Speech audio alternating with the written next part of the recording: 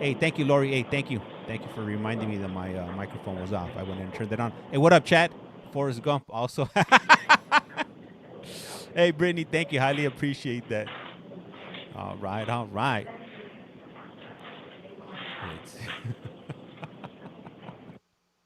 I came over here. Now. Okay, all right. I turned on the volume is on now. Thank you very much. Yeah. So good, there's nobody listening. Could hear you. So yeah, somebody wrote could hear you, bro, the whole time. So the thing is that I got multiple streams going on at the same time. I'm not just streaming on one platform. I'm streaming on a few different platforms. So hey, what's up, Ayla? How's it going? So sometimes what I'll do is I'll turn off the microphone where they can't hear me, but then I'll forget to switch it back on when I do start. So I overlooked that part. Oh no. You smell like caca. What? He said, no, I just didn't know.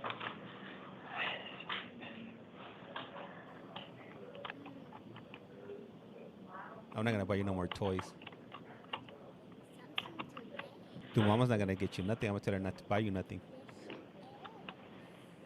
You're coming over and insulting me. How dare you?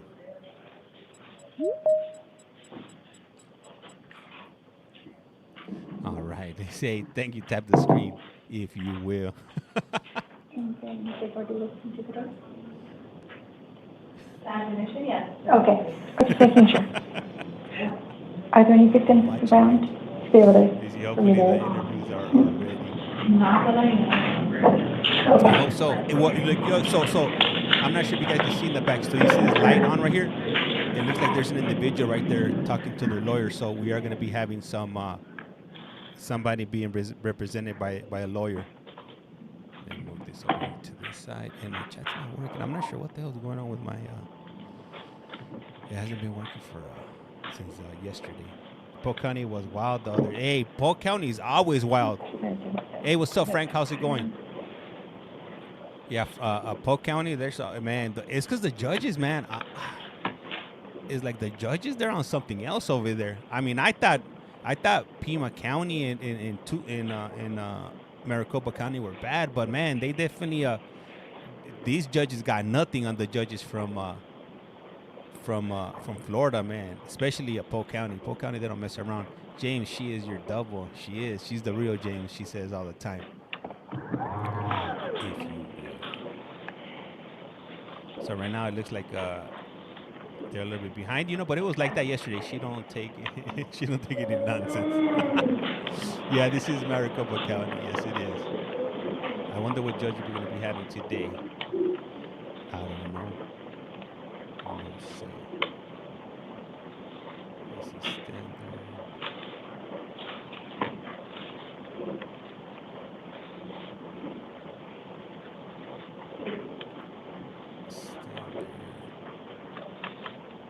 Shut it down. I'm trying to get it back up and running today.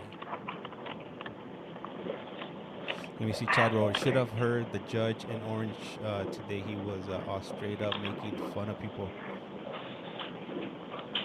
Or in Orange County? Damn. Yeah, no, I missed that one.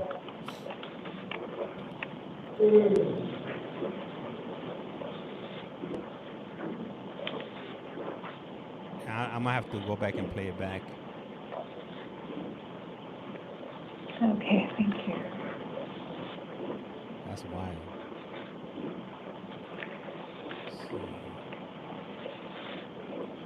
I'm trying to figure this thing out. I like the chat showing up behind me, but I don't know if they did like an update to the app and it's not working. So I'm trying to figure it out. Thank you for bearing with me for getting on the computer.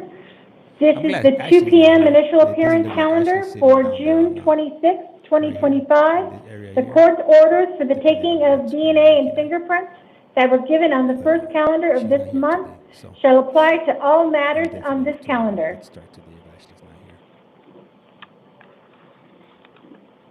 I know you've heard the tapes, so that is what's going to happen. I'm going to Hey, tell what you up, what Amanda? How's it you're going? here for. I'm going Welcome to give back. most of you release conditions. No wonder. Now, I'm going to tell most of you Let me turn it. There it is. most of what is on the release conditions. However, the important But we thing love is Ashley. you are responsible for all of the release conditions. I don't I'm not know, going to but, read everything, but so you are going to need to read You know, all I'm of not a great your speaker. paperwork That, you because know, you are I could be responsible for honest about each and that, every but one of your release Ashley, conditions. I don't know what she Okay? was thinking when she got into that type of work, you know, where she has to speak in front of people. Now, Damn, James, you're just a hater. Let me see. It's crazy. We know that by their first names, and they have not. now I Hey, they know that might we have know. private counsel. They might know. They She's have. on There's which no count? way Which one do you know? they can't Number know 30. this stuff is She's being on number streamed 30? online. They gotta know. There's just Oh, no okay. way. And I guess that one's further down. So we'll Just like the parole do board her in when Connecticut, and when she's I was available. live streaming them. So, And what else Sean states? Utah, Goodrum, please come to the podium. Oregon. They Kimberly know. They Huggins, know. please People, go to the chair. people see them. They'll be like, hey, and I'm pretty sure they send them like the links to the streams, so they gotta know. Thank you. And There's just yes, no way. sir. Could you Don't tell me please they have state the your full microphone name? off. Damn Sean it. Michael Goodrum Jr. I'm gonna have to call And the your court date of right birth? 12/10/96. Thank you. Now, you have a warrant from Graham County Superior Court. Oh, there it is. Hold on. It is for violating your probation. You have an arraignment in Graham County Superior Court on July 1st at 8:30 a.m. You are being held without bond on that case. Let me fix this screen up here. However, for some reason you were to be able to get released, you were not to initiate contact with the arresting officers or to possess any drugs without a valid prescription, drive a motor vehicle without a valid license, and of course to provide your local address with the court. Okay? What up, Cara? But you are to be held without bond, and so they'll transport you. Okay? So I have court down there on the 1st. Yes, you have court on the 1st, Actually, but you're going to be held without bond, so they'll transport you. but I have court down here on the 30th and the 2nd. Okay. Well, then I would, You would what, Your Honor? This judge doesn't sound I'm familiar. held right here so under you're held here. for probation violation here also, Okay. and federal. We're at Oh, Chad. in federal court as well? Yeah. So. Okay, well, you're a busy man. So, That fool's all I can tell you is right now, here we have, well, they're going to extradite you. What up, Maui? So, What up, Where Wedo? would I would go? imagine that you're going to be finishing our court first. All right. But Oh, that's what's up, Chad. if for some reason you get transported to Graham County, then Angelica. send information here. All right. But I expect that you'll be finishing our court before they will take you there. All right. Well, But right now I have that my paperwork shows that you're going to be having court in Graham Yeah. County. So what you may want to do is send notification there that they know that you are here. All right. I Okay. appreciate it, Your Honor. Thank you. Thank you. Right. But I would also say, sir. What I would say is also hold all of your paperwork that shows that you are being held here. Okay? Just in case for some reason later on you get, That's right. Yeah, I do know that. let out, and they could say, wait a minute, were you in custody? That way you can at least show proof that you were in custody. All right. Okay? All right. Thank you.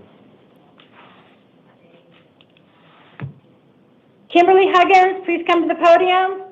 Michael McConnell, please go to the podium. Please go to the chair. Hello. Lex. Could you please state your name? Kimberly Huggins, Thank you. And your middle name is Rebels? Rebels, Okay. And your date of birth? 4/25/79. Thank you. And you are here because you failed to show up for a status conference? Yes, ma'am. I could have swore my next court date period was in July, and I guess I was, obviously I was wrong. Okay. Well, your underlying cases is 1 count of possessing a weapon by prohibited person as a Class 4 felony, 1 count of theft, controlling property of another as a Class 6 felony. From November 17th of 2020, I am going to affirm the Public Defender's Office to represent you. Now, The bailiff is right there. hold on. Okay. I know that I am holding you without bond. Let me just confirm this. Uh-oh. Yeah. I'm looking at the bond, at the warrant is to hold you without bond because of the charges. So let me. Oh, my God. Don't worry. You don't have Because anything going on. I am on pretrial release. I was going to tell you that as well. Okay. Yeah, I know. Well, which probably I'm doesn't make it just any better, but yeah. Okay. That's right. Well, I'm supposed to, yeah. Well, I'm affirming the bond is to hold you without bond. Okay. Okay. Now they sprinkle them So, in right now you're being held without bond. Maricopa County. Okay. Wish you well. All right, thank you. You're welcome. All right. The weapons were Just fists. making sure that I wasn't making some mistake. Now I don't know. They didn't say what kind of weapon she had. It could be anything. Anything. Michael Anything could be a weapon. McConnell, please come to the podium. Curtis Lane, please go to the chair. Next. Damn, we got 2 Hello, other people sir. in here watching right Can you now. please state your full name? Michael Patrick McConnell Jr., Thank you, and your date of birth? 12/7/82. Thank you. What this vato And you are do? being charged with 1 count of aggravated assault as a Class 3 felony and 1 count of aggravated assault as a Class 4 felony. The offense on those are May 7th of 2025. This guy looks like somebody that will come knock on your door, try to sell you some books. I Some did find audiobooks. that there was probable cause for these charges. I am appointing counsel to represent you. You have a status conference set on July 2nd at 8:30 a.m. and a preliminary hearing set on July damn, 7th at 8:30 a.m. I'm setting a secured appearance bond in the amount of $50,000. You are not to have any contact with the victims or complainant or witnesses. Okay? Your Honor, is there any way we could reduce that to 25? I I don't will have any leave money, it and I at take this. care of my mother, my grandmother, and my son. Okay, I'm leaving it at this amount. Okay, so it's $50,000. I have to have $5,000 to. Well, yeah, you Bond up? can work with a bounding company, yeah, but yes, generally it's 10%. What up, Tabby? Okay, And and collateral for the rest. that's just until the 2nd. Then You can talk to, obviously another court can modify release conditions, but at this moment I'm leaving it at this amount. Gee. okay. Thank you. Right, wish you Hey, well.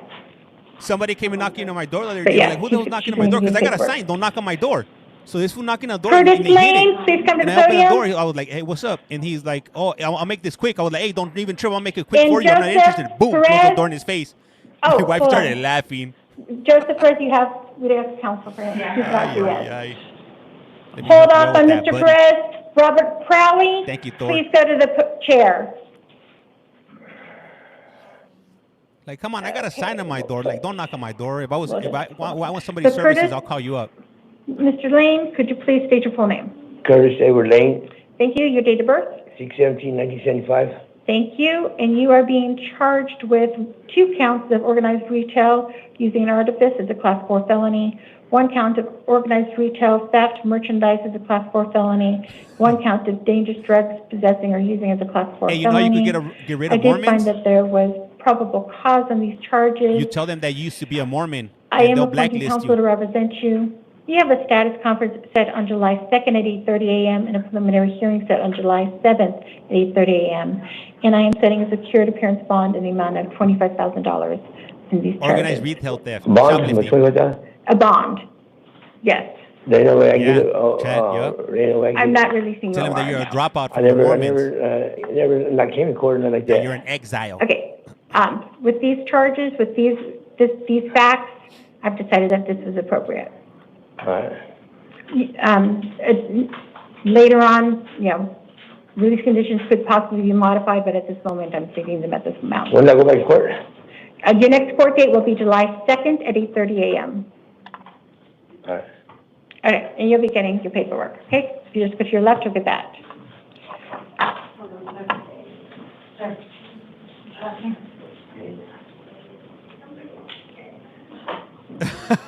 Go, Globy. Oh man, I should start making videos on how to get rid of people from Okay, knocking so on the your door. next person, we're not gonna do Mr. Perez yet. You know what? Because I he hate has a spam council. calls, and I hate random people knocking on my door, and I hate people not calling me to let And me so know they're I'm coming gonna over to my house. Call Mr. Crowley. As long as you follow those 3 rules, we'll be all right. Like, don't show up unannounced. Don't call me if you don't know me, Robert Crowley to the podium. and everything will be all right. Sean McKinney, please go to the chair. Hello, Mr. Crowley. Could you please state your full name? Robert J. Crowley, Thank you, and your date of birth? May 6, 1966. Thank you. And No you are puppies, being yep. charged with 1 count of possessing a narcotic drug for sale as a Class 2 felony, possessing a dangerous drug for sale as a Class 2 felony, possessing a weapon by a prohibited person as a Class 4 felony, theft as a Class 4 felony, possessing a weapon in a drug offense as a Class 4 felony, and possessing a drug paraphernalia as a Class 6 felony. I did find probable cause for these charges. I did find that you were not indigent to be able to be eligible for counsel. You have a status conference set on July 2nd at 8:30 a.m. right, and a preliminary hearing set on July 7th at Thank you, 8:30 Brandon. a.m. So And I'm for setting a sale. security appearance bond in the amount of $25,000. 25,000? Yes. I'm gonna make some. 2,500 to get out. When you use a bonding company, usually it's about 2%. 10% I need is to go pick collateral up for some the blanks rest. in LA. But different bonding companies can do what they want. You know, they're private companies. Thank you. Okay? If you want to go to your 25,000, not too bad. Hey, so then to the cherry in the top, my daughter came out, and she's like, "Who's knocking on the door?" Sean like, I don't know. McKinney, please come to the podium. She was like, "He's a dundo. He woke me up." Like, how dare Nelson he? Lopez. Not only did he Ruiz, ring the please doorbell, go to the chair. the effort, he knocked on the door also, and he woke my daughter up. How you doing, Your Honor? Oh, fine, thank you. Okay, and could you please state your full name? Sean Devin McKinney, 12/11/2003. Thank you. And you are being charged with 1 count of theft, controlling stolen property as a Class 3 felony, and 1 count of burglary in the 3rd degree as a Class 4 felony. This guy's I smart. did find that there was probable cause for these charges. He don't want I his face found to that be you were shown. not indigent, and I'm not appointing counsel at this time. What up, You make have a money? status conference set on July 2nd at 8:30 a.m. and a preliminary hearing set on July 7th at 8:30 a.m. What I'm up, setting Jody? a cash-only appearance bond in the amount of $25,000. Now, you are not to return to the scene of the alleged Big crime. boy. You're not to initiate You contact with alleged victims or complainants or witnesses. Also, you are not to have any contact with the What up, co-defendant. Lindsay? Can I say something, ma'am? Yes, You said a cash only, but I don't know what that is. yes, cash only. So I That's- have to pay 25,000 to get out? Yes. And I've said that that's what my inclination is to do for the co-defendants as well. I'm sorry? That's what my inclination is to do for the co-defendants as well. Okay, so there is no OR, no, No. no, 10% bond? No, Okay. Is there a reason for that? because of the facts of this case. Okay. All right, thank you, Your Honor. You're Appreciate it. welcome. Next. Oh, okay, so let's go to number 16. Up next on the Price is Okay, Wrong. so Car ring. we're able to do number 16 now. And so I didn't catch what he did. I was if we too can busy. take Joseph Perez Okay. now. It be like that sometimes. It's like, I don't know why people are surprised. If you're out there committing crimes, like when I was out there committing crimes, like if I knew I wasn't Good going to get afternoon, out. Your Honor. Can you hear me? like, Yes, why I act can, thank surprised?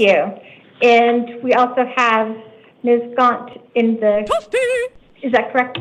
Yes, Your Honor, Brooke Gaunt, about the state. Thank you so much. And if you could announce as well, Defense Counsel? Dan Countryman on behalf of Joseph Perez, who was present. He is in custody. He's standing at the lectern. Thank you. And Thank you, Lindsay. however, could you please state your name Joseph Perez, and your date of birth? 8/15/81. Thank you. And the charges, 1 count of aggravated assault as a Class 3 felony. What up, Spider Monkey? Did you want to discuss probable cause, or I was going to make my finding? From me right here. Your Honor, I'm gonna start I think making there's them. enough information in the Form 4 for the court to find probable cause. Judge, Defense I counsel? would, yeah, I would say there, I mean, I would Yeah. say there's not, there's nowhere in there that says she was in fear. I don't even know if she was in the vehicle when this allegedly happened. So I don't believe the probable cause is set forth whatsoever, Your Honor. Okay, well, I am finding that there is probable cause. I also did read the victim's impact statement, and I'm finding probable cause for the charges. Well, for the charge, one charge. Okay, so at this point, then I'm finding that you are not indigent, and so I'm not going to appoint counsel. You have a status conference set on July 2nd at 8:30 a.m. and a preliminary hearing set on July 7th at 8:30 a.m. And then now to determine release conditions, I'll start with the state. And Thank you, Your Honor. The state's asking for a $50,000 secured appearance bond. Our understanding is that Mr. Perez has prior felony convictions. The state has mental health concerns. He allegedly followed the victim in his car and then rammed his vehicle into her vehicle at least 5 times, including impacting the door where the location of his vehicle made her unable to get out of her own vehicle. We are concerned that he is a danger not only to this particular victim, but to the community at large. Thank you. Defense counsel? Your Honor, I know Mr. Perez very well. His mom was killed in a boating accident recently, tragically. He's struggling a little bit over that. I've been kind of trying to look after him myself. He's a lifelong Arizona resident. He has a stable place to live. He doesn't have mental health issues to the extent that he's developmentally disabled, Judge. He has cerebral palsy. He's been found incompetent the last, I think, 7 times he's been in court. So he's got some developmental issues that we're working through. Although I keep close eye on him, and good at keeping eyes on. I was out of town when this happened, so I'd ask the court to just release him with ankle monitoring. He doesn't have any drug issues. I know he is struggling mightily since his mom was tragically killed in that boating accident. That was his only relative, and he's got some struggles, Judge. We all got struggles, man. But you don't see me out there committing crimes and using my struggles and my trauma as a crutch to get out of paying my dues back to society, if you will. Come on, who does that? At some point, you gotta grow up. And if you're gonna be committing crimes, don't cry about it when you get caught. Accept the consequences. After reviewing the Form 4, after reviewing the victim impact statement, I got to tell you, I think that I'm concerned. I mean, I could easily have made this cash. So I got to say, I'm ordering this as to be a secured appearance bond in the amount of $50,000. Oh yeah, Judge, that's what's up. Also, not to return to the scene of the alleged crime, not to initiate contact with the alleged victims. Obviously, this can be modified later, but at this moment, that's what I'm ordering. And as a former criminal, oh, that's fine, Judge. I'm going to be his next court date. I'm going to put him in Rule 11. So okay. I know I can't do that now, but he's going to be going to Rule 11. I can understand that.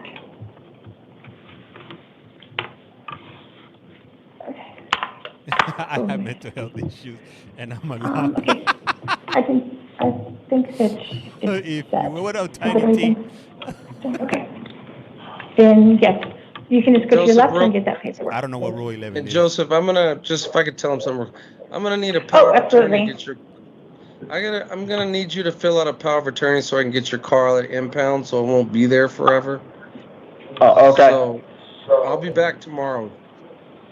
I was gonna ask to not bond out with my money. For 50 racks. I'll be back tomorrow, Joseph. All right. Preferably not. Hey, what up, Liz? Welcome to the live. Rule 11 is not competent to stand trial or court. Hey, thank you for that, so Eric Wilson. I highly then we're next appreciate that. on Nelson Lopez. You know what? If he's Okay. not competent to stand trial, throw that fool in. Nelson Lopez Reese, please come to the podium.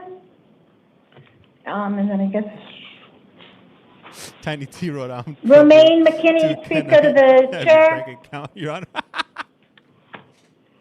Okay, thank you. Can you please tell me your full name? Nelson Abraham Lopez Ruiz, Thank you. Your date of birth? 080594. So far, Thank so you. good. You are being charged with 1 count of kidnapping with apprehension of injury as a Class 4 felony, Kidnapping. 1 count of unlawful flight from law enforcement vehicles as a Class 5 felony, 1 count of endangerment as a misdemeanor, 1 count of disorderly conduct as a misdemeanor, 1 count of criminal damaging, Wow. defacing as a misdemeanor. I did find that there was probable cause for these charges. I am appointing counsel to represent you. You have a status conference set on July 2nd at 8:30 a.m. and a preliminary hearing set on July 7th at 8:30 a.m. I am setting a secured appearance bond in the amount of $50,000. You're not to initiate contact with the alleged victims, not to have any contact with the alleged victim Oh, that's right. or It's hot out there now. the arresting officers. Okay? You go to your left, look at your paperwork. I have a question. Yes. They told me I had a page 2 for probation violation. Oh, I'm sorry, you're right. That's your other case as well. Okay. So What you a do corn have dog. the other case, and that is a warrant for violating probation. And on that one, actually, because of for the warrant, you're being held without bond. Okay. So on that one, yes. But on that case, you are, I am going to be appointing counsel to represent you. You have probation revocation hearings set on July 2nd at 8:30, and I am holding you without bond. All right. So you just go to your left, look at that paperwork. Tucson. He snitched on himself. What up, Misty? All right, I think I finally fixed the damn comments. Okay, great. Timing. Ooh, we got another one with counsel. Let's see what Hello. Let's see what this about. This And then if you want to, we can take your case. this one got picked up on sandals. Like, who commits crimes on sandals? If you stay ready, you don't have to get ready. That's probably why he got caught. And you're on both of his cases, Couldn't correct? run. What's that? You're on both of his cases? Yes, as a limited notice of appearance, Judge, today. All right. Come on, dude, committing crimes on sandals. Might as well be wearing no shoes. You gotta stay laced up all day, every day. And Unless you're going to the shower. Then, you can wear some shower shoes. I'm wearing shower shoes right we now. have number because I'm in the 30 comfort and of my number own home. 36. We'll start with number I got busted in 30. sandals and spaghetti strap shirt. And can both parties announce, James, I got, starting with the state? Thank you, Honor. Brooke Gautam, back to the state. Thank you. And good afternoon, Judge Melanie LeBoy, on behalf of I'll Mr. check it out for Vasquez. Judge, I'm appearing for the initial appearance only at this time. We'd ask that a public defender be appointed moving forward. Obviously, we'll be in contact with him and his family about retention for the case moving forward, but for today's purposes, we're here for the initial appearance. Okay. He just got arrested. yeah, That's why. He didn't That's why he's not in Orange yet. fill out he didn't fill out his financial information. I wasn't able to go when he got released, but I checked. Statement. He's out already. He just hasn't reached out to me yet. So if he does, we'll be dropping an interview as soon as he reaches out to me. I got the jet ready to head back to I'm the not sure if turf. he's eligible. And Judge, if you need him, ask him any questions about that. He's more than willing to Maricopa County. give you any information you need about any finances. Oh, great. Or he can fill out the affidavit, whatever you prefer.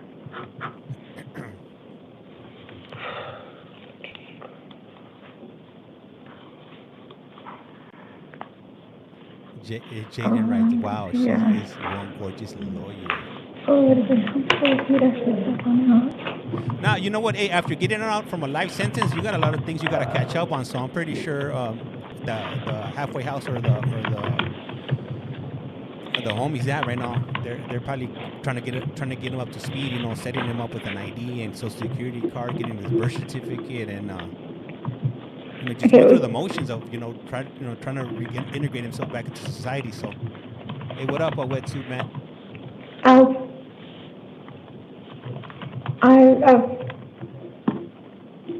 Actually, I believe I did appoint him one. Okay. I think I didn't know that you were actually appointed, so I did initially appoint him one. So we're good. I didn't, even though from Centinela hadn't did it, so we're good. I went on Thursday. Let's just start. Sorry. Last Thursday, but they didn't let him out. What's up, Brian? They didn't. His release date was on the 19th, and they didn't let him out. Okay, let's see. So let's just okay. We have names. He says that you're just here for the initial appearance. Correct. And if I could just get his full name, please. Tony Vasquez, Your Honor. And your middle name is Christopher? Yes, ma'am. Okay, and your date of birth? 10/27/01. All right, and that is the same name and date of birth for both cases, which is 30 and 36 on the docket. So going back to number 30, it is for the charges against you is 1 count of armed robbery with a deadly weapon, class 2 felony, 1 count of kidnapping. Thank you for the daily heart. As a class 2 felony, and 1 count of aggravated assault as a class 3 felony. And did you want to be heard regarding probable cause?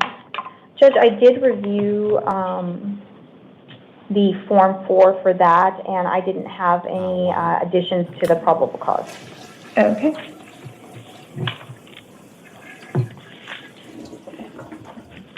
What does Vato do? I was too busy talking, and I missed. I do find that there was probable cause.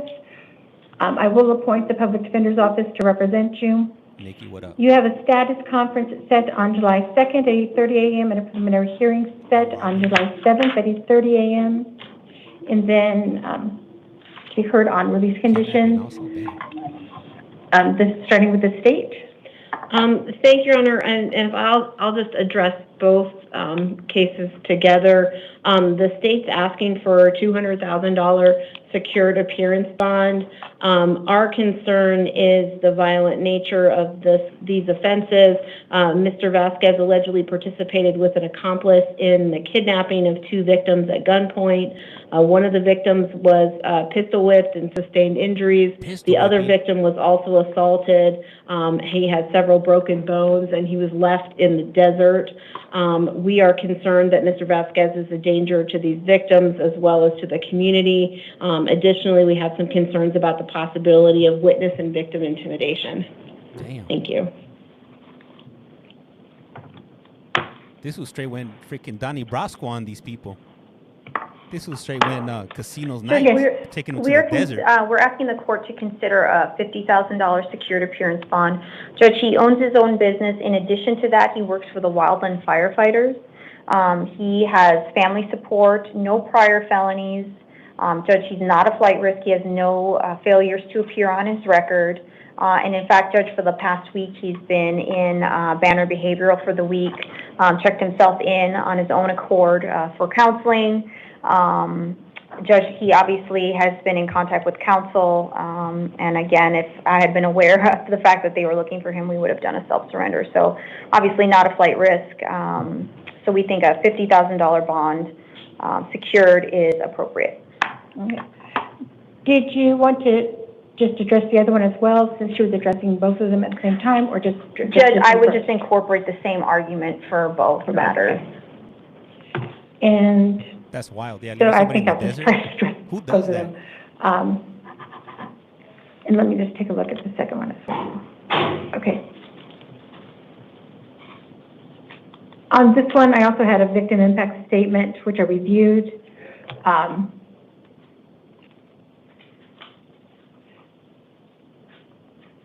am going to do $100,000 on each case.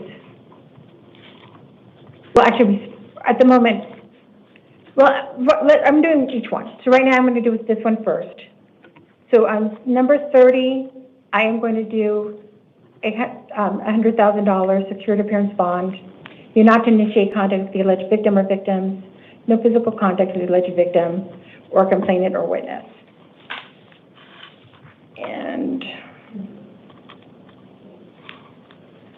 we're going to just do that one. So then on to the next one.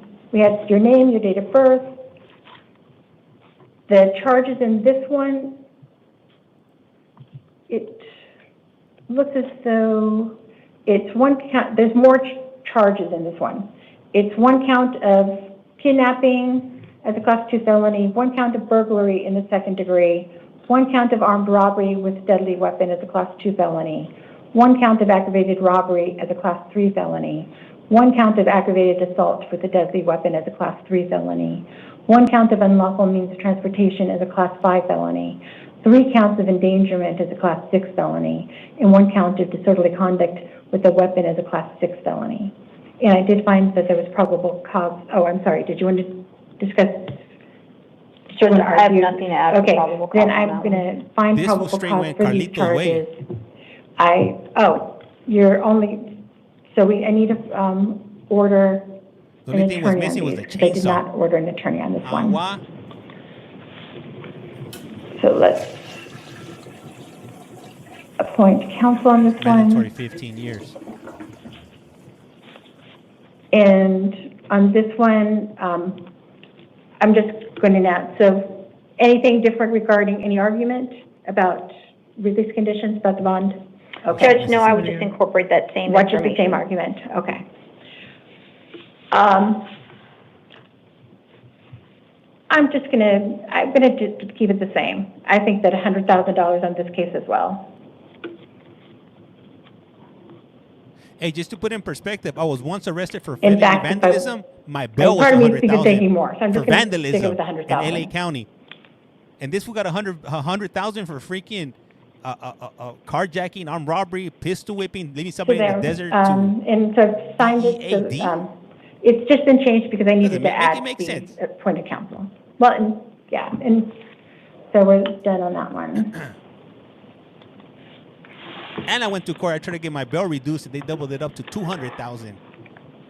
All right. Bananas. I wish you well, and it's very nice seeing you. I haven't seen you in a long time. Does he have the same What up, court Joey? dates on that Oh, second one? I'm sorry, you're right. I 7/2/77? definitely, yes, they definitely are. Let me just, and I believe I just stated, but yes, status conference on July 2nd at 8:30, and the preliminary hearing set on July 7th at 8:30. Perfect, thank you, Judge. Why don't you go back in that room? 500 would be good enough, right? Romaine McKinney, please come to the podium. Glenn Cook, please go to the chair. Good afternoon. He could get out for $20,000 if he has collateral. Hello. If you don't have like a house, then you. Romaine you're gonna get out. McKinney, Thank you, and your date of birth? 04/1706. Thank you, and you are being charged with 1 count of theft as a class 3 felony and 1 count of burglary in the 3rd degree as a class 4 felony. I did find probable cause for these charges. I am appointing you counsel. You have a status conference set on July 2nd at 8:30 a.m. and a preliminary He owns hearing his set own on July business? 7th at 8:30 a.m. And Not I for too am much longer. I am making I am setting bond in a cash only question. bond in the amount of I have a $25,000. question. Yes. My son's gonna be doing like a week, so is there any way, like I don't want to miss him being born? No. Due to the facts in this case, I believe that this is appropriate. This is my only offense as an adult, and I didn't find probable cause. I believe that this is appropriate. That's it. Yes, this is what, So I'm not gonna let me see my son be born. I am sorry, but no. For real? Unless you can make bond, no. I can't pay $25,000. I don't have that type of money. Okay, well, You gonna let me out? Even if I shit For the real, tubes? I am not changing the bond amount. can't. If you go to your left, you'll get your paperwork. That's crazy. I don't even have a heart, bro. Can I be excused, John? Yes. Thank you. All of a sudden, Glenn Cook, please it's come not to the the course podium. problem that you decided to, So steal what is- something a week before your excuse me, baby's Ms. supposed to be Bond, born. Did you have any, You should have remember I thought sent about that email before you about did the what you probable did. cause in that one case? Did you have any? I didn't have any additional. Okay. And Mr. Cook? Was it Yes, at these ma'am. diapers? Glenn Cook, Yes, how you doing? fine. So your full name is Glenn Cook, correct? Yes, ma'am. Your date of birth? 10/26/2004. Thank you. And you are also being charged with 1 count of theft, controlling stolen property as a Class 3 felony, and 1 count of burglary in the 3rd degree as a Class 4 felony. I am not appointing counsel for you because I do not find that you're indigent. If you do find that you cannot get counsel, you can always ask the next court for counsel. Let's say you're having trouble, you can do a motion for to get court, to get appointed counsel. What up, Jazz? But at this time, I do not find that you're eligible. Yes. Okay. Okay. You have a status conference set on July 2nd at 8:30 a.m. and a preliminary hearing set on July 7th at 8:30 a.m. And I'm also setting a cash-only appearance bond in the amount of $25,000. You're all going to be the same. May I ask a question? So Sure. when it comes to $25,000, You have to have all of the money. So just straight Not a bond. $25,000. Yeah, you can't use a bonding company for the cash-only bond. You would have to have the entire amount. All right. All right. Okay. Wish you well. Thank you. Hey, that's the way you handle it right there. GyroLamb, please That's come the to the correct way podium. handling your whole Ryan situation. Stoddard, please Don't need go to to the cry. podium. Go to the chair. And beg and grovel. It's like once a judge tells you something, the chances Hello. of them changing their Can you Please mind state your full name. is slim to none. Renee Landley. Thank you. Now, you have a warrant out of Desert Ridge Justice Court. The underlying charges is 1 count of assault as a misdemeanor and 1 count of disorderly conduct, fighting as a misdemeanor. I am appointing counsel to represent you because, in fact, they wanted a $5,000 bond. I'm actually reducing it to $2,500. You have an arraignment set on June 30th at 8:30 a.m. Okay. What up, Lex? Okay? Sorry. If you do get released, though, you're not to initiate contact with any alleged victim or victims. Okay, thank you. You're welcome. Thank you, Your Honor. Like that one dude last Ryan week that was Stoddard, crying. please come to the podium. Hey, who saw that dude that was Jake crying last White, week? please go to the chair. That fool was bawling. Good afternoon. That fool was like crying Now, like a Mr. little Stoddard, girl. you have 3 cases before me today. It's number 29, 34, and 35 on the docket. Ooh, that fool has a Can you DuckTales please state shirt your on. full name Yep, Ryan James That's what I'm Stoddard, talking about. and your date of birth? 07/23/82. Thank you, and Does he have yes, Squidgy that is Duck on the there? same name and date of birth. I have on all 3 of them. Now, on number 29, and they're all warrants for violating probation. On number 29, I'm appointing counsel to represent you, and in fact, I'm appointing counsel to represent you in all of them. Thank you. You have a DuckTales. probation revocation hearings set on July 2nd at 8:30 a.m. On number 29, you're getting a bond in the amount of $1,500. On number 34, again, warrant for violating probation, appointing counsel, probation hearings set same date and time, July 2nd at 8:30, Yeah. but a bond in the amount of $750. The last case, it's same thing, warrant, still appointing counsel, same day and time for hearings, for your probation revocation hearings, July 2nd at 8:30, and the appearance bond in the amount of $750 again. Okay? Okay, so I can't bail out until the bond hearing? No, you can make bond. It's like one is $1,500, and then the other 2 are $750. So that'd be $3,000 total. Okay, All right? Wish you well. thank you. Thank you, Your Honor. You're welcome. Jake White, please come to the podium. There it is. This Kendrick Stu Bradley, even please handled go it to better the than that chair. youngster. Took it on the chin. He knew what he was signing Hello, off for. sir. Can you please state your full name? Jake Cameron White, 12/20/2005. What up, Josh? Thank you. You have a warrant out of Santan Justice Court for 1 count of criminal damage as a Class 2 misdemeanor. If you remain in custody, you'll be appointed counsel at your next hearing. You have an arraignment set on June 30th at 8:30 a.m. and a secured appearance bond in the amount of $680. Okay? Go to your left, look at that. LaKendrick Bradley, please come to the podium. That's right, señorita. Because somebody's gonna end Hello, up. sir. They're gonna Can end you up in the please same state your place as name? you. King the Kendrick, the one Dwayne Bradley, Thank you, and your date of birth? 6/2/86. Thank you, and I have that's your name and your date of birth on both cases. That's number 25 and 26 on the docket. Well, actually, it has Kendrick D. Bradley for both of them.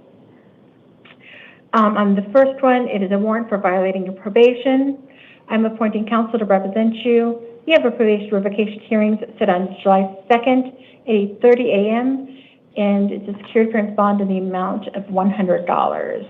And can I get an OR? What? No. You have a warrant. On the other case, you have a warrant, and it is also, I'm appointing counsel. The nerve. Same thing regarding the dates, July 2nd at 8:30 a.m., and the same thing is $100. So it's just a total of $200. Oh, no, not $200. So I'm going to another court today? No, it's July 2nd. For trespassing? No, these are for violating your probation. And what else? That's it. Just both of them are for violating your probation. Both of what?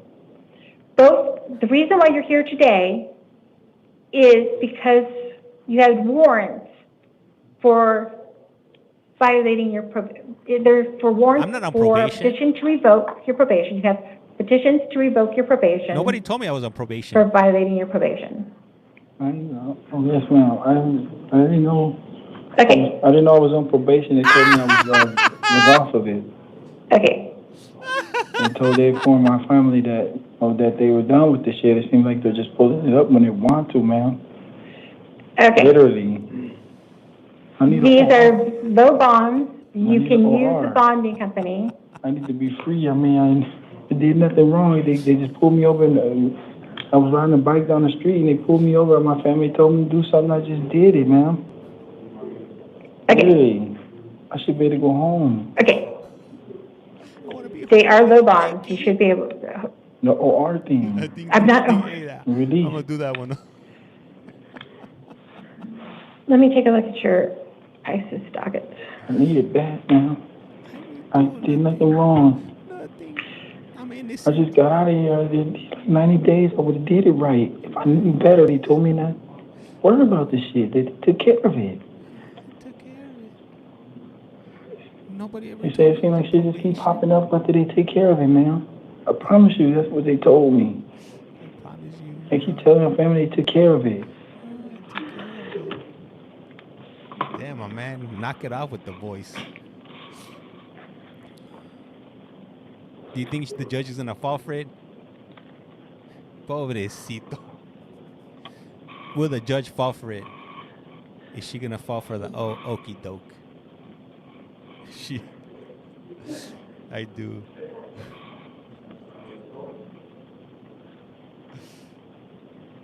Okay.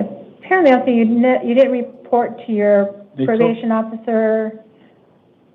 On what date, ma'am? I'm looking. That was like in May, and then it's only like your mail went to place that you actually didn't really live. What mail? My mail went what place? They went to the officer attempted to go to your address. I think he's gonna lose it if she denies him. This is gonna go off. I'm not gonna put out the address to everybody. I need to know. I need to know. I don't know what's up. Say his address. We need to know where he lives. Okay. Bad. I don't know what's up. I just be chilling. They told me to just walk and kick it. Okay. Just chilling. I am affirming the warrants that are in place. They are for $100 each.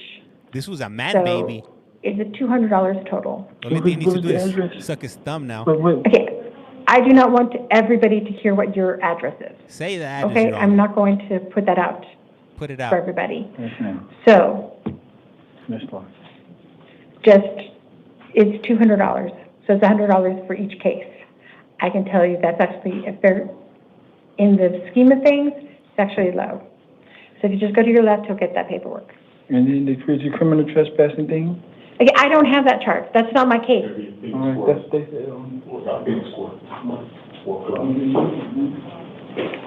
He didn't go off. Damn, wrong about Edward Bell, please come to the podium. Edward and Lex, please go to the chair. All right. That's barely some Jordans. Thank you. Please tell me your full name. Edward Lester Bell. Thank you. Your date of birth. October 7th, 1971. Thank you. You have a warrant for violating probation. I am appointing counsel to represent you. You have probation revocation hearings set on July 2nd at 8:30 a.m. And you have a secured appearance bond in the amount of $500. Nah, this is AI generated. Okay. If you get released, be sure to contact your probation officer within 72 hours. I have a supercomputer right here. Just go to your left and get that paperwork. Right now. So what's that date? The court date is July 2nd. Okay, that is like 6 days. I love AI. Yeah. Edward Lux, please come to the podium. Hey, I'm not even real. I'm a figment of Cedric your Peralta, imagination. please go to the chair.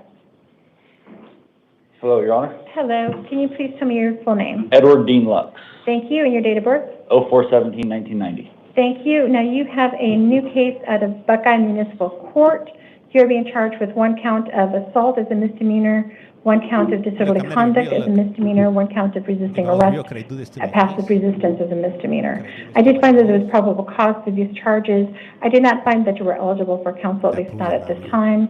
You have an arraignment set on July 15th at 2 p.m. Everybody in the I chat, am going to be releasing you on your own recognizance. This means you're Thank you. to appear.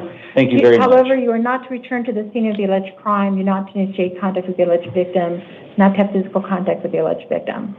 You're not to I think actually you even said that you had another place to go. So I believe I can stay at a friend's house if I have to. Okay. But I don't have any family in Arizona at all. Okay. So she has family, but I know I can't reach out to her. Yeah. And Well, I right can't now, force her out, right? No, you cannot. So, You, in this order also states, you may not reside at the same location as the alleged victim, nor go to the alleged victim's residence, even if you are an owner or renter. You must find an alternate residence, and you must provide proof of a new address to the court at your next court date. You are allowed 1 civil standby with a law enforcement officer. You're right, Erica. And you're permitted to do that to be able to collect your belongings. okay. Okay? And then I guess we'll talk more about it later And then, on. of course, the judge Yeah, we can figure everything out down the line. The judge can modify your release conditions. You know, like, let's say that she's agreeable to you being come back to the house or whatever. But at this moment, I'm not allowing you back. Okay. Okay? All right, thank you very much. But you know what? I'm gonna apologize because the person that asked that, they might not even be from the U.S., so they might not be familiar with how things run Cedric in the Peralta, US, so please come to the podium. to them, this might be Xavier like Moron, unbelievable. please go to the chair. So yes, this Hello, is real. sir. Can you please This state is your full name? Arizona. Cedric Peralta. And your middle name is McHale? I'm sorry? Michael? Is your middle name? Yeah, Michael, yeah. Your date of birth? November 23, 2001. Thank you. You have a new case out of Peoria Municipal Court. It's 1 count of criminal trespassing in the 2nd degree as a Class 2 misdemeanor. I am not appointing counsel at this time. You have an arraignment set on July 15th at 9 a.m., and I am releasing you on your own recognizance. It's on your own promise to appear. So just go to your left to get that paperwork. Thank you. You're welcome. Anytime you see me Xavier, on these streams, I run these Moran, courts please live. come to the podium. Diego, I never run any please go to the pre-recorded chair. courts or anything, and if I do, I will let you know. I'll ask Hello, you guys if you sir. guys want to watch Can it. you please state your full name? Xavier Anthony Moron, Thank you. And your date of birth? 5/27/99. Thank you. Okay. You are being charged with 1 count of possessing a narcotic drug for sale as a Class 2 felony, 1 count of possessing marijuana for sale as a Class 4 felony, 1 count of possessing drug paraphernalia as a Class 6 felony, 1 count of carrying a deadly weapon with failure to admitting that as a Class 1 misdemeanor. I did find probable cause for these charges. I am appointing counsel to represent you. You have a status conference set on July 10th at 8:30 a.m. and a preliminary hearing set on July 14th at 8:30 a.m. I am going to be releasing you on supervised release. That's pretrial services and for them to test you for alcohol, testing and monitoring you while you're on release. Okay? But you're going to be able to be released, however, they're going to be monitoring you. So you're going to have this envelope. You're going to need to contact them when you're getting out so that they're going to be able to monitor you. So I'll be getting out today? Yes. Okay. It still takes a long time, but you'll be able to get out. Okay, All right? thank you. And also don't lose all your information because it's important. Make sure you show up for court. Make sure that you stay in contact with pretrial services. Okay, thank you, appreciate it. You're welcome. Damn, those sandals. Diego Maturena, please come to the podium. Darius Sparks Oaks, please go to the chair. Damn, and they're busy today. We're about to be hitting an hour already. Hello, sir. Hello. Please state your full name. Diego Maturena? Thank you. And your middle name is Enrique? Yes. Thank you. Damn, that fool was sagging mad hard. He had like his Let me make sure that I basketball shorts down to have like correct. his knees.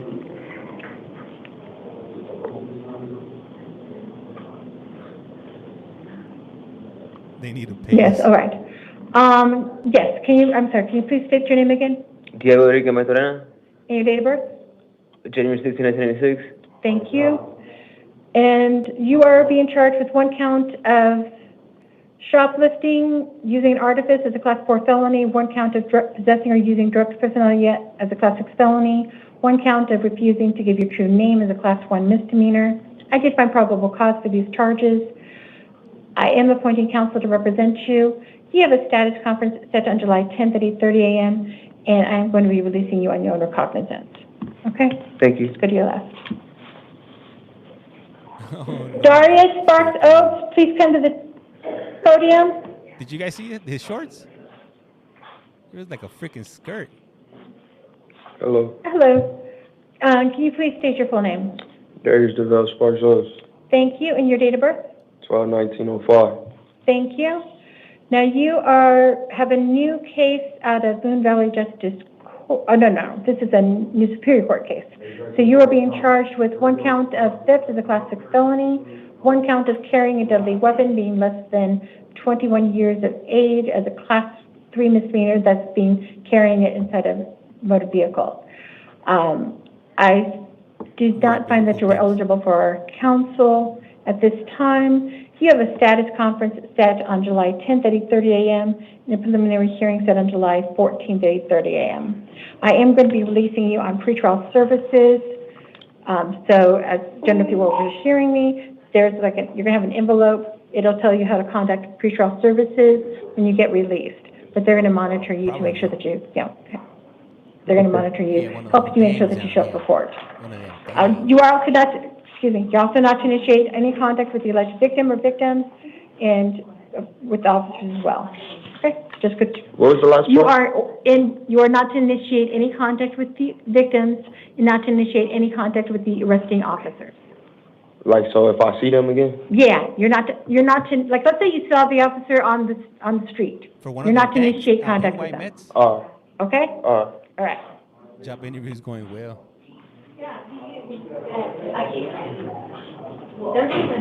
Andotita, can I get a flush? Why?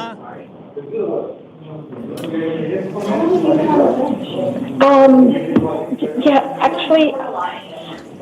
Drop one, flush one. I've been just looking for Wickenburg since August 23rd, but I've been here since, obviously since July. So yes, part-time though. So I still have my fix. So I've been, I'm a part-time commissioner. Did I mail you some? No face? If I did mail you some, you never got them. Send me your address and I'll Parnell Franklin Jefferson, please come to the podium. Troy Johnson, please go to the chair. Flushes are for people that have bad cases like DV or crimes that victimize either that population, either children underage, women, the elderly. Hello, sir. You had 2 cases before me this morning and this afternoon. Time goes by. Yes, ma'am. He was. So, can you tell me it is number 2728 on the docket. So can you please tell me your full name? Parnell Franklin Jefferson. Thank you. And what is your date of birth? 5/9/79. Thank you, and that is the same name and date of birth I have on both cases. Yes, ma'am. And back to number 27 on the docket, it is a warrant for violating your probation. I am appointing counsel to represent you. You have probation revocation hearings set on July 2nd at 8:30 a.m. I'm going to be releasing you on your own recognizance. And also in the other case as well, it's a warrant for violating your probation. I am going to be appointing counsel again to represent you. Again, same thing, probation revocation hearings set on the same date and time, July 2nd at 8:30 a.m. And I'm releasing you on your own recognizance. Both of them only had a bond in the amount of $50. And it was just that if it's that low, Yes, ma'am. It seems to me like they're okay with letting you just be released. Yes, ma'am. So that's why I'm going to just let you earn your way to make sure that you just, as long as you show up, you should be good. Yes, Okay? ma'am. Okay. So I'm going to just release you on your own recognizance. Okay, thank you, ma'am. You're welcome.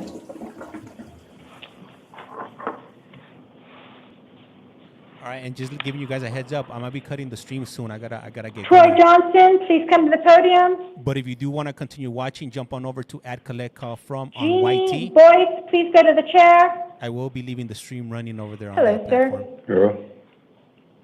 Could you please state your full name? Troy Lee Johnson, Thank you, and your date of birth. January 15, 1966. Thank you. You have an arrest warrant. It is one count of shoplifting as a Class 4 felony. I am appointing counsel to represent you. You have a status conference set on July 10th at 8:30 a.m. and a preliminary hearing set on July 14th at 8:30 a.m. And I'm going to be releasing you on pretrial services. All right. Okay? Mm-hmm. So, yeah, if you just get that paperwork, it'll tell you, how to contact pretrial services so that they can make sure that Are you released? you'll be able to be released, but you. they're supervised. All They're right. going to be able to monitor you to make sure that you show up for court. thank you. You're welcome. It's on my profile. Other Jeannie also. Boyce, please You go to my go, profile. come to the podium. Robert Marin, please go to the chair. It's the same as my name here. Hello. Hello. Can you please state your name? Katie Michelle Boyce. Damn, Thank you, and your date of birth? 9/26/1963. Thank you, and you have, What up? you're being charged with one count of shoplifting using artifice as a Class 4 felony. I am going to be appointing counsel to represent you. You have a status conference set on July 10th at 8:30 a.m. and a preliminary hearing set on July 14th at 8:30 a.m. I am going to be releasing you on your own recognizance. However, you are not to return to the scene of the alleged crime. You're not to initiate contact with any alleged complainant or witness.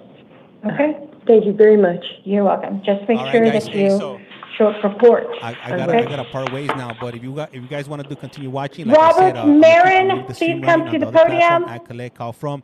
I do appreciate you guys. If you haven't done so, please do so. Hit that follow button. It's free, 99. Out of your mind. Hello. Tomorrow I will be having a little bit more Good time on my morning. hands, so I will be Can you able to dedicate please my state your a few more hours name? on here. Robert Marlene, Okay, sorry that I was mispronouncing it. And your date of birth? 10/31/88. Thank you. Now, you have a new case out of Peoria Municipal Court. It is for one count of disorderly conduct as a Class 1 misdemeanor and one count of driving with a suspended or revoked license as a Class 1 misdemeanor. I could not tell, I'm not appointing counsel at this time. You have an arraignment set on July 15th at 9 a.m., and I'm going to be releasing you on your own recognizance. However, you're not to initiate contact with the alleged victims, and that's the main thing, okay? Okay. Just if you go to your left, you'll get that paperwork. Okay. Just make sure that you show up for court. Okay. And stay away from the victim. Yes, ma'am. All right. Thank you, Your Honor. You're welcome.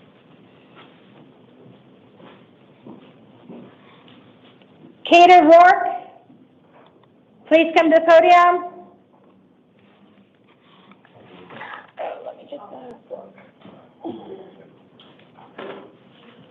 hello. Hello. And you're Ms. Rourke, correct? Yes, ma'am. Let me.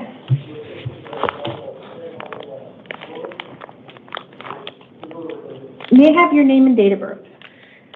Kate Aurora, 12/18/2000. Okay, and your middle name is Marie? Marie, yeah. A warrant for your arrest, well, actually, warrants for your arrest has been issued by the state of Georgia. Yeah. That state wants you back on the warrants, or at least on one of the warrants. And wait, there's warrants or? they told me, what I have is that there's multiple warrants. In fact, I called them earlier today. And before court, you were given a laminated card. Did you read that paperwork? Oh, yeah. The Okay. the white one? The long one? Yes. Yeah, the I long did. Yes, one. If no, we can offer, yeah, well, actually, you said yes. So as I stated, you have a warrant from the state of Georgia. You have a choice to make at this time. You can choose to waive your right to an extradition hearing and be sent back to the requesting state within 30 days, or you can demand an extradition hearing and that a governor's warrant be signed by the governors of both states before you are sent back to the state of Georgia. If you choose to waive your right to an extradition hearing, you'd be held non-bondable in Maricopa County Jail for a period of up to 30 days to allow time for the requesting state to come for you. That 30 days would start tomorrow as long as you do not have any criminal charges pending against you anywhere in Arizona. If you do have criminal charges pending against you in Arizona, the 30-day period would not start until those charges are resolved. If you choose to have an extradition hearing, I will set your hearing for, and let's see, what date do we have? There we go. I would set it for July 7th at 1:30 p.m. at Superior Court in Phoenix at 201 West Jefferson. I cannot appoint an attorney to represent you because extradition matters are civil in nature, but you would have the right to hire a lawyer at your expense if you choose. You are entitled to bail. Actually, you actually would not be entitled to bail because the arrest warrant is for probate. Actually, it's post-conviction. Oh, yeah. For failure to appear, right? Well, they also told me that at least that one of them was post-conviction. I don't know what that one is. I'm not sure. It has to be like for a court date that I missed. I'm pretty sure. Because that's really all I've done was miss court dates. But they were like for felonies. Yes. I know they were for felonies. Okay. So is it like a gun charge? Well, they did tell me that you had a gun charge as well, like a drive-by shooting. Oh, no, I didn't do that. Okay. They said that you were with another person and that you both had charges for drive-by shooting as well. But actually I didn't have that. The warrant wasn't for a drive-by shooting, though. Oh, although I was about to say, I didn't they mentioned that that. it was a drive-by shooting. I had this. Here, let me look at the warrant again, okay? Although it's kind of weird because the warrant is not very easy to read. Yeah, they just slapped It's charges. saying that you have possession of meth, possession with intent to distribute meth, trafficking in meth, felony failure to appear. Original charges are possessing meth, possession of drug-related objections, and possession of firearms. And let me see what I wrote down because I really couldn't, because they don't have an amount of the warrant, which oftentimes I have a warrant and it will state like what the warrant amount is. And it doesn't state it, and it doesn't state hold. So you're saying you do not have any conviction? I haven't even been convicted. So you've not been convicted, so it's not post-conviction? Yeah, that's why I don't understand. I have not even got caught with none of that. I've never... Okay. Like, that's what I'm confused on, like... Okay. None of that, I don't understand, like... They haven't caught it around me, unless they have a trial without you, because they could have a trial without you and then find you guilty. That doesn't make sense. Because when I called, they said that one of the charges was, at least one of the charges was post-conviction. Yeah, it had to be the gun charge because I had took my gun that I had got, that they had took me to jail over. Okay. Like I wrote an affidavit for the gun. Because if it's pre-conviction, like let's say you're waiting for your for your case, for your trial, then I have to set a bond. But if it's after, like if you've already been convicted, then you can be held without bond. Do you understand what I'm telling you? Yeah. Because I contacted them and they said that you were actually, it was post-conviction on one of the warrants. Because it says that you have multiple warrants. What the heck? Yes. And like I told you, I just read all of the different warrants, which are almost all of them are drug-related. I know. Although you also have drug and weapons together as well. I know.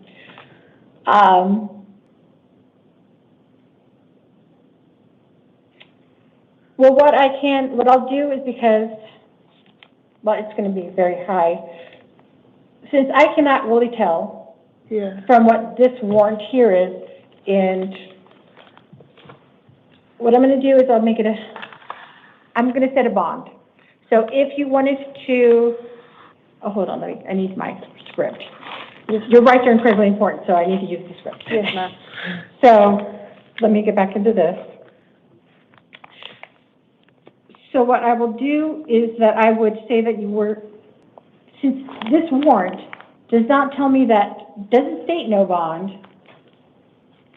I am going to go, and I called the number here, but who knows exactly who I talked to. So I'm going to go with the basis that I'm just going to go off with exactly what I have here in this paperwork. So I will just go with the fact that you therefore would still be able to have a bond, but I'm going to go off with what I have here. I'm going to go on the fact that because it involves with drugs, and the fact that there's firearms involving drugs, it's $100,000 cash, only bond. Okay? So that if you wanted to have an extradition hearing, I would set $100,000 cash only bond. Okay? But a governor's warrant signed by the governors of both states would be required to extradite you to Georgia. So that process could take up to 90 days. Oh my God. Yes. Or you could just, so this is what you have. What we were just stating is that if you want to, you can waive your right to have an extradition hearing and just be held non-bondable for a period of up to 30 days and allow the requesting state to come and get you. That's what I'd rather do. Okay. I'd rather do that. No problem. Yeah, because I want to get it settled either way. Like, I don't understand. Like, I'd rather just go No problem. show face, you know? So then we need it. Now, because you are giving up your rights, I need to go over this other part of the script. Yes, okay? Because we need to make sure that you definitely want to do so. Okay. I understand at this time that you do want to sign the waiver of extradition. I need to ask you some questions as I'm making a record of this proceeding. Did you read the waiver of extradition paperwork? Yes, ma'am. Do you understand that you do not have to sign the paperwork? Yes, ma'am. Do you understand that you have the right to have an extradition hearing? Yes, ma'am. Do you understand that you have the right to hire a lawyer at your own expense? Yes, ma'am. Do you understand that you have the right to demand that a governor's warrant be signed by the governors of both states before you are returned? Yes, ma'am. Do you understand that you have the right to bail unless non-bailable as described above, and you understand that I would do a bond? Yes, ma'am. Do you understand that you give up those rights and sign the paperwork? Yes. Do you want to give up those rights and sign the paperwork? Yes, ma'am. Has anyone threatened you or promised you anything to get you to sign the paperwork? No, ma'am. Have you had any drugs, alcohol, or medication within the last 24 hours? If marijuana counts as drugs, then that's just it. Marijuana, I smoked a blunt. Okay, do you believe that what you've taken has affected your ability to understand these proceedings? No. No. You're absolutely sure? Yes, ma'am. Are you absolutely sure? I'm sure, yes. Because that is a mind-altering I just want to get back over to Georgia and see what I got, like what I'm into. Like, I'll just go get it over with, you know? Like, and get it straight. Hire a lawyer over there. I understand, but I'm just saying that you're just telling me right now that you did have some marijuana earlier. No, it was yesterday when I got locked up. Yeah. How past They got us yesterday? like at 7. It's been since 7 p.m. yesterday. I'm straight. I'm good. I want to sign the waiver. Okay, for the 30 days. 7 p.m. of the 25th is what you're saying. Yes.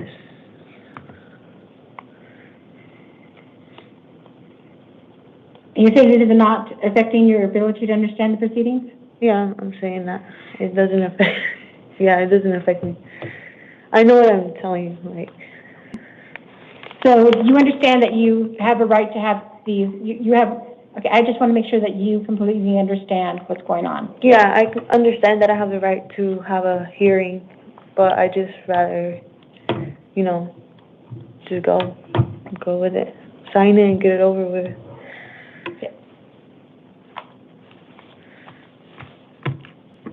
Oh. I mean, it's really because I don't have family here. I don't have nobody here. You know what I mean?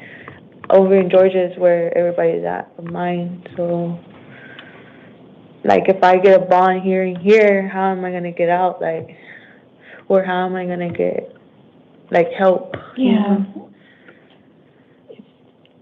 Your next court date will be July 7th.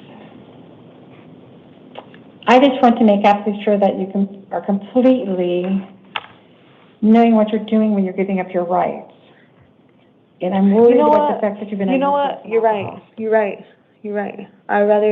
I'll wait. You're right.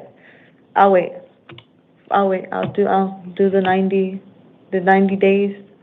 Well, wait for a hearing. Well, all I know is that I can't let you waive your rights unless I know that you are knowingly giving up your rights. Yeah. And if you've had some sort of drug, in that you're under the influence of some sort of drug, I think you probably are over it. Yeah. But just in case you're not, I don't want it to come back later on that, that there's a possibility that you weren't. Yeah. Do you understand? So I think that it is probably smarter for me to make the bond. Okay. On July 7th, if you want to, you can always waive your rights at that time. I can waive them? You can waive them at the next hearing. Okay, yeah. Okay? That sounds great. But at this moment, just because... I understand. It's understandable. I'm not going to argue with you. No. I just think that it's smarter.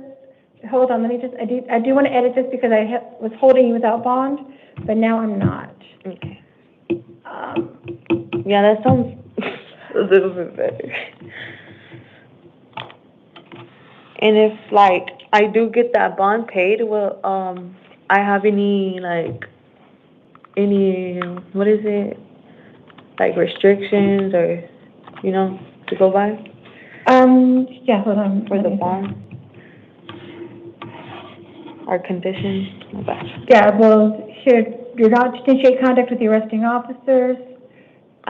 You're not to possess any drugs without a valid prescription. Yeah. Not to drive a motor vehicle without a valid license, and to let the court know what your address is. Okay. That sounds good. Okay. There you go. So we need to re-sign it. Well, we didn't need to reprint it. Please.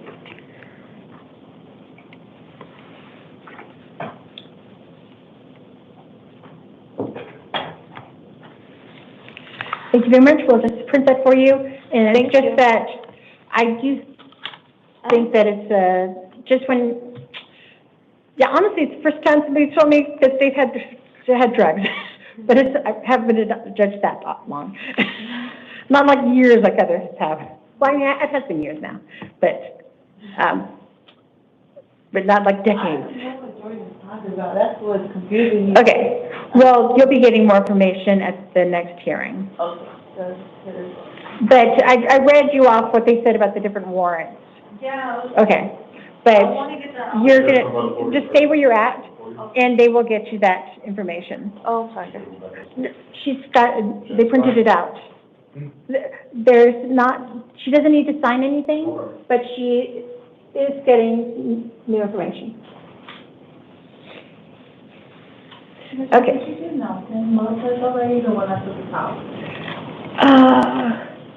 Oh, no. You know why?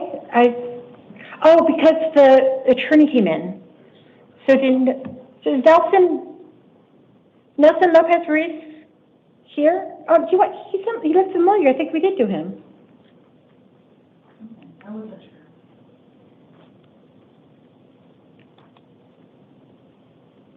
Did we do, yes, he sounds familiar. Which, was he $100 each? No.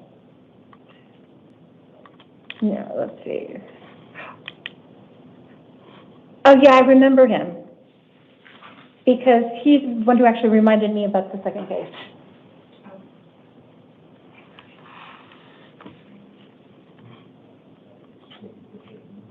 So yeah, we did do him. Okay, then I will do the house calls real quick. I'll put them on the record. Okay, number 13, 14, and number 3 are unable to be brought into court because of being unfit to be able to come into the courtroom. Number 13 and 14 is Sierra Monique Fulabari, date of birth September 24, 1998. Number 13 is being charged with 1 count of theft of means of transportation as a Class 3 felony, 1 count of burglary in the second degree as a Class 3 felony, 1 count of burglary in the third degree as unlawful entry as a Class 4 felony, 1 count of kidnapping as a Class 4 felony, 1 count of taking identity of another as a Class 4 felony, 1 count of criminal damage as a Class 5 felony, 3 counts of leaving the scene as a Class 5 felony, and 1 count of causing physical fear of injury as a Class 3 misdemeanor. Reviewing the Form 4, I could only see for sure that there was probable cause for 1 count of theft of means of transportation as a Class 3 felony, and 1 count of taking the identity of another as a Class 4 felony. So I did not find probable cause for any of the other charges. I did appoint counsel to represent this person. Status conference is set on July 2nd at 8:30 a.m. and a preliminary hearing set on July 7th at 8:30 a.m. I set a secured appearance bond in the amount of $5,000. Release conditions not to have any contact with the victim or complainant. On the person's other case, it's a warrant for violating probation. I'm appointing counsel to represent her. Probation revocation hearings set on July 2nd at 8:30 a.m. and a secured appearance bond in the amount of $250. On number 3, it is Chandler Heiserman, date of birth February the 28th of 1993. Charges are 1 count of criminal damage as a Class 5 felony and 1 count of disorderly conduct as a misdemeanor. I did find probable cause for those charges. I am appointing counsel to represent him.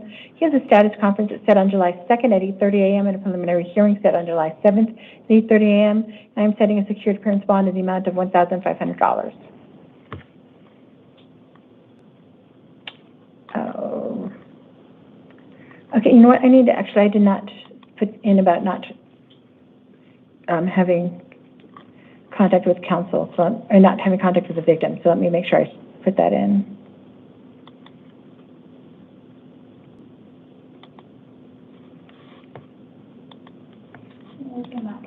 That's on number 3. So we could just.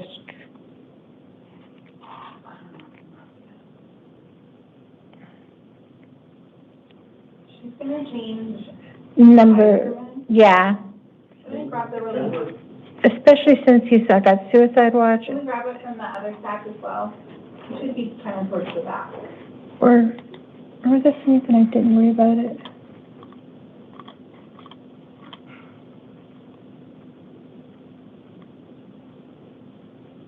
You were using? Oh, it was a group home. You know what? We could just leave it as is. Oh, but now that I messed it up, did I? Yeah, so you have to change it back? Let's see. I think that was the reason why I didn't, because it was a. Let's just leave it alone. Or did I? Done now? Is it? Oh, yeah. Let me edit it back.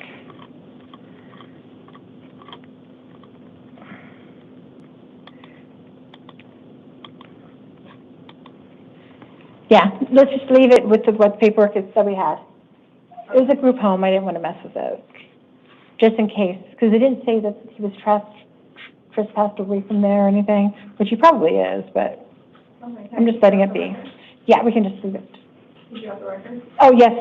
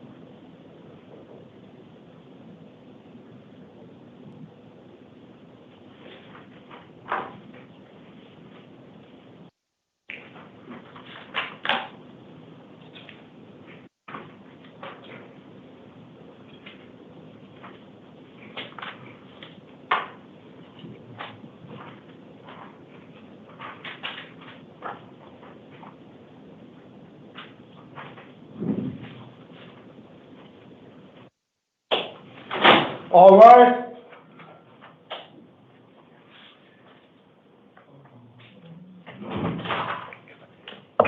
You can be seated.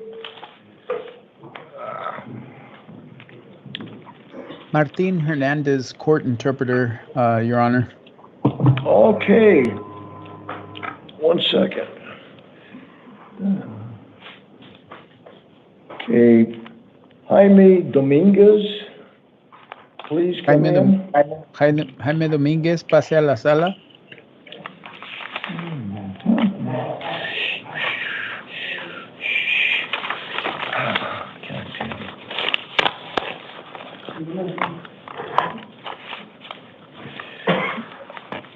Give me your full name and date of birth, please. Dígame su nombre completo y fecha de nacimiento, por favor. Jaime Domínguez Acosta, de 2004, 14 de enero. Jaime Domínguez Acosta, January 14th, 2004. All right, you sir were arrested earlier today, or actually it was yesterday. Actually, it was yesterday, and charged with the following offenses. Usted, señor, fue... Oh, go ahead. Usted, señor, fue arrestado ayer, o más bien hoy, por los siguientes delitos. Possession of narcotic drugs, a Class 4 felony. Posesión de droga narcótica, un delito de categoría 4. Possession of drug paraphernalia, Class 6 felony. Posesión de adminículos para el uso de drogas, un delito de categoría 6. And knowingly displaying fictitious license plates. Y se le acusa de traer una placa ficticia a sabiendas, una falta de categoría 2. Pretrial Services says that you are financially capable of hiring your own attorney. If that's not correct, you can request appointment of counsel at your next court appearance. La Agencia de Control de Procesados informa que usted tiene las posibilidades económicas de contratar su propio abogado. Si eso no es así, puede pedir que se le asigne un abogado en su siguiente comparecencia. I am releasing you on supervised release to appear in Superior Court in downtown Phoenix on July 10th at 8:30 in the morning. Le estoy dejando en libertad, bajo libertad vigilada, con el requisito de que usted comparezca en el Tribunal Superior en el centro de la ciudad de Phoenix a las 8:30 de la mañana, el día 10 de julio. In the paperwork you'll be given, you will have the phone number of pretrial services. Give them a call within 2 or 3 days of your release to touch base with them.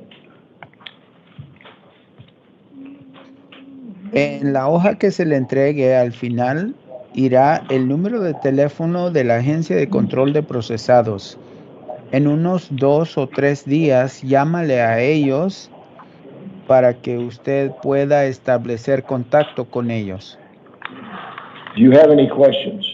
¿Tiene preguntas? No, sería todo. No, that's fine. That's all. Okay, your order's right over there. No. Muy bien, su hoja está allá. Would you like to inquire? I will, Judge.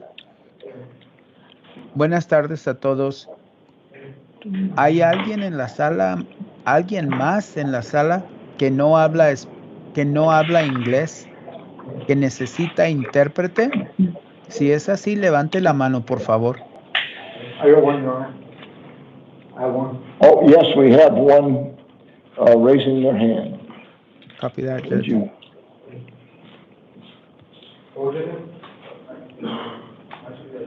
Garcia? Marcus Garcia, sir?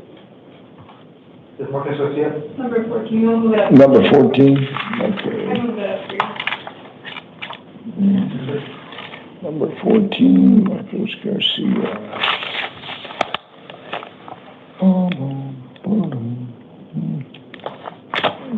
Come on in. Pase. Give me your name and date of birth, please. Dígame su nombre completo y fecha de nacimiento, por favor. Marcos Antonio García, 25 de diciembre del 81. Marcos Antonio Garcia, December 25th, 1981. Okay, Mr. Garcia, you're on felony probation, and they believe you violated conditions of probation A warrant for your arrest was issued on June 6th with a $150 bond. Señor García, usted está en libertad probatoria por un delito. ¿Se cree que usted incumplió las condiciones de su régimen probatorio y se libró una orden de aprehensión por usted? Y fue arrestado, se libró una orden de aprehensión por usted el 10 de junio y hay una fianza en su caso de $150. The Public Defender's Office is appointed to represent you, and your next court date will be your revocation arraignment hearing in Superior Court in downtown Phoenix on July 2nd at 8:30. Señor, asignaré un abogado de la Defensoría Pública para que le represente. Su siguiente comparecencia será la lectura de cargos por incumplimiento del régimen probatorio. Esto será en el Tribunal Superior en el centro de la ciudad de Phoenix a las 8:30 de la mañana el día 2 de julio. Do you have any questions? ¿Tiene preguntas? No. No. He said, okay, your order's right over there. Bien, All recoja right. su hoja. Thank you, Monsieur Interpreter. Good job. You're welcome, Judge. Take care. All right. All right. Next will be Sufidin Sephoric.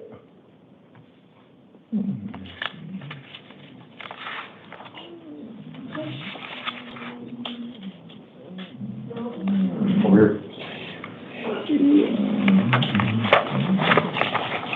Full name, date of birth, please. May 1983, Seferin Sefirovich. All right, you, sir, were previous, let's see, one second here. You were previously in court, in Surprise Municipal Court. You were charged with possession of drug paraphernalia, a misdemeanor. A court date was set on June 3rd at,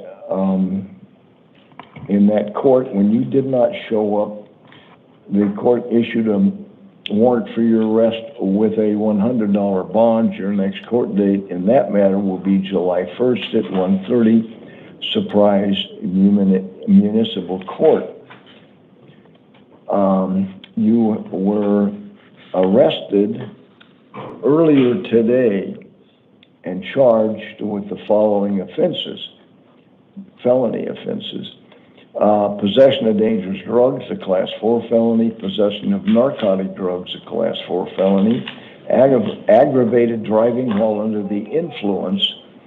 Those can be prosecuted one of three different ways in this case, but they're all Class 4 felonies.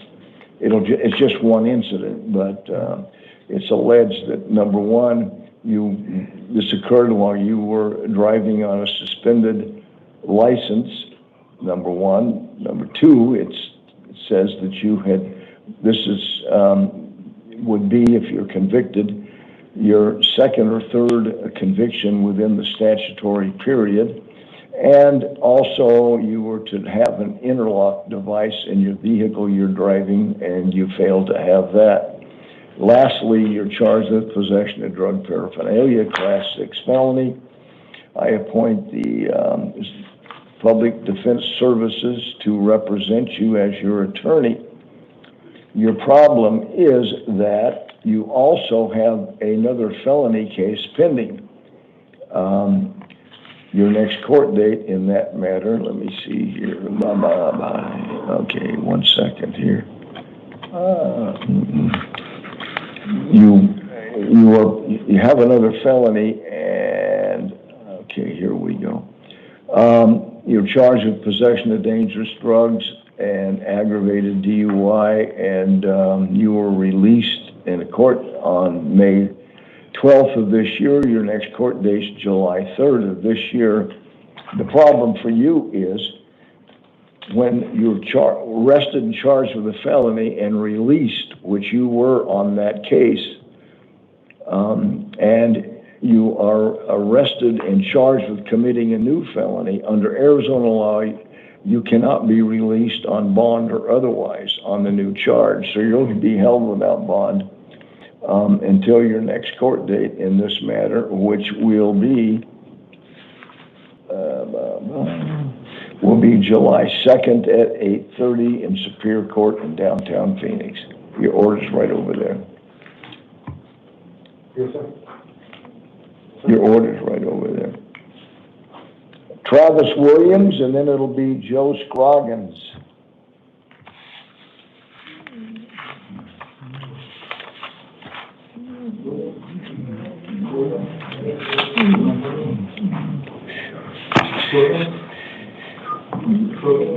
Full name, date of birth, please.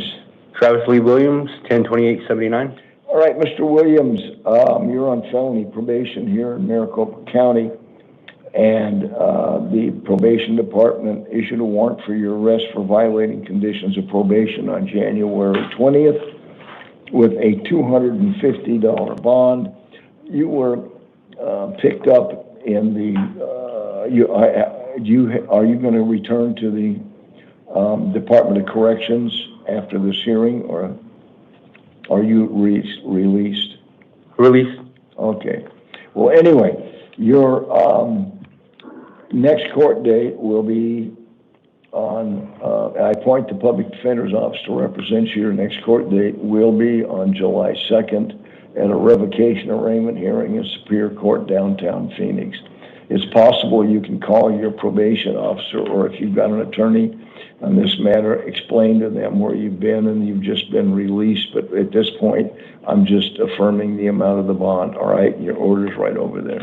Okay. If you post the 250, you get out also. 250, I can get out? Yeah, well, I think that's what, hold on, what did I tell you? It was, yeah, $250. All right, thank you, sir. It's not cash, yeah. Yes, not cash. Okay, Joe Scroggins, and then it'll be Marcus Garcia.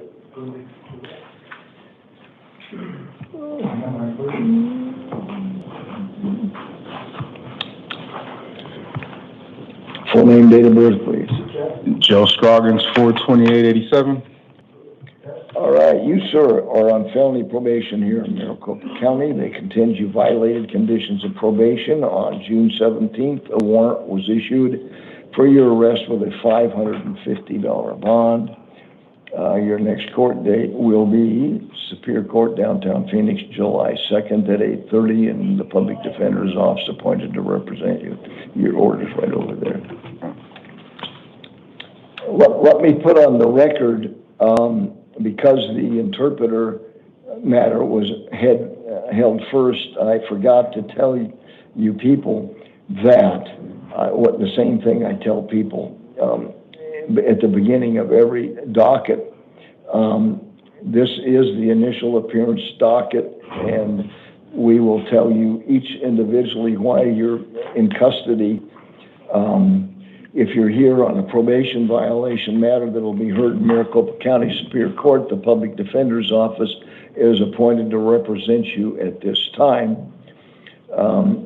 If you don't have to try to memorize what I tell you about your case, because before you leave this area, you'll receive a printed copy of the document that contains all the important information in your case to take with you.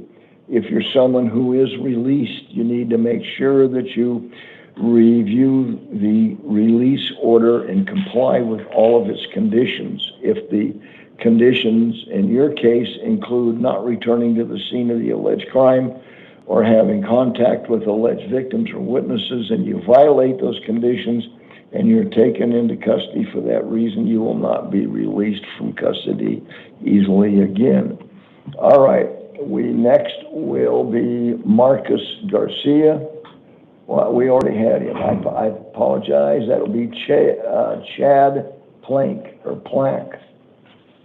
And after Mr. Plank will be Frank Obispo.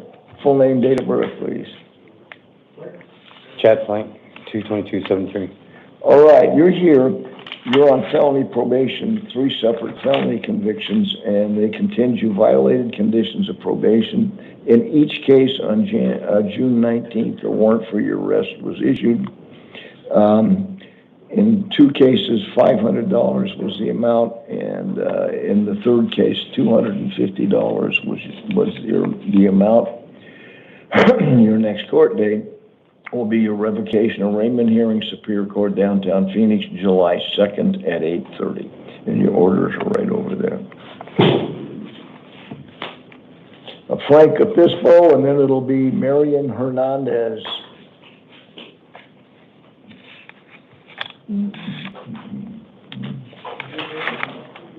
Sir. Full name and date of birth, please. Frank Obispo, Ernie, June 22nd, 1995. All right, Mr. Obispo, you're on felony probation here in Maricopa County. There was a revocation arraignment hearing scheduled on June 12th. When you didn't show up, they issued a warrant for your arrest with a $250 bond. Your next court date now will be the revocation arraignment hearing on July 2nd at 8:30 in Superior Court, downtown Phoenix. Right there's your order.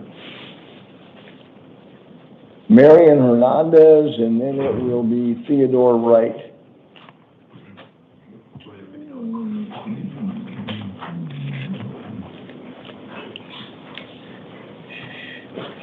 Full name, date of birth? Marlene Hernandez, 2001, 2305.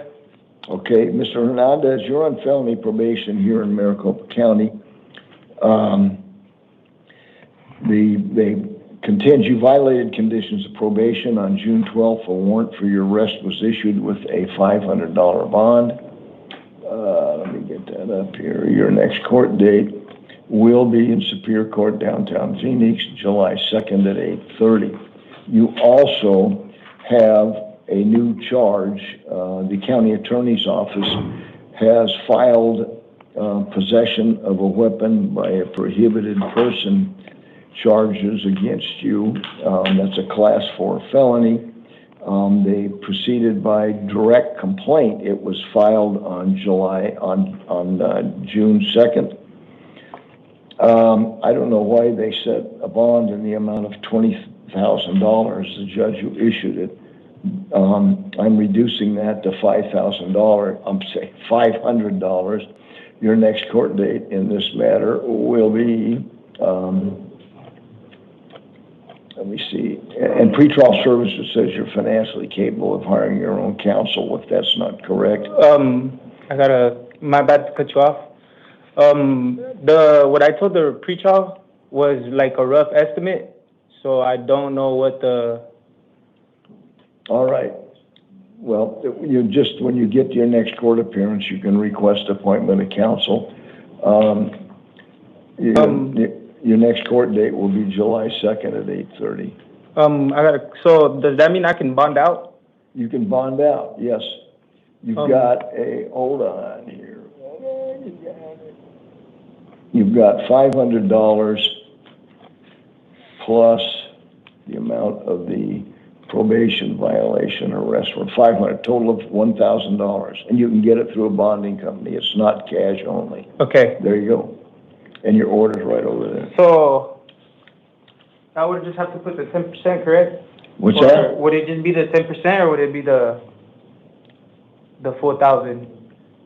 No, it's no. Do you have another bond somewhere that's? No, because you said it was. No, what I did is I reduced the amount of the bond that was in the warrant. The amount the judge set when the new charge was filed and they issued an arrest warrant. I reduced that to $500, and then the probation violation arrest warrant was $500 also. That's a total of $1,000. You can get it through a bonding company. If you bond out, make sure you show up on the dates that are on your warrant, okay, or on your order. Okay. There you go. Thank you. Theodore Wright, and then it'll be Priscilla Marquez.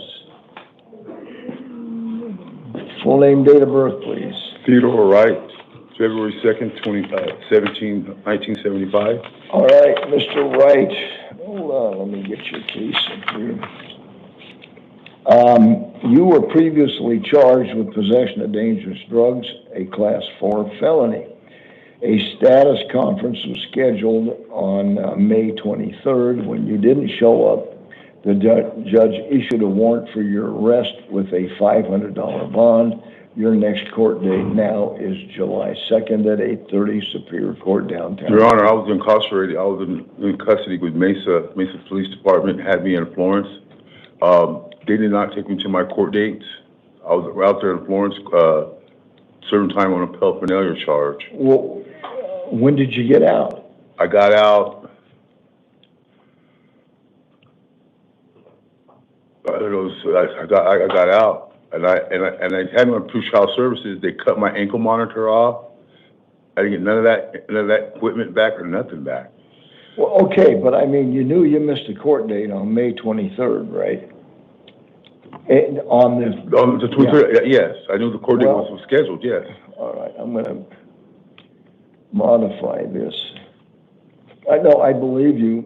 I'm going to reduce you. I'm going to release you on supervised release.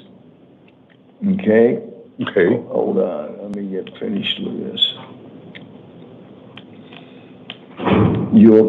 Your next court day now will be July 10th at 8:30 in Superior Court downtown Phoenix. And in your paperwork will be the phone number for pretrial services. Within a few days of your release, which will be 6 or 8 hours from now, within 3 or 4 days, call the number that's for pretrial services in the paperwork we give you, and touch base with them. Yes, sir, Your Honor. All right, there you go. We're going to modify it. So go ahead and have a seat. We'll bring the modified one in. Thank you, Your Honor. Yeah, Priscilla Marquez, and then it'll be Jimmy Kosho. Full name, date of birth? Priscilla Marquez, 3/16/1993. All right, ma'am. A grand jury arrest warrant was issued for you on March 13th. You were charged with possession of dangerous drugs for sale, Class 2 felony, and possession of narcotic drugs for sale, a Class 2 felony.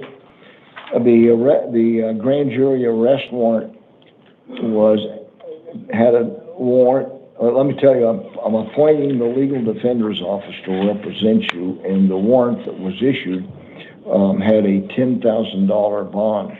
We do not modify at this stage arrest warrants that are the amount of which would be $10,000 or more. So it's going to be kept in place. Your next court date will be July 2nd at 8:30 in Superior Court in downtown Phoenix. At that time, your attorney can request that the release conditions be modified, and very often the $10,000 bond that we're forced to keep in effect here is modified, okay? Your order's right over there. All right, Jimmy Kosho. And then it'll be Chandler Cooper. Full name, date of birth? Jimmy Kosho, November 22nd, 1977. All right, you, sir, were arrested today and charged with the following. 2 counts of facilitating the sale of narcotic drugs, Class 2 felonies. 1 count of money laundering, concealing the proceeds from the illegal proceeds from the sale of narcotics, a Class 2 felony. Possession of dangerous drugs for sale, a Class 2 felony. Possession of narcotic drugs for sale, a Class 2 felony.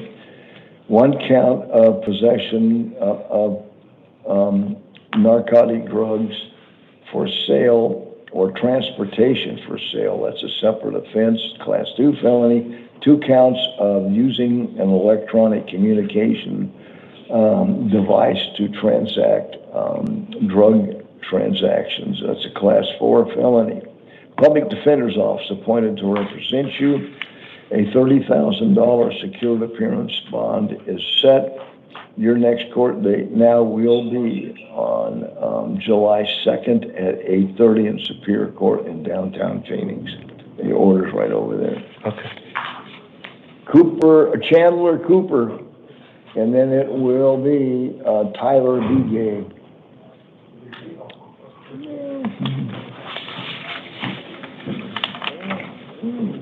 Full name, date of birth? Chandler Cooper, December 12th, 1999. All right, Mr. Cooper, you were arrested earlier today, charged with possession of dangerous drugs, a Class 4 felony, 2 counts. Public Defender's Office appointed to represent you. A $500 secured appearance bond is set. Your next court date in this matter will be July 2nd at 8:30, Superior Court, downtown Phoenix. You are on felony probation on 2 separate felony cases. And your probation officers requested that a hold be placed on you on these 2 felony convictions. And so in each case, a $250 bond is set, and the next date on your probation violation cases will be July 2nd at 8:30 in Superior Court, downtown Phoenix. All right? And your order's right over there. Tyler B. Gay, then it'll be Jason Green.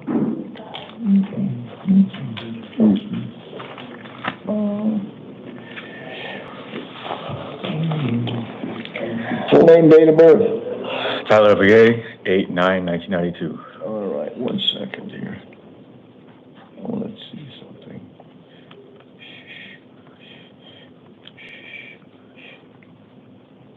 You were arrested earlier today, charged with discharging a firearm in the city limits. That's a Class 6 felony, and misconduct involving weapons. That's a Class 4 felony.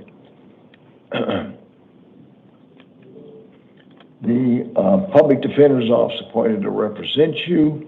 I'm releasing you on a secured appearance bond in the amount of $500. Your next court date will be July 2nd at 8:30 Superior Court in downtown Phoenix. Okay. If you bond out, make sure you show up.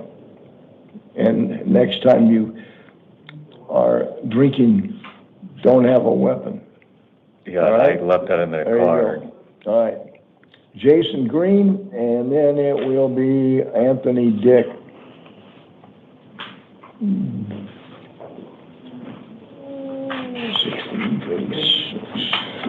Full name, date of birth? Jason Green, August 19th, 1974. All right, Mr. Green. Let me get you here. You were arrested yesterday, charged with possession of a weapon by a prohibited person, a Class 4 felony, 2 counts of theft of means of transportation, Class 4 felonies, and 1 count of possession of drug paraphernalia, a misdemeanor. Pretrial Services says you're financially capable of hiring your own attorney. If that's not correct, at any subsequent court proceeding, you can request to have an attorney appointed. The amount of bond that is set in your case is $2,500. Your next court date will be July 2nd at 8:30, Superior Court in downtown Phoenix, and your order is right over there. Oh, you also have, I'll take this back, you have an arrest warrant that was issued out of Apache Junction Municipal Court when you did not show up on, see, what was the nature of the charge here? Here, let me look at the warrant to see what it was.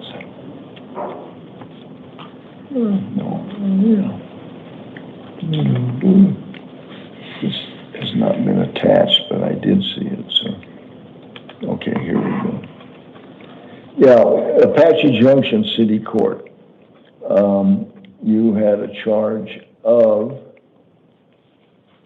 a traffic offense, driving on a suspended license, I believe. This is alleged, that warrant was issued on June 10th, just a couple of weeks ago. The amount of the bond that was issued is $500. Okay. And your next court date will be, in that matter, July 1st at 8:30. If you bond out, make sure you show up. All right, there you go. Anthony Dick, and then it'll be David E. Running Eagle. There's no way I can get pre-trial services for the cases here? No, not on this matter, no. Thank you. All right. Good evening, Your Honor. Anthony Dick, November 12th, 1967. All right. You've got two separate matters. You were previously charged with unlawful use of means of transportation. That's a Class 5 felony. And a not guilty arraignment hearing was scheduled on February 11th. When you didn't show up... I had a stroke, sir. But that's still my fault. But I had a stroke. When I was released, 3 days later, I went in the hospital. All right. Well, that's unfortunate. Yes, sir, it is. Nobody knows. Anyway, they issued a warrant for your arrest with a cash-only bond in the amount of $2,000. Your next court date will be July 2nd at 8:30 Superior Court in downtown Phoenix. And I suggest that you give your attorney or have your family provide it if you want to have an accelerated hearing regarding the bonds being set. The proof that you had a stroke, like doctor's notes and evaluations, and if you were in the hospital on those dates. Yes, sir. All right. Then the more serious matter is a grand jury warrant was issued for you on January 7th, wherein you were charged with possession of dangerous drugs for sale, a Class 2 felony, possession of narcotic drugs for sale, a Class 2 felony, and possession of a weapon by a prohibited person, a Class 4 felony. This arrest warrant, when it was issued, was for $50,000. I appoint the public defender's office to represent you. Your next court date in this matter will be July 2nd at 8:30. And your problem is that, as you may have heard me tell the young lady that was... Yeah, that's my wife. Is it? Yes, sir. All right. An arrest warrant that's been issued that exceeds $10,000, we don't modify at this hearing. Okay. Go ahead. Is that the total amount, or is that a 10%, or is that? No, it's $50,000 that has to be posted. If it was cash, it would be $50,000 cash. If it's a bonding company, the bonding company has to put up $50,000 in your behalf. Very likely at your next court appearance that your attorney can obtain a modification of some. It's the same thing I told your wife. What I don't understand is how does the bonding company cover $50,000 on my behalf? Well, you've got to, from what I understand, and I'm not involved in this at all, but yes, sir. what I've heard is that you place $10,000, a 10% cash on the amount of bond that they're going to produce and secure the balance with property of some sort. Okay. Okay. And I don't know that. I've heard that for years. They give you a list. They'll give you a list of bonding companies here. So as it stands now, I'm looking at 52,000. Well, what did I say? 50. No, the other one, the not guilty arraignment hearing that you missed. The judge issued a warrant for your arrest with a $2,000 cash only bond. So that's $2,000. So you got $2,000 cash, but then the $50,000 and your wife, I think it was $10,000, was it? All right, good luck. Thank you, Your Honor. David Running Eagle, and then it'll be Daniel Gonzalez.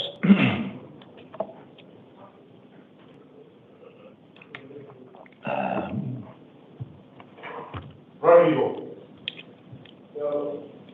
Hey, Running Eagle.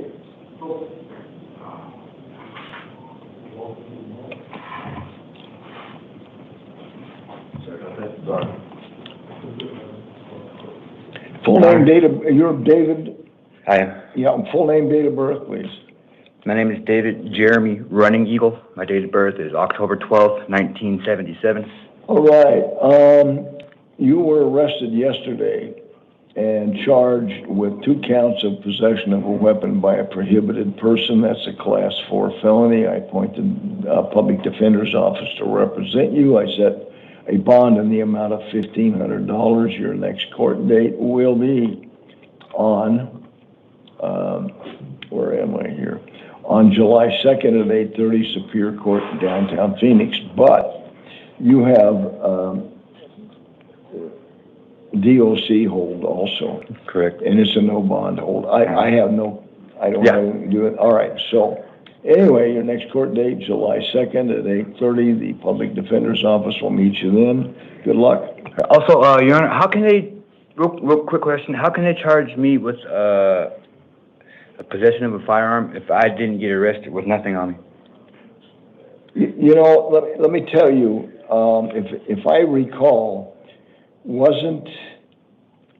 there was a woman who was arrested at the same time. Yes, you left the location.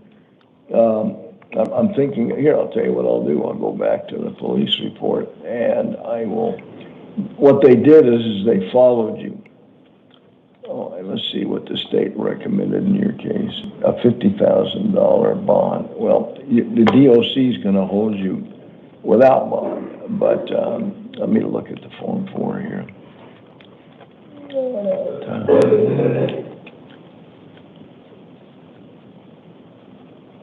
Yeah, you were carrying around a black bag, apparently with a gun, and they will be, and although at the time that they arrested you, you didn't have the black bag at that time. I'm sure they'll have no trouble getting DNA off of it, which they can do. But was that your wife that was with you at the time?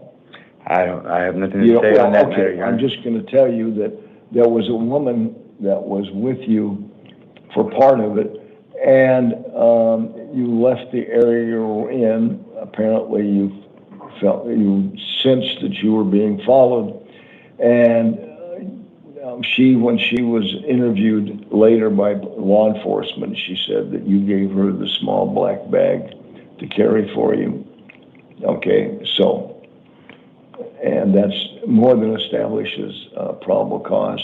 In the bag was guns. I don't know how many, but okay, there you go. Well, listen, we have a police report here. You have an attorney appointed to represent you. Your big problem is, even if you've got an unbelievably great defense, the Department of Corrections, you're not going to get out of custody until that's resolved. Okay. All right. Thank you. Go. All right. Daniel Gonzalez, and then it'll be Drew Acosta.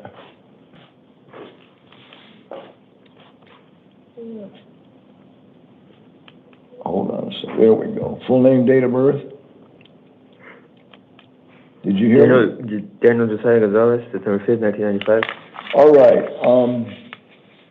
Hold on here. Let me get it. You were arrested, and let me get this. Let me get one. I missed your case here.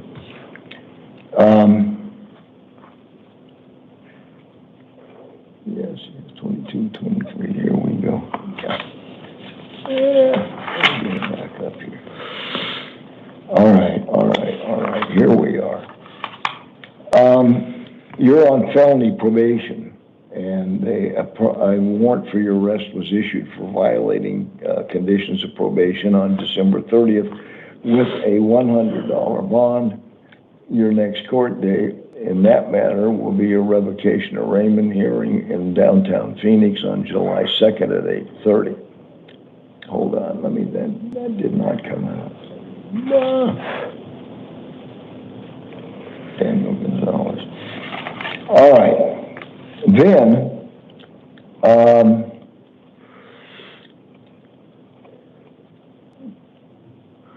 you were arrested. Let me get this up here.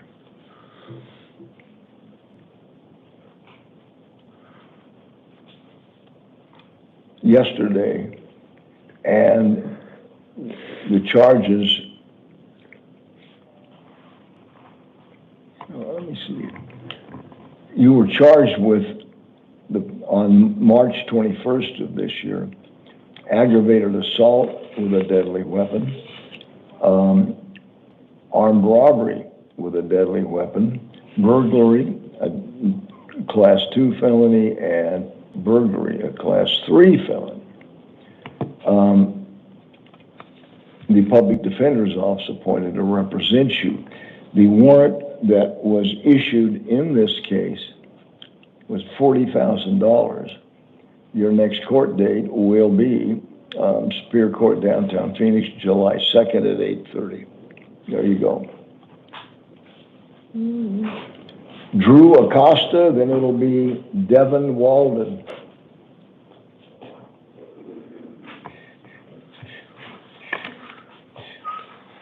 Full name, date of birth, please.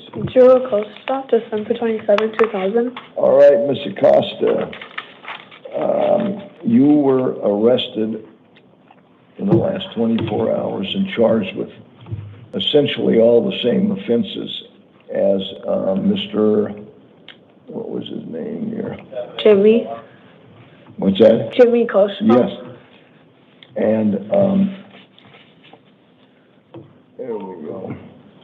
Which were 2 counts of transportation for sale or sale of narcotic drugs, 3 counts of possession for sale of narcotic drugs, 2 counts of using an electronic communication device to transact drug transactions, 2 counts of money laundering by concealing illegal proceeds from sale of drugs, Class 2 felony, and 1 count of possession of dangerous drugs for sale, a Class 2 felony. Public Defender's Office appointed to represent you. A $2,500 bond is set in this case. Your next court date will be July 2nd at 8:30, Superior Court, downtown Phoenix. The order's right over there.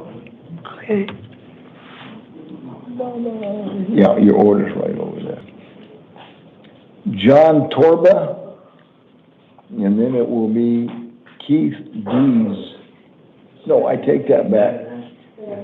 Yeah, I did. I missed that. John Torba, and then it'll be Devin Walden. Oh, is it Devin yet? Yeah, go ahead. You are... Devin Walden. Okay, I didn't realize I called your name. Yes, and then it'll be John Torba. Full name, date of birth, please. Devin Walden, 8897. All right. You were arrested within the last 24 hours and charged with... Where am I? Let me get your case up here. There it is. 1 count of aggravated assault, a Class 4 felony, and 3 counts of disorderly conduct by fighting, misdemeanors. I appoint the Public Defender's Office to represent you. The description that was in the police report, and I think they had it on security cameras, is that you and other people who ran away were in a fight and somebody was down and the person was being kicked. And I understand that some people had children, 6, 7, 8 year old children. Well, okay, but that were either hurt or were terrified. Scared for my life, yeah. The county attorney's office, let me see what they were asking for here, and I don't blame them Yeah, they wanted $25,000 bond. The description in the police report would justify that, but you have absolutely no prior history of illegal conduct. Okay. Everybody seemed to be intoxicated. I'm setting bond in the amount of $2,500. Your next court date is July 2nd at 8:30. As I may have mentioned, the public defender's office appointed to represent you. And conditions of release include, and this is the important part, you're not to have not initiate any contact with any of the alleged victims or witnesses. And your next court date, well, I think I gave you that, July 2nd at 8:30 in Superior Court. I realize you all live in the same complex. No. You don't? They have a lot of that information just... Well, no, they didn't say that. I assume understand. that. Because I don't know it was what... the pool. I don't know what... I don't know exactly. Well, okay, I got the... it's very frustrating, I know. Concluded, maybe wrongly, that based upon the way the police report was written, it was a community swimming pool for an apartment complex. So maybe there isn't a problem for you not having any contact with the victims or witnesses. And the reason I didn't include the condition of returning to the scene of the alleged crime is because, for all I know, you guys are neighbors, and you're there together all the time, one way or the other. Regardless, I'm not prohibiting you from going back if it's your apartment, but if you're not to initiate contact with the victims or witnesses, you understand? Yes. All right, there you go. There's your order over there. John Torba, and then it'll be Keith Dees. How you doing, sir? Full name, date of birth, please. It's John Torba, February 19th, 1983. All right, Mr. Torba. Let me see this. Let me get you a kingdom fee. You were previously charged with possession of narcotic drugs, a Class 4 felony, possession of drug paraphernalia, a Class 6 felony, and driving while under the influence. This is alleged to have occurred on September 2nd of 2023.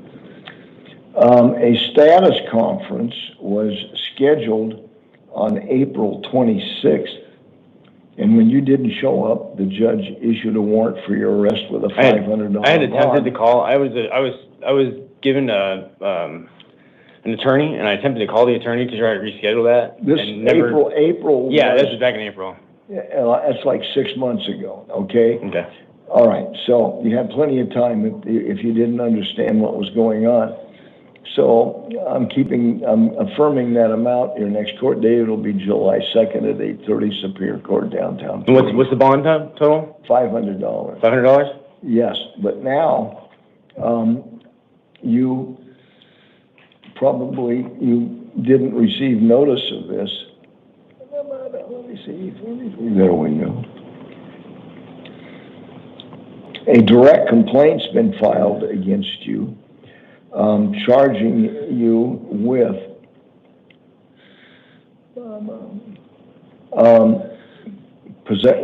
one count of possession of narcotic drugs, a Class 4 felony, one count of possession of dangerous drugs, a Class 4 felony, one count of possession of drug paraphernalia, Class 6 felony. I appoint the public defender's office to represent you in that case also.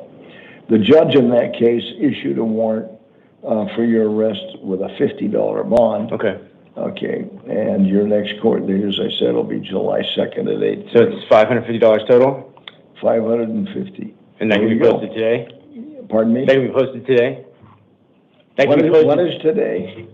You're asking me the date? No, I'm saying I can post the $550 today and get out. Yes. Okay. You can, yes. Okay. There you go. Good luck. Thank you. Keith Dees.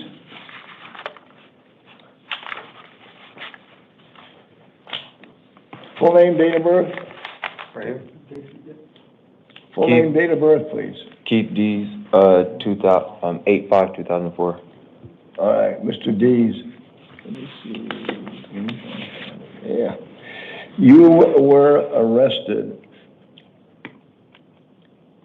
within the last 24 hours and charged with one count of aggravated assault with a deadly weapon, a class 3 felony, and bringing a deadly weapon under the circumstances that existed to people that there's a dispute with, I guess, is considered to be aggravated assault of a form.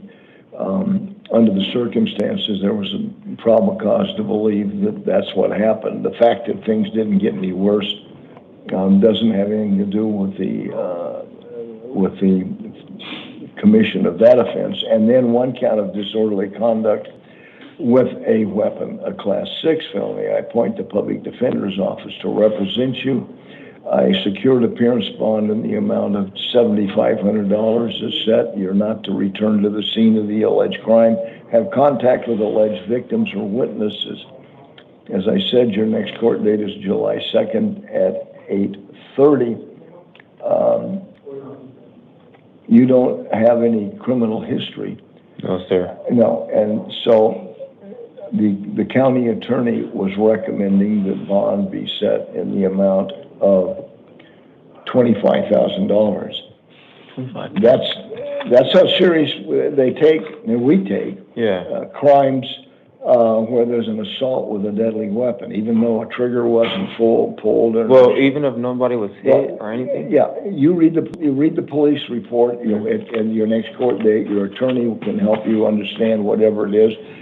I'm sure that he or she will make a request to modify conditions of release, and it's entirely possible that the conditions of release can be modified, but until now, it's the bond that I set, $7,500. There you go. 7,500. Pardon me. 7,500. 7,000. You can get it through a bonding company. Okay. All right. Yes, sir. Where was it? Jamie McBroom, and then it'll be Ryan Trompler. Full name, date of birth, please. Jamie McBroom, and it's March 14th, 1977. All right, ma'am. A direct complaint has been filed by the county attorney's office charging you with the following. One count each of all these. Taking contraband into a correctional facility. That's a class 2 felony. That frequently happens when somebody is arrested. Okay, and the jail that you're taken to is considered a correctional facility for the purposes of that statute, a class 2 felony. One count of possession of narcotic drugs, a class 4 felony. One count of possession of dangerous drugs, a class 4 felony. One count of possession of drug paraphernalia, a class 6 felony, and one count of shoplifting, removal of goods, and the way it was, for the circumstances that exist in this case, make it a class 6 felony.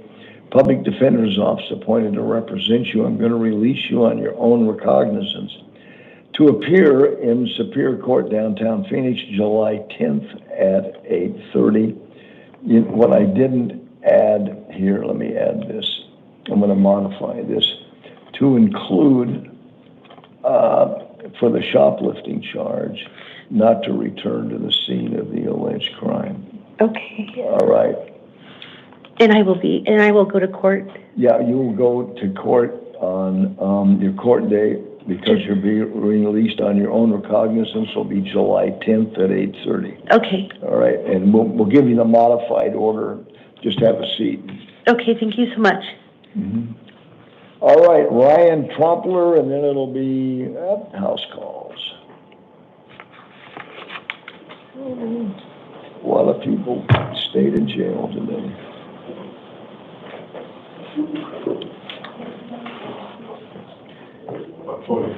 Yeah, full name, date of birth? Ryan Trompler, 4/20/87. All right, Mr. Trompler, you were previously charged with possession of narcotic drugs, a class 4 felony, A status conference was scheduled on July 3rd. When you didn't show up, the judge issued a warrant for your arrest with a $1,000 bond. I don't know what you said to pretrial services, but and I notice you don't have any criminal history. I'm going to release you. The amount of the bond in the warrant that was issued is $1,000. I'm going to release you on supervised release. You don't have to post any money. Your next court date will be July 10th at 8:30 in Superior Court in downtown Phoenix. On the paperwork that you get from us will be the phone number for pretrial services. Within 3 or 4 days of your release, just call that number. They're expecting your call, and just touch base with them. All right? There you go. Your order's right over there. Now, we've got a fugitive warrant. Isaias Moreno? Yes, sir. Good afternoon. Mr. Moreno. I gave you this paper. Full name, date of birth? Isaias Moreno Jr., 4/5/1997. All right. There is a warrant that was issued in another state. Yes, sir. Georgia. Georgia, and I can tell you the county. The state didn't mention. Whitfield County. Yeah, that's what it was. Yes, that was issued on May 12th. Yes, sir. Apparently, the more serious charge was assault with a weapon. Yes, sir. Deadly weapon. Anyway, were you on probation were you convicted of that already, or those charges just pending against you? Those are pending, sir. All that's pending charges. All right.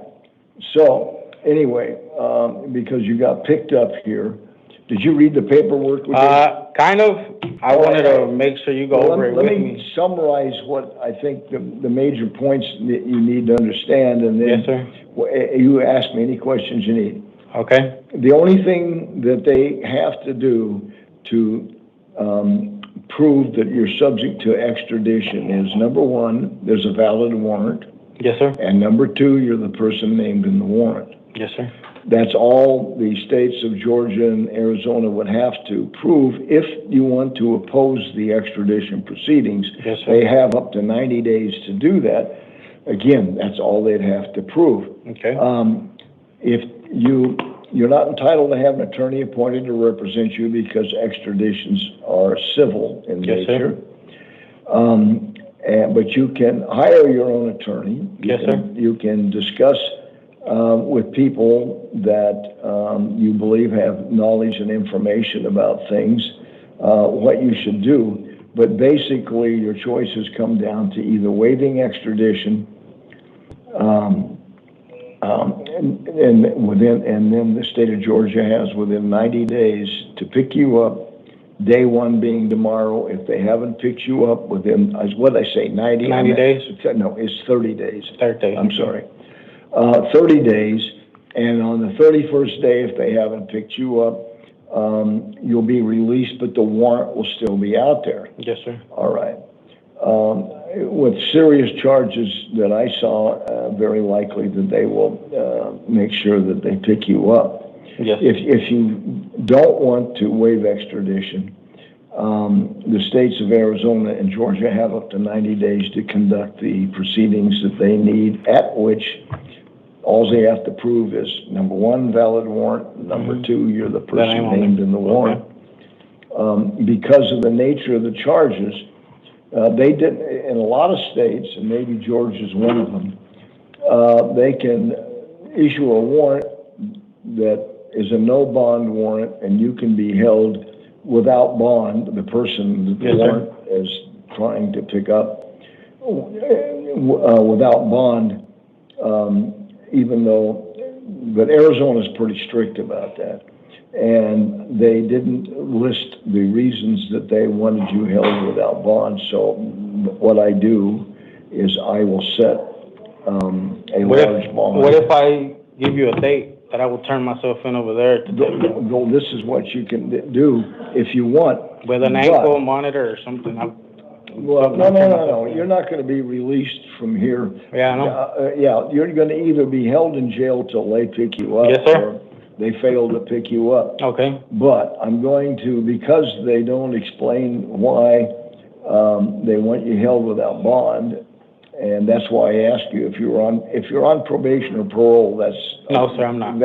Okay, that's. I used to be 7 years ago, but that was squashed out. Yeah, okay. Anyway, so I'm gonna set a cash-only bond in the amount of $20,000. Okay. And I have a question about that. Like, since I'm not from the state of Arizona, Yeah. will a bondsman still? But you're subject to the state of Arizona's laws insofar as what I just mentioned to you. But will a bondsman still bond me out, or will it have to be the 20 cash? Hold on.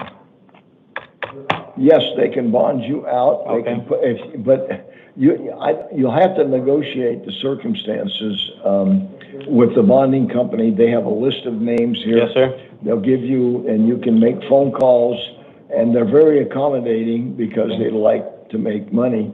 That's how they make money. Everybody does. Okay, so the bond, it's a cash-only bond. It's $20,000. Okay. Your next court date will be a hearing, a fugitive hearing in Superior Court downtown Phoenix on July 7th at 1:30. If you decided that the right thing to do is to waive and have Georgia pick you up, you can waive in front of that judge if you like. Okay. And when would I be able to pay the bond? If you can post $20,000 cash, well, even get it through. I made this cash, so they're going to have to. Yeah. I got it to post Good. the bond. All right. Then there you go. Okay. All right. And if I want to take care of it here, I can, right? Well, you have to post the bond here. Yes. Okay. So I wouldn't have to go back to Georgia and I take care of it here? You what? I could take care of the case here, right? Well, not their case, not the case against you in Georgia, which is our serious felonies. Yeah. The only thing that Arizona has jurisdiction over is the rules concerning fugitive warrants. Okay. And we just do what we can to accommodate the requesting state. 10-4? And with the rules I told you. 10-4. All right, good luck. We'll give you a copy of the. Sounds good, sir. Appreciate it. All right. You have a good day. All right. I'm going to put a couple of house calls on the record. We have. Yes. What do we do? What do we do wrong? No, nothing. We have a defendant that is on the ATM calendar who needs to go on an ER run. Right. He has not been interviewed and charges are murder. Would you like to see if we can get him now or?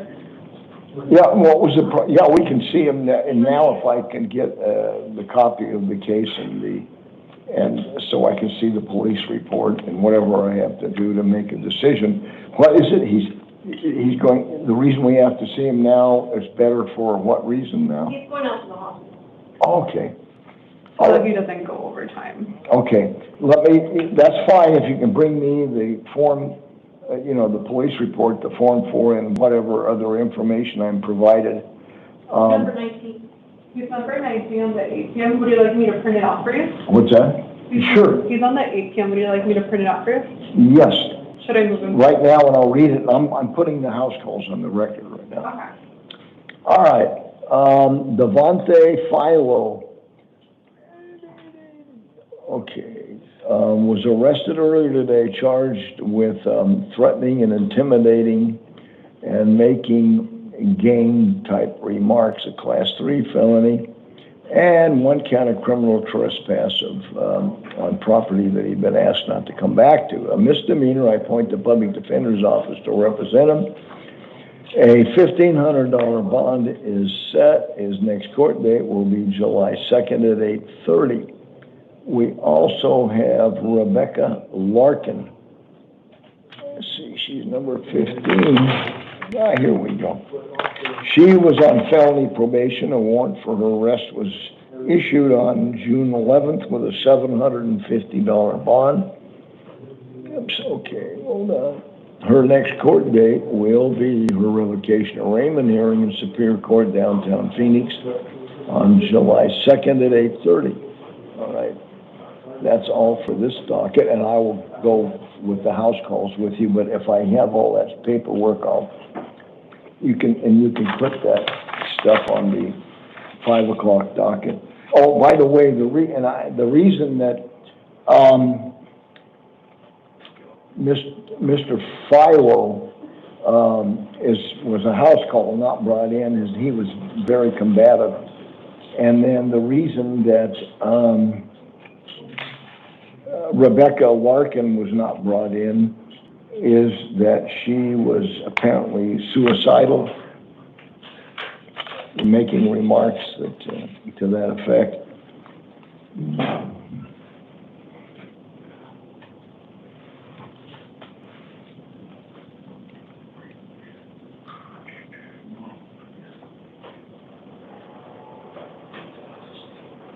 Is this the old guy that I saw?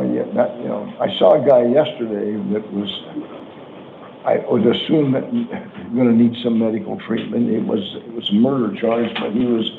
Do you want to refresh it really quick? Refresh the. Okay, so I can see it. Anyway, the prosecutor wanted a $2 million cash only bond, and that guy wasn't going anywhere. I have a form for him. All right. If you guys will allow me a few minutes. Grand jury arrest warrant. All right.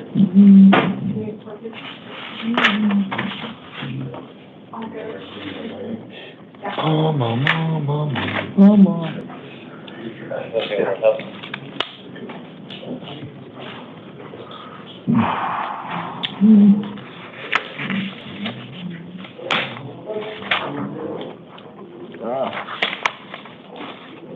Yeah, we really don't have a lot. This is a grand jury arrest warrant, so probable cause has already been established. It alleges that James Marquise Abercrombie the 4th on October 13th of 2022 committed the offense of first-degree murder and kidnapped, the additional felony of kidnapping. I'm reading what the grand jury arrest warrant states, and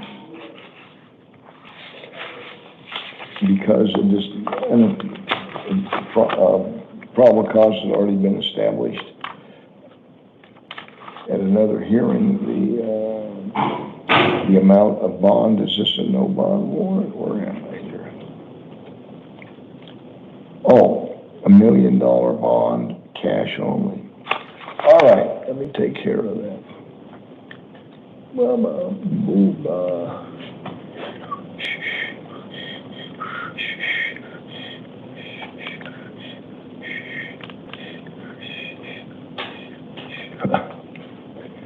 Yeah.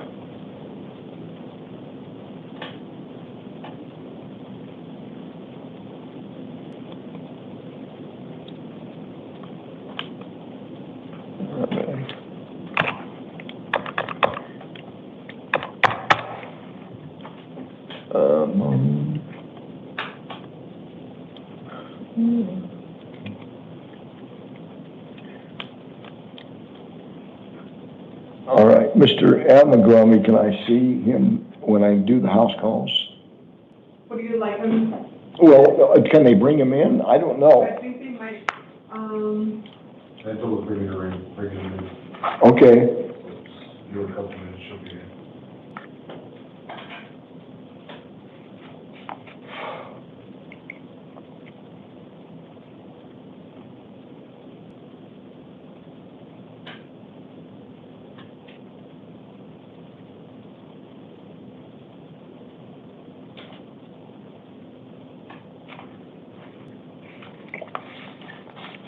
We're on the record, right?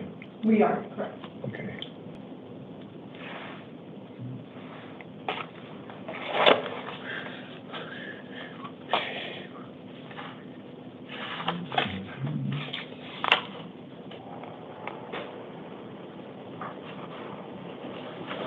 You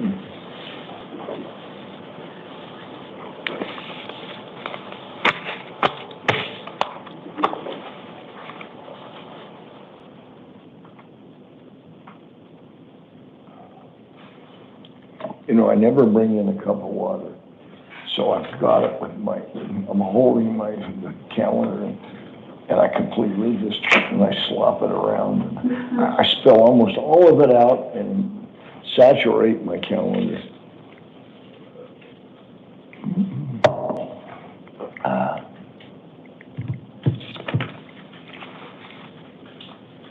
Also, sorry, I have to look the release orders for you. All right. Oh.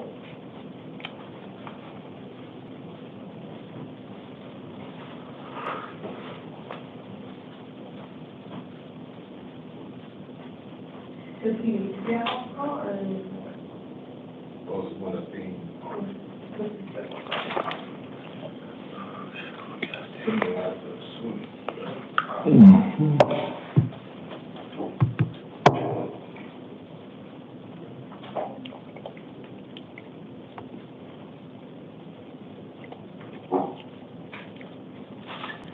Yes, Mr. Abercrombie, stand right there. Please give me your full name and date of birth. James Marquise Abercrombie, 32304. All right, sir. You've been indicted by a grand jury in Maricopa County, and you have been charged with, it's alleged that these incidents occurred on October 13th of 2022. Murder in the first degree and kidnapping. One is a class 1 felony, the other is a class 2 felony. The bond is set in $1 million cash only, and the explanation that's given for that is it's alleged that the suspect charged with first-degree felony murder and kidnapping arising from the allegation that the suspect, along with several others, kidnapped the victim, then took him to a park where he was shot and killed. Additionally, he has 2 serious prior felony convictions. That was the justification for setting the bond in $1 million cash only. I appoint the Public Defender's Office to represent you. Your next court date will be in Superior Court, downtown Phoenix, on July 2nd at 8:30. Do you have any questions? I wanted to ask, because you said a grand jury indictment, but can I challenge for a grand jury indictment? You talk to your attorney about it. Okay. He can review the record of the grand jury proceedings, and yes, usually it's pretty rare, but your attorney can tell you whether or not there's anything that could possibly work in that department, all right? And do we have I signed the order, didn't I? I printed it out from the. Okay, and you got it? Okay. There you go. All right. Can I go off the record? You may. I'm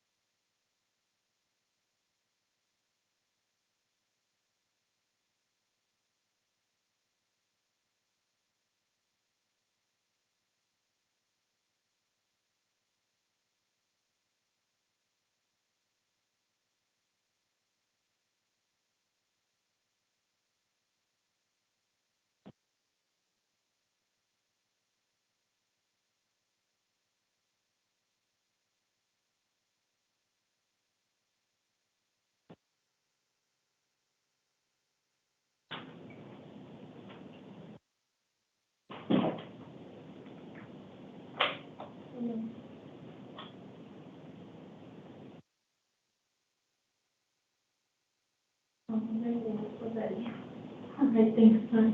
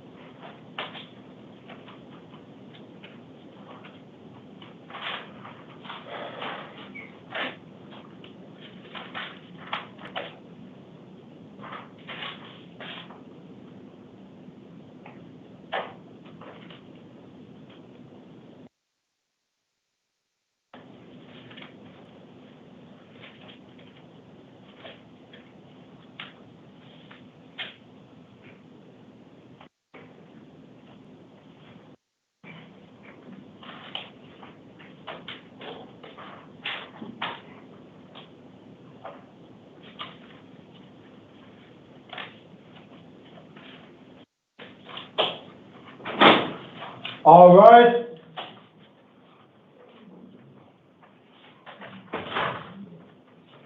You can be seated. Okay.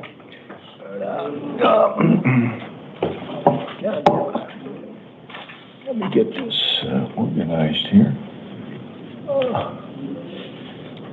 Oops, that's 5 p.m.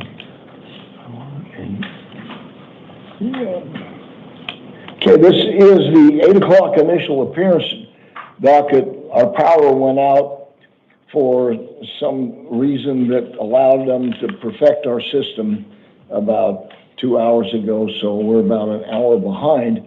I apologize. We're going to call you each in here individually, tell you why you're here.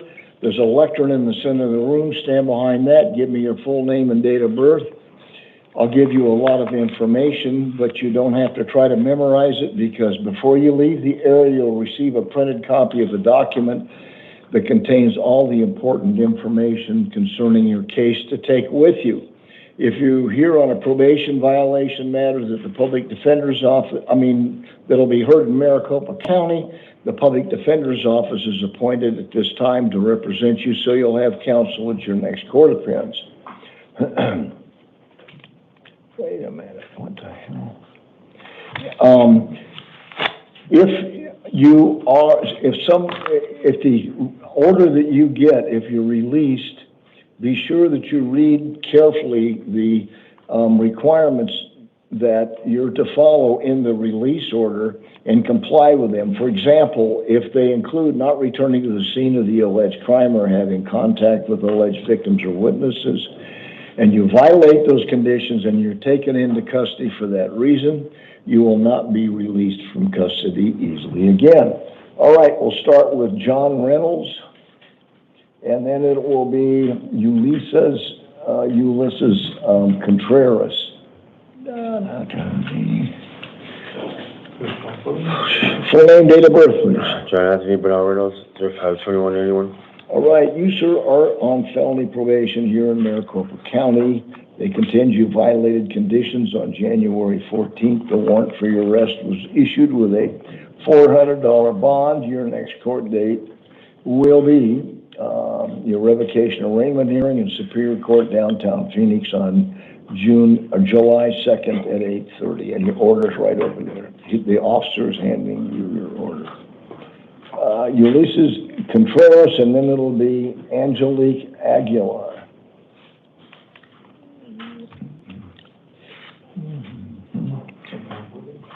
Full name, date of birth. Ulysses Contreras, 12/18/1997. All right, Mr. Contreras, you're on felony probation here in Maricopa County, and way back in February of 2020, they issued a warrant for your arrest for violating conditions of probation with a $2,500 bond. Your next court date will be your revocation arraignment hearing, Superior Court downtown Phoenix, July 2nd at 8:30, and your order's right over there. Angelique Aguilar, and then it will be Dustin Cross.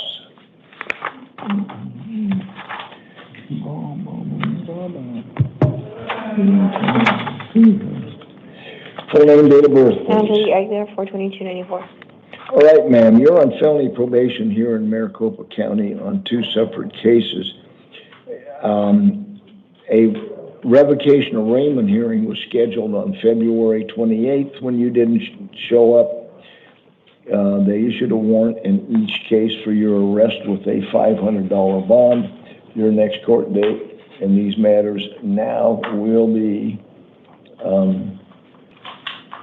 July 2nd at 8:30 in Superior Court, downtown Phoenix, and your order's right over there. Dustin Cross, and then it'll be Ronald Barker.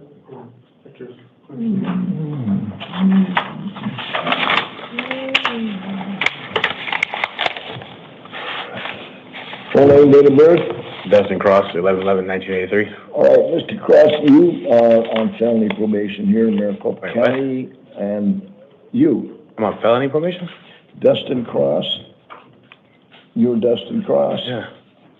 Number 12. Right. I thought it was misdemeanor. You are on felony probation, right? I don't think so, no. I'm on a DV case. No, hold on. Did you refresh, Commissioner? What's that? Did you refresh your computer? I did, I think. Yeah. Dustin Cross. Yeah, it was a misdemeanor. Yeah, hold on a second here. Let me get back. Yeah, warrant. They issued a warrant on May 22nd of this year. You're, because they contend you violated conditions of probation with a $250 bond. For misdemeanor probation, all right? Well, I didn't read the petition to revoke here. I'll tell you what it says. You're on felony probation. I guess you're on probation. It may not be a felony, I guess. Maybe it's it's a class 6, which depending upon how you do on probation, they can designate it as a misdemeanor. Okay. Anyway, threatening, intimidating with injury to damaged property.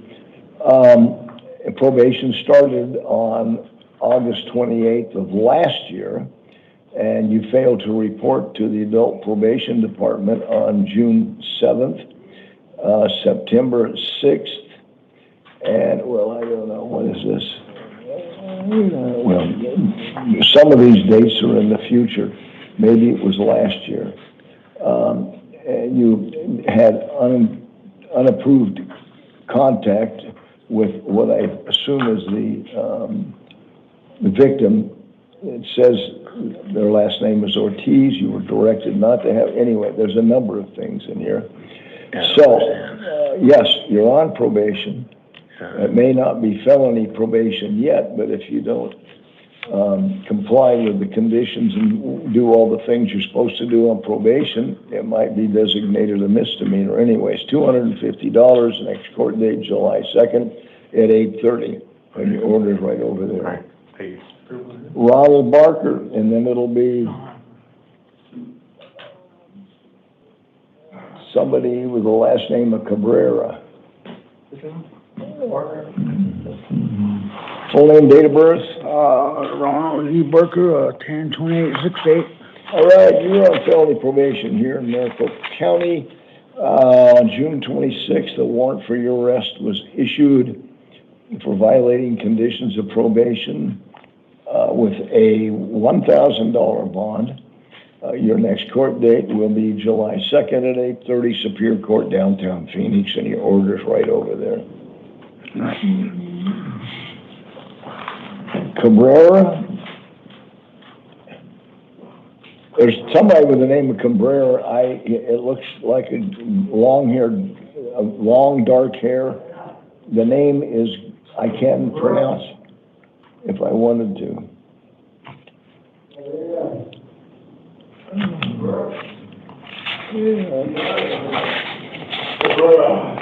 Cabrera. The name, you pronounce the first name for me. Yeah, Mr. Cabrera, come in here, please. Full name, date of birth, please. Quinley Cabrera, 22397. All right, you sir are on felony probation. in Maricopa County, and they continue violated conditions. On March 10th, the warrant was issued with a $1,500 bond. Your next court date will be July 2nd at 8:30, Superior Court, downtown Phoenix. The order's right over there. Alexander Jackson, and then it'll be Shay Delsey.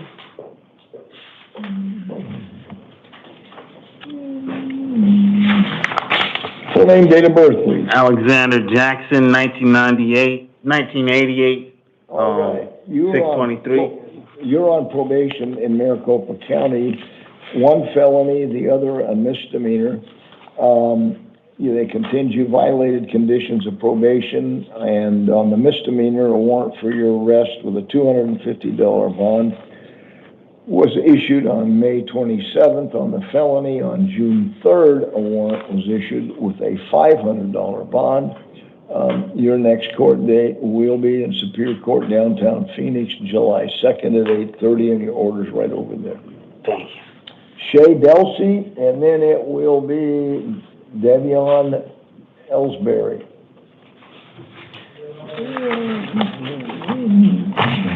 Full name, date of birth. Shay Delsey, 1999. All right, you're on felony probation in Maricopa County. Two separate felony convictions. Both of them are possession of dangerous drugs. A non-witness violation hearing was scheduled on June 2nd. When you didn't show up, they issued a warrant for your arrest in each case with a $150 bond in each case. Your next court date will now be in Superior Court, downtown Phoenix, on July 2nd at 8:30 in the morning. My bond's 150 or 300? What's that? My bond's 150 or 300? 150 times 2. Okay. There you go. Davion Ellsbury, and then it'll be Evangeline Mora.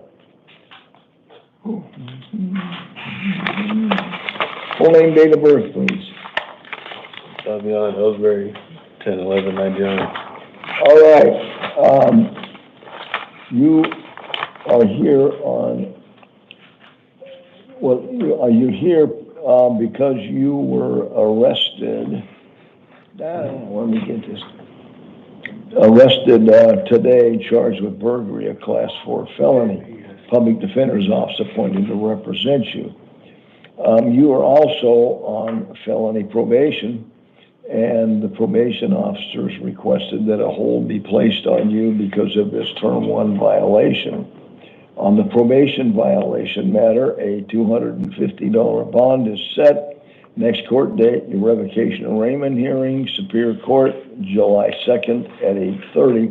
On the new criminal charge, the burglary charge, I appoint the Public Defender's Office to represent you. A $500 bond is set in that case.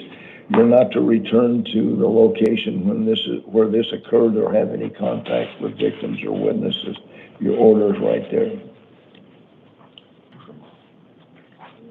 Evangeline Mora, and then it'll be Michael Ibarra.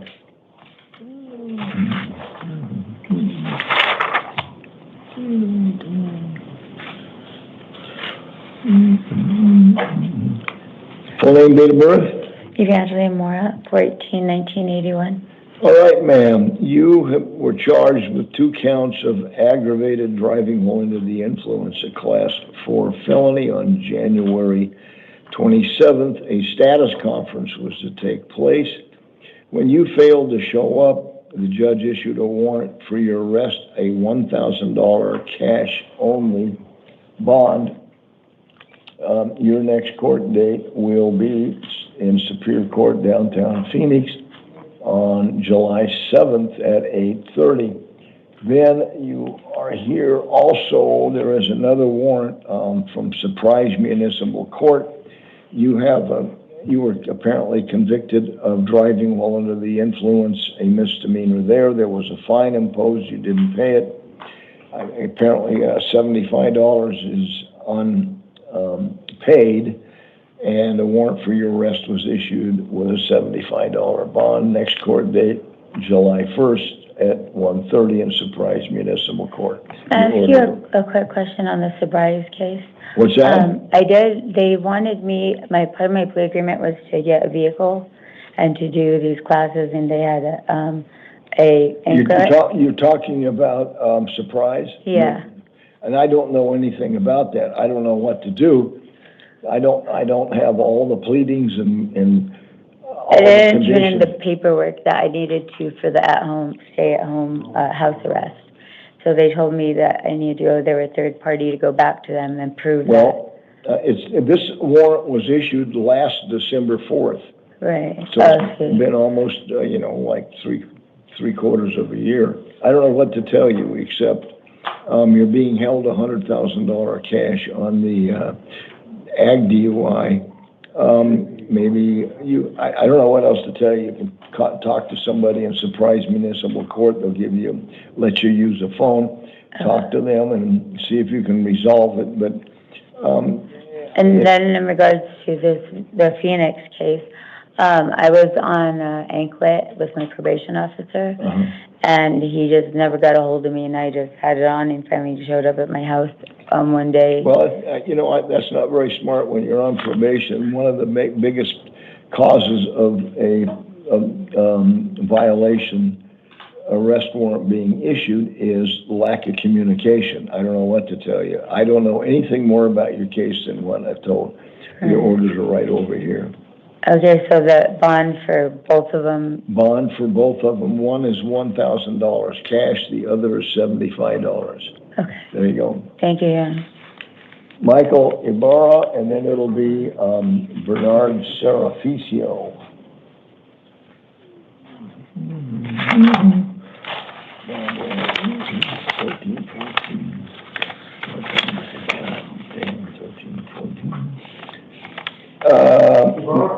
Michael Ibarra.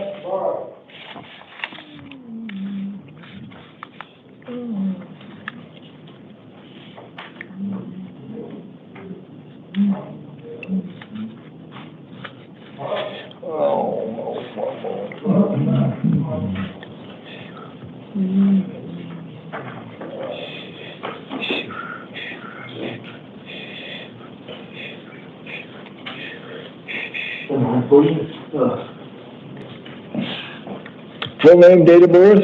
12/31/1989. What's that? 12/31/1989. And your full name? Michael Kevin Ibarra. All right, Mr. Ibarra, you were cited for 2 separate violations in Peoria Municipal Court.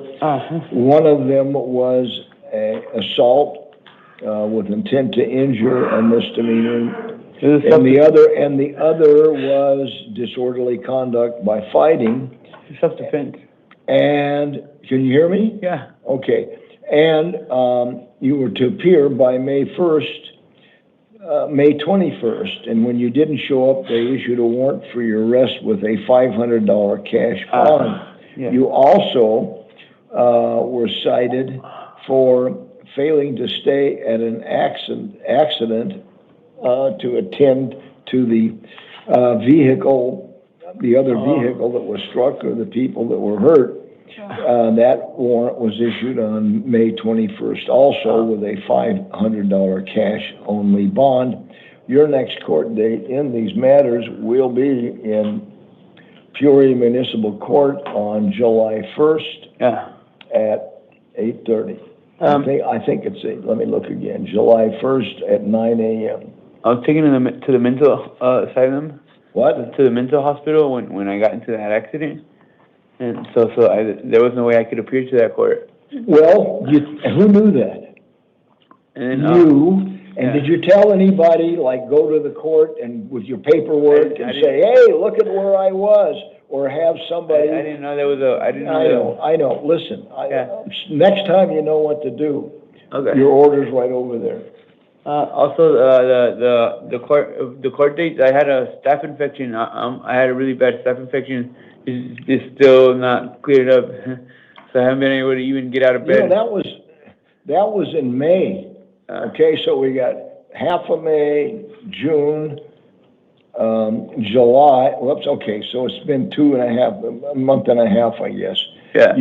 Okay, but you've got plenty of time to make sure that something crazy doesn't happen because you don't show up, and I'm not gonna modify what the judge in Peoria did. Your order's right over there. Okay. So what I do? Bernard Seraficio, and then it'll be Hernandez Ortega. No, I guess it's Marcos Hernandez. Full name, date of birth, please. Bernard John Servicio Jr. All right, you, sir, have a warrant out of Maricopa County Superior Court. You were charged with possession of dangerous drugs, a Class 4 felony, possession of drug paraphernalia, Class 6 felony. A status conference was scheduled last June, on June 17th of 2024. When you didn't show up, they issued a warrant for your arrest with a $250 bond. Your next court date now, July 2nd at 8:30 in Superior Court, downtown Phoenix. And your order's right over there. All right. All right, Marcos Hernandez, and then it'll be Gage McGrew.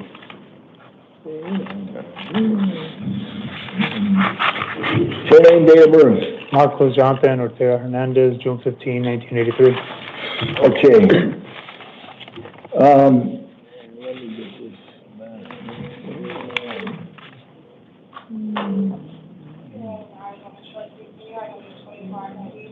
You were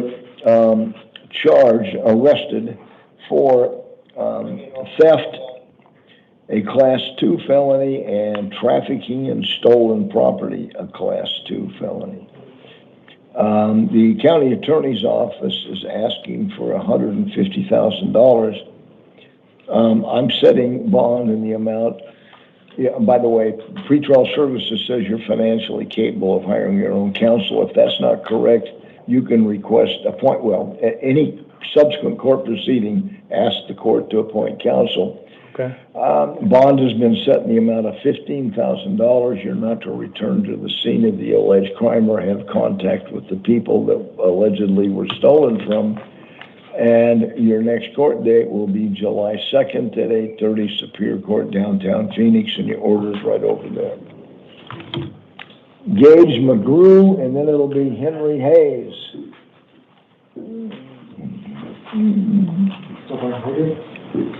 Full name, date of birth?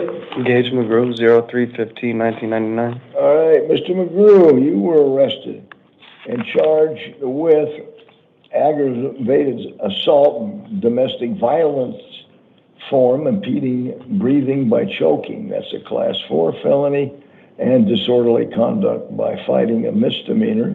Public Defender's Office appointed to represent you. A $7,500 bond is set. Your next court date will be July 2nd at 8:30 in Superior Court, downtown Phoenix. Conditions of your release include not returning to the scene of the alleged crime or initiating contact with alleged victims or witnesses. And if an order of protection is issued and you're served with a copy, you must comply with its terms. So in the event that there are violations of any of these conditions, you'll be taken into custody and the bond will probably be much larger. So be careful. Make sure you show up to court if you bond out. All right, Henry Hayes.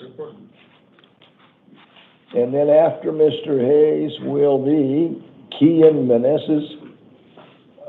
Mr. Hayes, full name, date of birth. Henry Wade Hayes, 10/13/1965. All right, you, sir, are here because a grand jury arrest warrant was issued on June 25th, charging you with, let me see, let me make sure I have the right case here. Charging you with possession of dangerous drugs, a Class 4 felony. This is alleged to have occurred in August of last year. Public Defender's Office appointed to represent you. A $2,500 bond is set. Your next court date will be July 2nd at 8:30 Superior Court in downtown Phoenix. All right. Your order is right over there.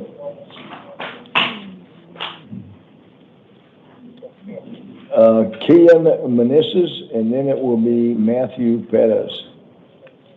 Full name, date of birth? Kian Meneses, May 4th of 2000. All right, Mr. Meneses. Yes, sir. You were charged with theft or obtaining property by misrepresentation, a Class 3 felony, burglary, a Class 4 felony, and forgery, offering in the form of offering forged instruments, documents. Class 4 felony, I appoint the public defender's office to represent you. A $3,600 secured appearance bond is set. Your next court date will be July 2nd at 8:30, Superior Court, downtown Phoenix. You're not to, if you are out, return to the scene of the alleged crimes or have contact with alleged victims or witnesses. All right? Yes, sir. Your next court date, July 2nd at 8:30. Matthew Perez, and then it'll be Isaac Ochoa. Full name, date of birth, Mr. Perez. Matthew Perez, June 29, 2001. All right, you're here because apparently you were charged with and convicted of being a minor driving after drinking.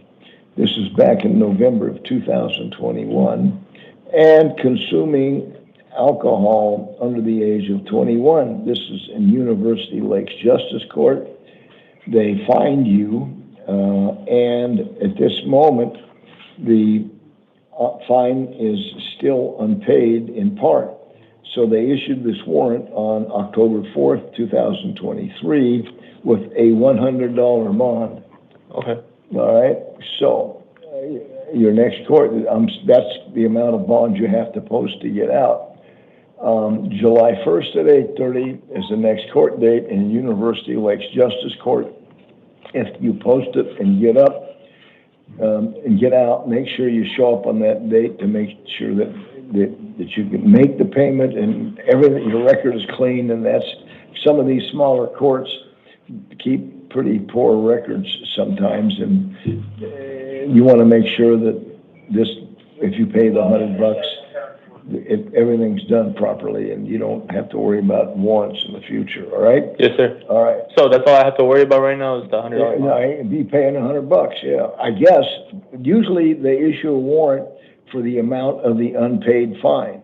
You know better than I. If it's a $500 or $1,000 fine you still owe, you're lucky that you only have to post $100 to get out and show up. Yes, sir. There you go. Thank you. Isaac Ochoa, and then it'll be Carlos Shorty. Full name, date of birth. Isaac Ochoa, July 21st, 1997. All right, Mr. Ochoa, there is a direct complaint filed by the county attorney's office charging you with aggravated driving while under the influence. The date of this incident is supposedly June 1st of 2023. I am releasing you on supervised release to appear in Superior Court downtown Phoenix on, let me make sure I get the right names. No, Matthew Perez, come on. These things skip around. Here we go. No, that's not it. Isaac Ochoa. Yeah, my screen skips around sometimes. You're being released on supervised release to appear in Superior Court downtown Phoenix on July 10th at 8:30. On your release papers will be the phone number for pretrial services. Within a few days of your release, call that number and touch base with them, all right? Okay. There you go. Everything you need to know is on the order.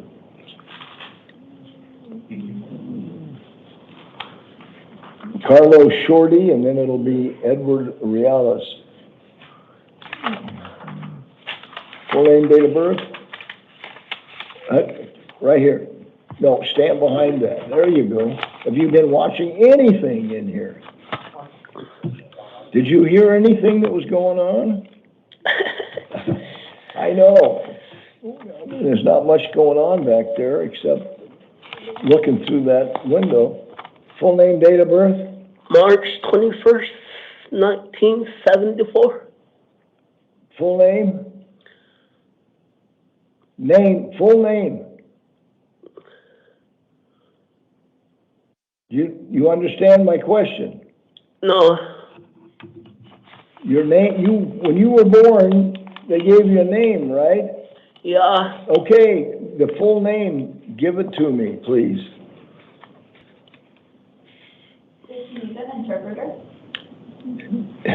Do you speak English? No, I don't speak in English, only in Navajo way. Did you tell anybody? No.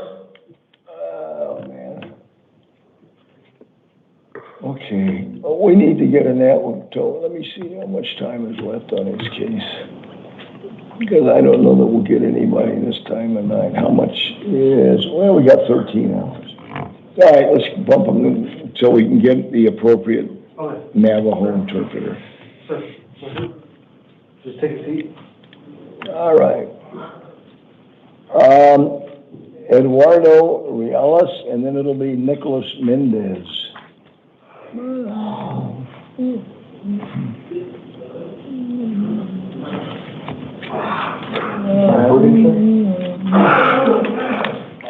Full name, date of birth? 4493. And your full name? Eduardo A. Reales. All right, you, sir, were arrested earlier today, charged with possession of drug paraphernalia, a Class 1 misdemeanor. I'm going to release you on your own recognizance to appear at Goodyear Municipal Court on July 16th at 1 p.m. Okay, your order's right over there. Everything you need to know, the address and everything is on that form. All right, thank you. Nicholas Mendez, and then it'll be Michaela Gutierrez.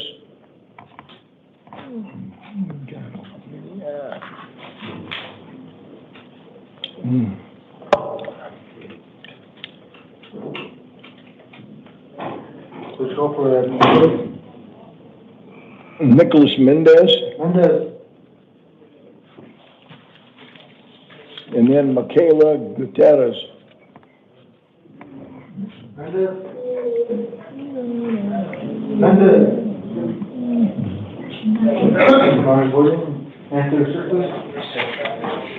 Full name, date of birth? Nicholas Mendez, 7/29/90. All right, you, sir, were charged in the jurisdiction of El Centro Justice Court with theft or control of stolen property. It was a misdemeanor. Apparently, you were to appear in El Centro Justice Court on June 13th. When you didn't show up, they issued a warrant for your arrest with a $500 cash only bond. Let me get, where was, no, I take that back. God, this threw me out. Yeah, a $500 bond. You do? Okay. Because it's your first arrest, I'm going to release you on your own recognizance. Thank you, sir. All right? You will be released to appear in El Centro Justice Court on July 10th at 8:30. Yes, sir. The order's right over there. Yes, sir. Wow. Tell me when they're ready. Ready. Yeah, over there. When you step over there, the officer will know what you're doing. Yeah, we have an interpreter for Shorty. I'm still trying to get it. Oh, I thought you had. All right. Who was that? Michaela Gutierrez, and then it will be Cameron Garrett. Michaela Gutierrez, 02/22/2001. All right, ma'am. You were arrested today. One count each of the following: Possession of dangerous drugs, a Class 4 felony. Possession of a defaced deadly weapon, a Class 6 felony. Carrying a weapon in the commission of a felony crime, a Class 6 felony. Possession of drug paraphernalia, Class 6 felony. And carrying a deadly weapon and failing to admit it when asked by law enforcement, that is a misdemeanor. I appoint the Public Defender's Office to represent you.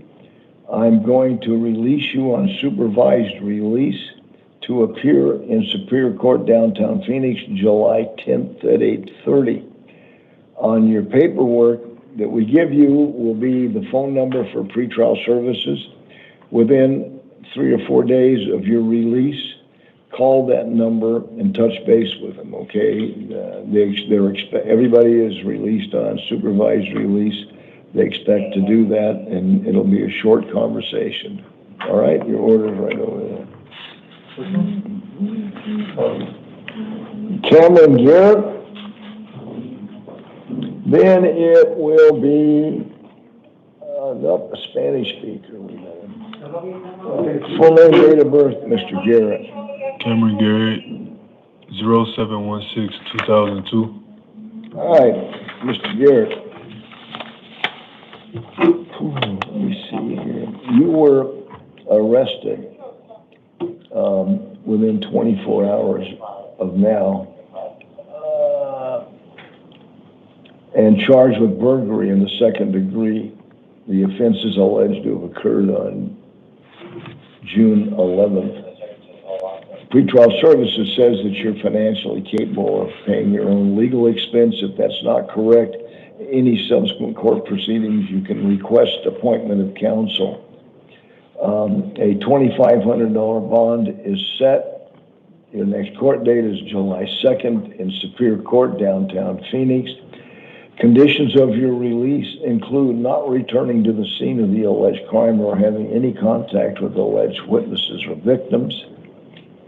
As I said, July 2nd at 8:30 is your next court date in that matter. Then, because you're on felony probation already, your probation officer, when notified of your arrest, requested a hold be placed on you for a term 1 probation violation, for a term 1 violation of probation.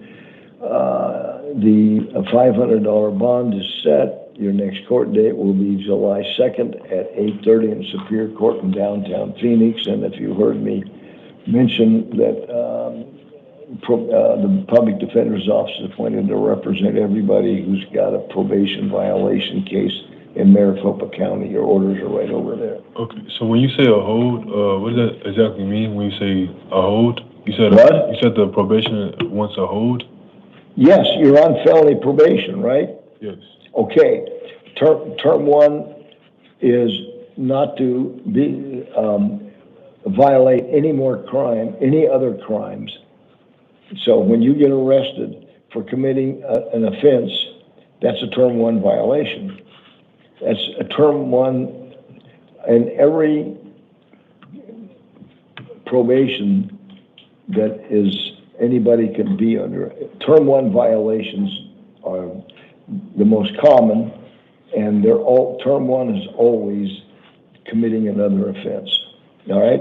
Okay, so it would be $3,000 to get bonded out? Well, it'll cost you. Every day. Yes. $2,000? That's it. You're ordering right over. And am I able to do 10% of that, or just $3,000? I don't know. I can't tell anything. You may not want to talk. And I think I requested that you have no contact with the, not returning to the scene of the alleged crime or having contact with alleged victims or witnesses.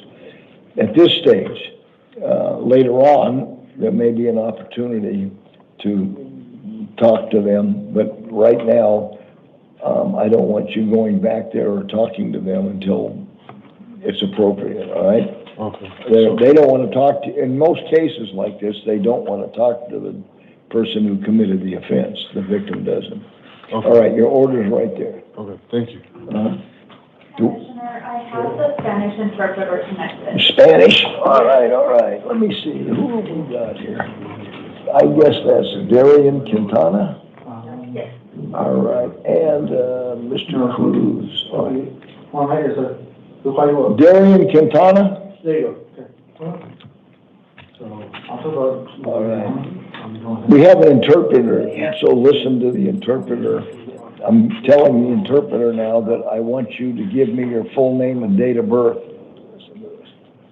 Deme su nombre completo y su fecha de nacimiento. Dairon Alemán Quintana, y nací el 9 de noviembre del 90. Jairo Aleman Quintana, November 9th, 1990. All right, you were arrested earlier today and charged with these 3 offenses. Possession of a weapon by a excuse me. Go ahead, you want me to say these one at a time? No, go ahead, Your Honor, I'm sorry. No, I'm sorry. All right. Okay, possession of a weapon by a prohibited person, a Class 4 felony, carrying a deadly weapon and failing to admit it to law enforcement when asked, a misdemeanor, and resisting arrest with passive resistance, a misdemeanor. A usted se le detuvo más temprano durante el día y se le inculpó con 3 cargos, los siguientes. Tenencia de un arma por una persona que está prohibida de portar armas. Es un delito de la clase 4. Portar armas mortales y usted incumplió con admitir que estaba portando armas a los oficiales. Y por último, usted tuvo resistencia pasiva al arresto. También es un delito menor. Pretrial Services says that you are financially capable of hiring your own attorney. If that is not correct, you can request appointment of an attorney at any subsequent court appearance. Sí, Pretrial Services indica que usted puede costear financieramente la contratación de su propio abogado. Si esto no fuera posible, en cualquiera de las siguientes comparecencias en corte, usted puede pedir que la corte le asigne un abogado. A $1,500 bond is set, and your next court date will be July 2nd at 8:30 in downtown Phoenix Superior Court. Do you have any questions? Sí, se le está imponiendo una fianza de $1,500. Usted tiene que comparecer en corte el día 2 de julio a las 8:30 de la mañana en el centro, en la Corte Superior del Centro de Phoenix. ¿Tiene usted alguna pregunta? Los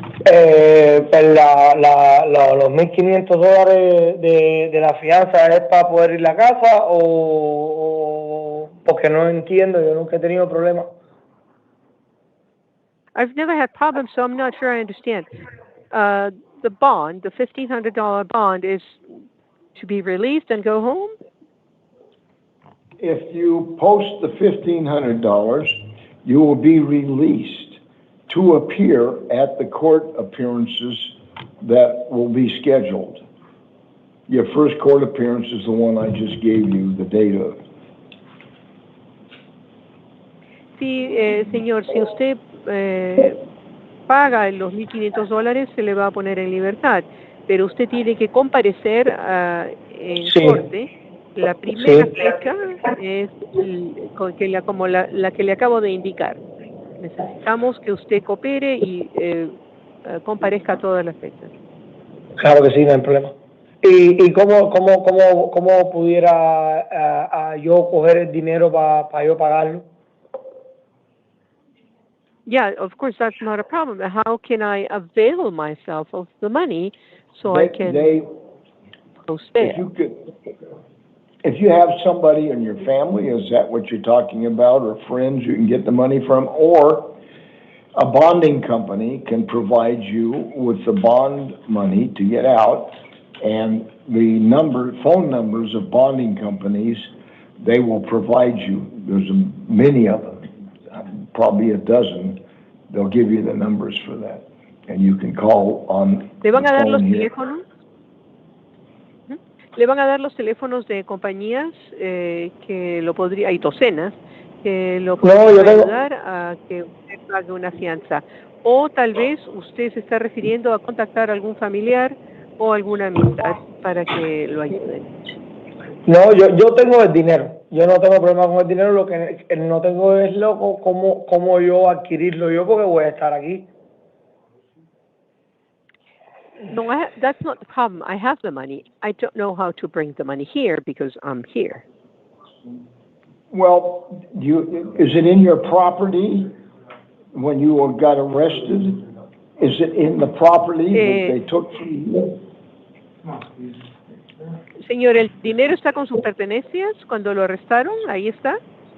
No, el dinero lo tiene mi novia y el otro dinero lo tiene mi hermano, pero yo vivo en Albuquerque. Aquí tengo mi familia también, pero le comento eso, tendría que llamar a mi hermano o podría llamar a un amigo de aquí que me hiciera llegar el dinero. I would have to call a friend here, and to coordinate, bringing the funds over here. I am from Albuquerque. My brother has part of my money. My fiance also has part of my money. So I would need to get a hold of someone. And you can make a phone call here.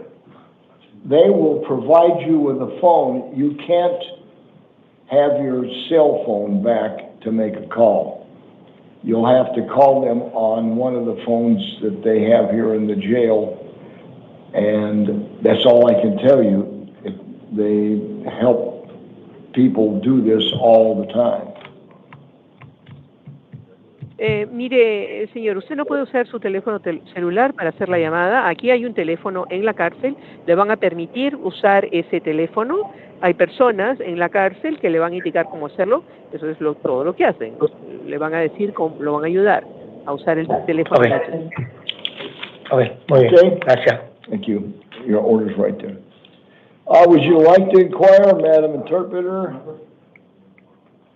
Oh, we have one more that we know about. I apologize. Yes, Damian Bourbon Cruz. There we go. Yeah, there's hardly anybody left. This is the last person just about. Full name, date of birth, please. You. ¿Cuál es su nombre, apellido y su fecha de nacimiento? Mi nombre es Damian Bourbon Cruz y mi fecha de nacimiento es 1996, 6 de noviembre. Okay, Damian Bourbon Cruz, date of birth, November 6, 1996. Mr. Cruz, you were previously charged with possession of dangerous drugs, a Class 4 felony, possession of drug paraphernalia, a Class 6 felony. A status conference was scheduled for May 21st of last year.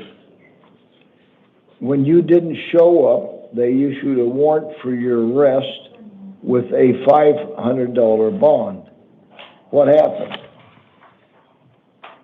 Sí, mire, señor Cruz, anteriormente a usted se le había inculpado con un delito de la clase 4, tenencia de drogas peligrosas, tenencia de parafernalia para el uso de drogas, un delito mayor de la clase 6, y se había programado para el 21 de mayo del 2024 una conferencia, una comparecencia para usted, para hablar acerca del caso, y usted no se presentó. Al no presentarse, se emitió una orden de arresto y se impuso una fianza de $500. ¿Qué fue lo que sucedió? Como yo tenía problemas de adicción, me tuve que ir a México, me interné en una clínica, porque yo andaba bien mal aquí y no tenía una dirección donde yo quedarme. Entonces, como tenía la de mi hermana y mi hermana estaba en probation, pues preferí irme a internar a México y pues apenas voy regresando. 1 año y 2 meses estuve allá. I was in Mexico for 1 year and 2 months because I had an addiction problem, and I went, I was admitted in a clinic in Mexico. I didn't have an address here. I have a sister here, but she was on probation. So I just came back. All right, well, okay. So, Mr. Cruz, I'm going to release you on what we call supervised release. You don't have to pay any money. You'll be released to show up on your next court date, and the paperwork you get will be the phone number for pretrial services. You must call that within 3 or 4 days of your release. Do you have any questions? Muy bien, señor, lo voy a poner en libertad, va a estar en libertad supervisada. No tiene que pagar nada ahora, tiene que comparecer a la comparecencia programada, agendada. Le van a dar una documentación, y esa documentación tiene un número de teléfono. El número de teléfono que usted tiene que llamar 3 o 4 días después de que lo pongan en libertad es del servicio, un servicio, el nombre en inglés se llama Pre-Trial Services. Son servicios antes del juicio. ¿Tiene usted alguna pregunta? Pero tiene que comparecer.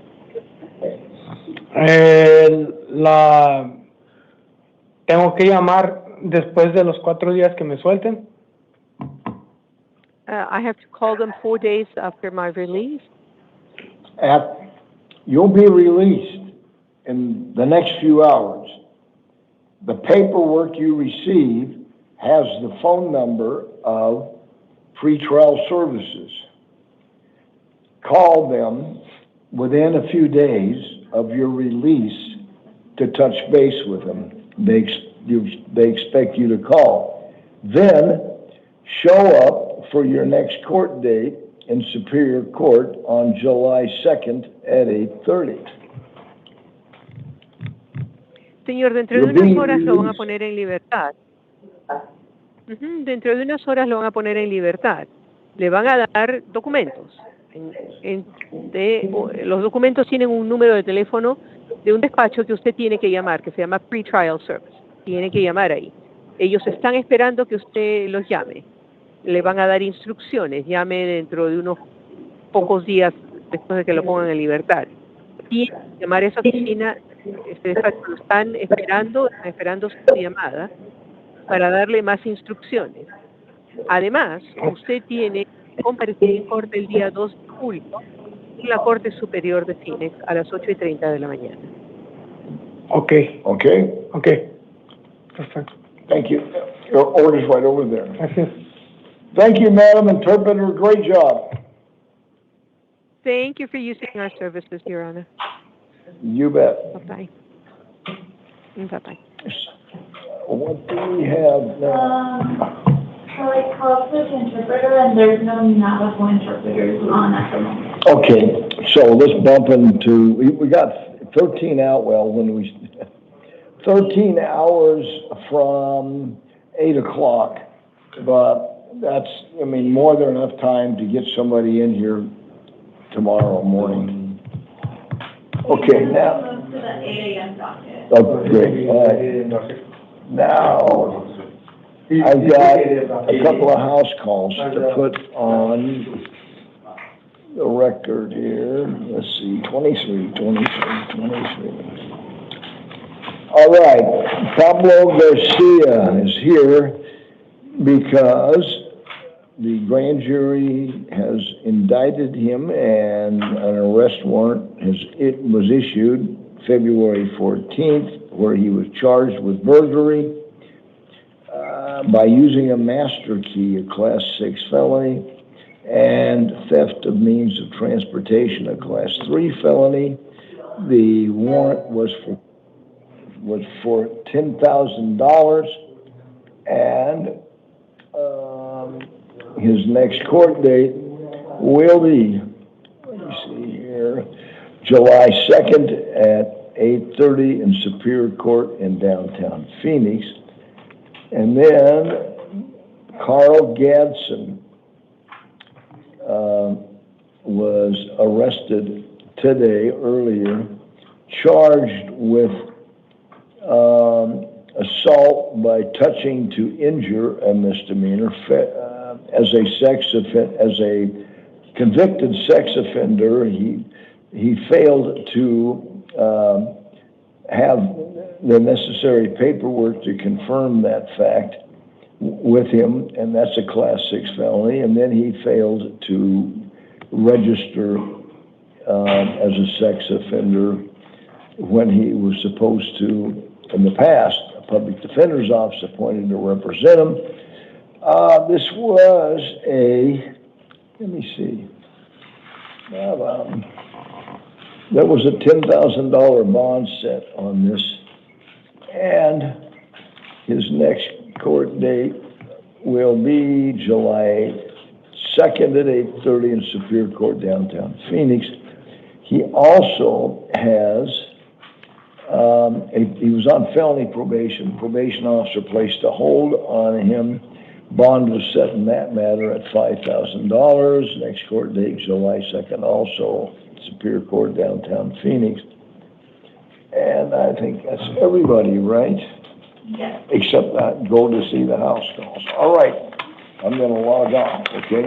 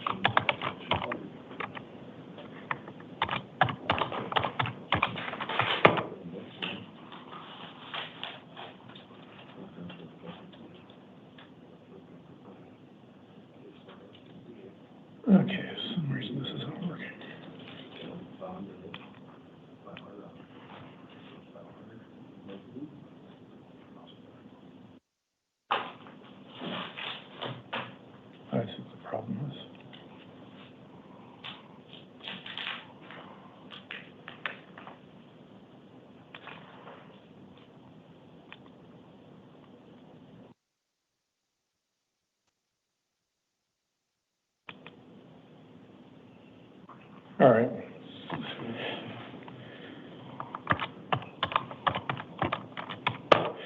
This is the 11 o'clock calendar for July the 26th.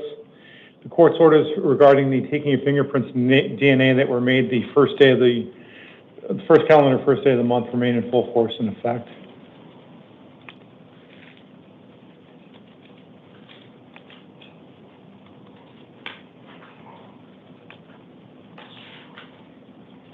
It keeps giving me an application here. I'm gonna have to shut down the computer and restart it.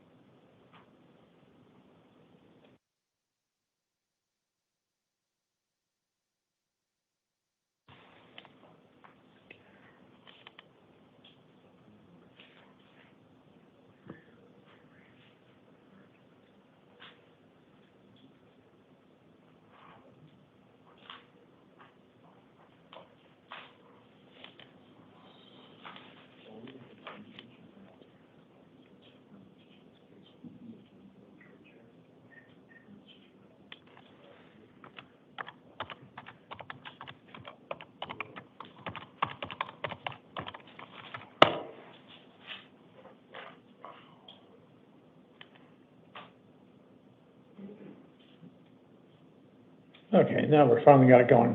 We're going to proceed in the following manner. We're going to call two people at a time. The first person will come and stand at the podium. The second person will sit in the chair by the door. The first person we'll see this evening is Stormy Foster, followed by Adrian Coronado Tabares.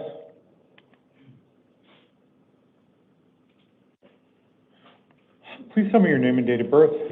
Stormy Lee Foster, August 9th, 1989. Thank you, sir.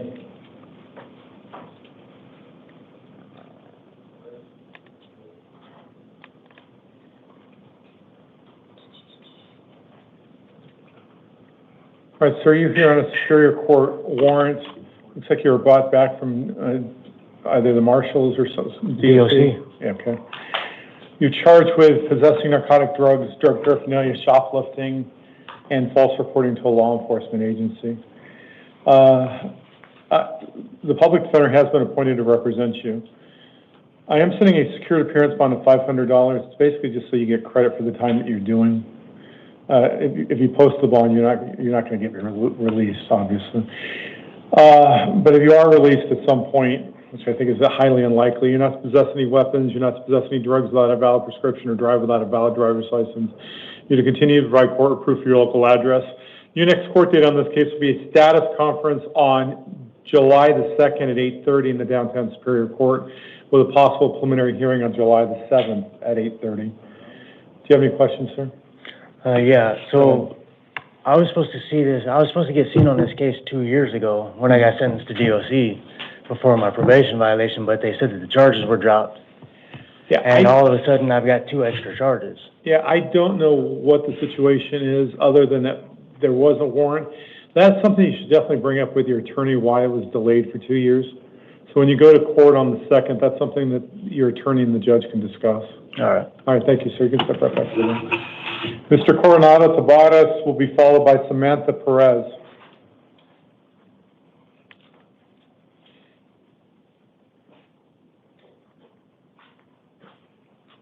Sir, state your name, please. My name is Adrian Coronado Tabares. My date of birth is 7/29/93. Thank you, sir. Sir, you're here on 2 cases. First, number 3 on the calendar is a probation violation matter for a Class 2 felony. You have an attorney already that's been assigned to your case. I'm affirming that. On this case, because of the nature of the probation violation, you're going to be held without bond. Your next court date will be July the 2nd at 8:30 for a possible disposition probation revocation hearing. Number 4 on the calendar, it's another probation violation matter. On that case, you're on probation for a Class 4 felony. Once again, your court date is July the 2nd. The public defender on that case is appointed. On this case, there's secured appearance bond of $500. Do you have any questions about these 2 cases, sir? No. All right, thank you, sir. You can step back over there. Ms. Perez will be followed by Matthew Poley. Ms. Perez, if you could stand up at the podium, please, and tell me your name and date of birth. Samantha Suan Perez, 6/13/96. Thank you. Ma'am, you have 5 cases. First, number 8 on the calendar is a probation violation for Class 4 felony. The court has found you to be indigent and ordered appointing the public defender to represent you. On this case, there's been a secured appearance bond set in the amount of $500. If you post the bond, you're not to initiate any contact with any arresting officers, you're not to possess any weapons, no drugs without a valid prescription, no driving without a valid driver's license. You're to continue to provide court proof of your local address, and you're to contact your probation officer within 72 hours of your release. Your next court date on this case is a probation revocation arraignment possible disposition hearing on July the 2nd at 8:30 in the downtown Superior Court. Number 9 is another probation violation matter. Once again, the public defender is appointed to represent you. On this case, there's also a $500 bond. The release conditions are exactly the same, pretty much on all 5 of your cases. Your court date is also July the 2nd at 8:30. Number 10 on the calendar, it's another probation violation. Once again, public defender, $500 bond, same release conditions, same court date, July 2nd. Number 11 is another probation violation. The release conditions are exactly the same, including the bond and the public defender. Court date, once again, July 2nd. Lastly, number 12, the last probation violation matter. The release conditions are exactly the same, including the $500 bond, the public defender, and the court date of July 2nd at 8:30. Do you have any questions about these 5 cases, ma'am? All right, thank you. Mr. Poley will be followed by Rihanna Abrams.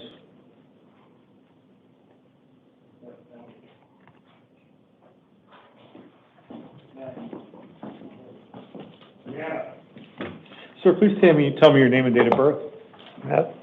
Matthew Poley, February 17th, 77. Thank you, sir. So you're here on 2 cases. Number 15 on the calendar is a probation violation for a Class 6 felony. On this case, the public defender has been appointed to represent you. On this case, the judge issued when they issued the warrant, a bond of $250 as a secured appearance bond. If you post the bond, you're not to initiate any contact with any arresting officers, you're not to possess any weapons, you're not to possess any drugs without a valid prescription, or drive without a valid driver's license. You're to continue to provide court proof of your local address. You also need to contact your probation officer within 72 hours. Your next court date on this case is a probation revocation arraignment possible disposition hearing on July the 2nd at 8:30. Number 16 on the calendar, it's another Superior Court probation violation. Once again, the bond was set in the amount of $250. The release conditions are the same as far as the contact your probation officer, no weapons, no illegal drugs. Your court date is also July 2nd at 8:30 on this case. Do you have any questions about these 2 cases, sir? Yes, sir. When were the warrants issued? Excuse me? When were the warrants issued? Okay.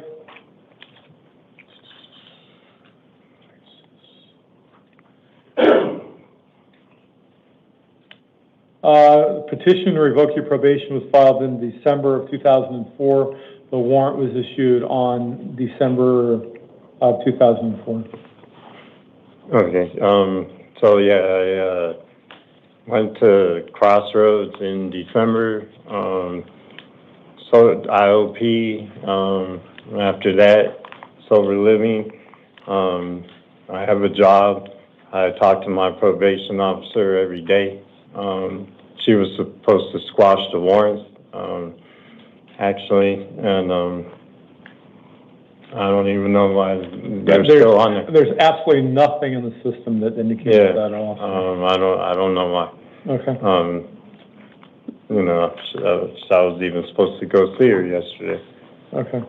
I got arrested. Yeah, sir, I have very limited discretion when the probation court sets the warrant like they did.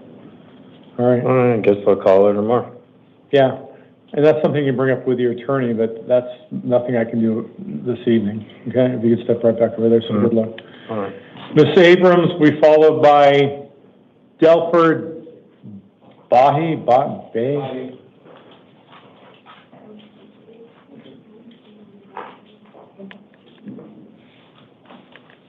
Ma'am, please tell me your name and date of birth. Rhiannon Abrams, October 5th, 2003. Thank you, ma'am.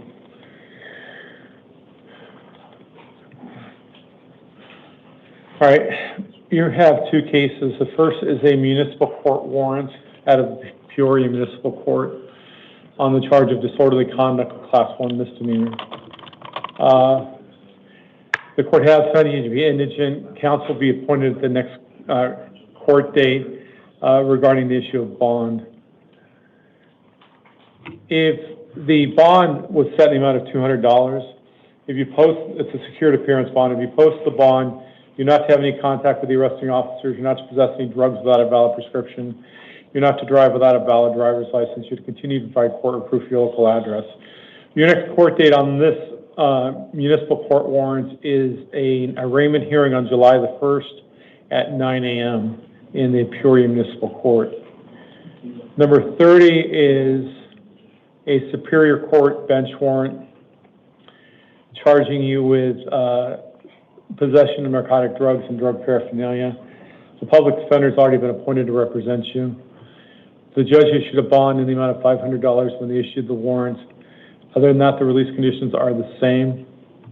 Your court date on this is a status conference, post-warrant status conference in the Superior Court on July the 2nd at 8:30. So I'm going to jail? Unless you post the 2 bonds, yes, you'll stay in jail. Thank you.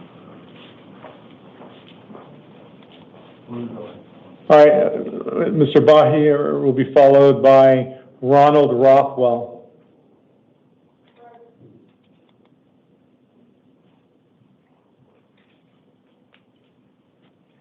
Sir, please state your name. Delfer Bahi, And your date of birth. 1180.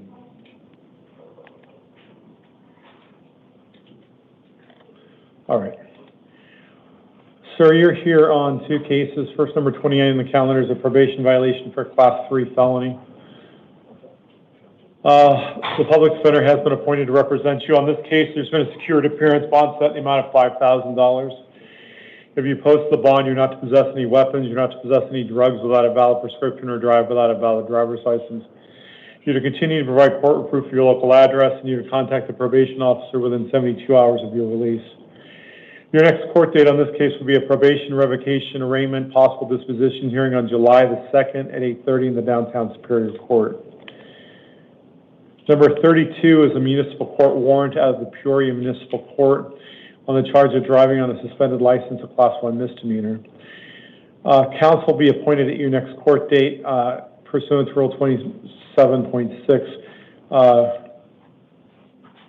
I need to change that. Number 28 or number 32? 32. Gotcha. Just 1 second.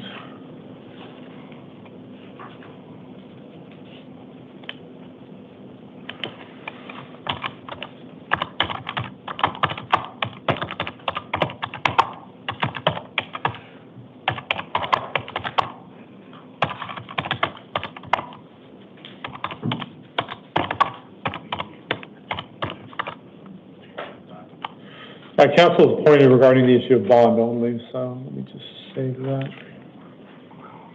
Sign it. All right, so your bond on that case is $250.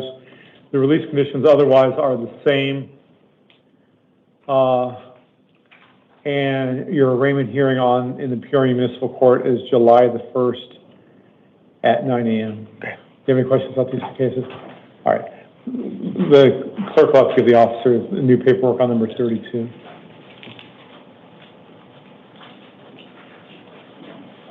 Ronald Rothwell will be followed by Rodney Thomas. Sir, please tell me your name. Ronald Rothwell. And your date of birth, sir. 8/10/94. All right. So you're here on 2 cases. The first, number 19 on the calendar, is a probation violation warrant out of the Maricopa County Superior Court for a Class 6 felony. The court has appointed the public defender to represent you. On this case, there's been a secured appearance bond set in the amount of $1,000. If you post the bond, you're not to initiate contact with any arresting officers, you're not to possess any weapons, you're not to possess any drugs without a valid prescription or drive without a valid driver's license. You're to continue to provide court proof for your local address, and you would need to contact your probation officer within 72 hours of your release. Your next court date on this case will be a probation revocation, possible disposition hearing on July the 2nd at 8:30 in the downtown Superior Court. Number 20 is another probation violation matter for a Class 4 felony. Once again, the public defender is appointed to represent you. On this case, there's also a secured appearance bond of $1,000. The release conditions are exactly the same as is your court date of July the 2nd at 8:30. Do you have any questions about these 2 cases, sir? Thank you, sir. Rodney Thomas will be followed by Kevin Love.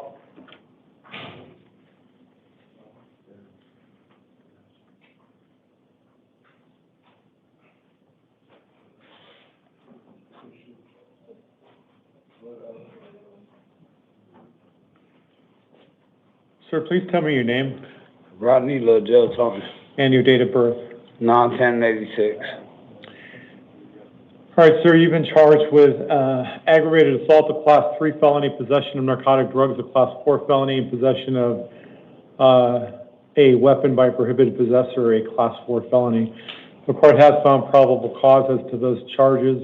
The court has found you to be indigent. It's ordered appointing the public defender to represent you. On this case, there's been a secured appearance bond set in the amount of $50,000. How much? $50,000. Why is that when I never had a weapon? Sir, the nature of the charges, the statement from the police, the county attorney's recommendation, your criminal history, all of those call for a bond as indicated.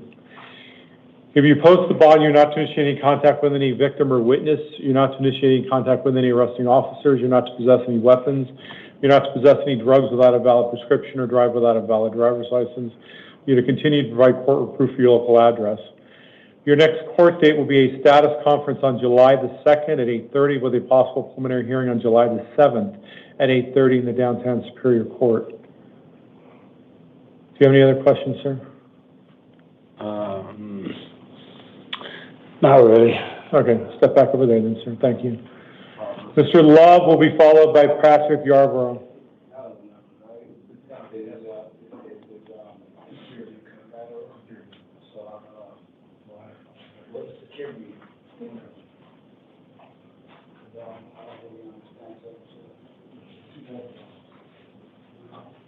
Sir, please tell me your name. My name is Kevin Patrick Love. And your date of birth. 1/27/87. All right, so you've been charged with possession of drug paraphernalia, Class 6 felony, possession of dangerous drugs, a Class 4 felony.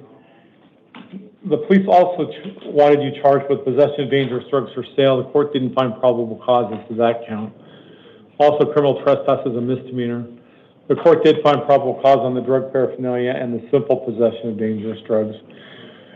The court has found you to be indigent. It's ordered appointing the public defender. On this case, because you were on release for another felony offense, you're not entitled to bond, so you will be held without bond because of the fact you're on felony release. If somehow that changes, the release conditions are in writing. You have 3 court dates: a status conference on July the 2nd at 8:30, an evidentiary hearing on July the 3rd at 1:30 to determine whether or not it should be continued to be held without bond, and a preliminary hearing on July the 7th. So your next court date is July the 2nd. Do you have any questions, sir? No, sir. All right, you can step back over there then, sir. Patrick Yarborough.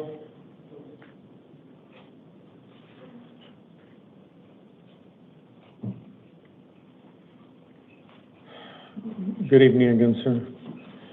So you're here this evening because of a Justice Court warrant out of the Santan Justice Court on the charge of driving on a suspended license. There's been a secured appearance bond set in that case in the amount of $100. Counsel has been appointed the public defender for the limited representation regarding the bond issue only. If you post the bond on this case and the case that you had yesterday, then you're not to initiate any contact with any arresting officers, no drugs without a valid prescription, and you're to continue to provide court proof of your local address. Your next court date on this will be an arraignment hearing on July the 1st at 8:30 in the Santan Justice Court. Do you have any questions, sir? No. All right, thank you, sir. Jaikees Trimble will be followed by Shay McGuire. Sir, please tell me your name. Jaikees Trimble, 62304. All right, thank you, sir. So you're here on 2 cases. The first, number 24 on the calendar, is a new charge of theft of means of transportation, a Class 3 felony. The court has found probable cause as to that count. The court has appointed the public defender to represent you. On this case, there's been a secured appearance bond set in the amount of $2,000. If you post the bond, you're not to initiate contact with any arresting officers. You're not to possess any weapons. You're not to possess any drugs without a valid prescription or drive without a valid driver's license. You're to continue to provide court proof of your local address, and you're to contact your probation officer within 72 hours of your release. Your next court date on this new case is a status conference on July the 2nd at 8:30 with a possible preliminary hearing on July the 7th at 8:30 in the downtown Superior Court. Number 33 is a probation violation warrant for a Class 6 felony. On this case, once again, the public defender is appointed to represent you. On this case, there's a secured appearance bond of $500. Other than that, the release conditions are the same. Your court date on this case is a possible disposition hearing, probation revocation hearing on July the 2nd at 8:30 in the downtown Superior Court. Do you have any questions, sir? All right, thank you, sir. Step back over there. Shay McGuire will be followed by Carrie Linden.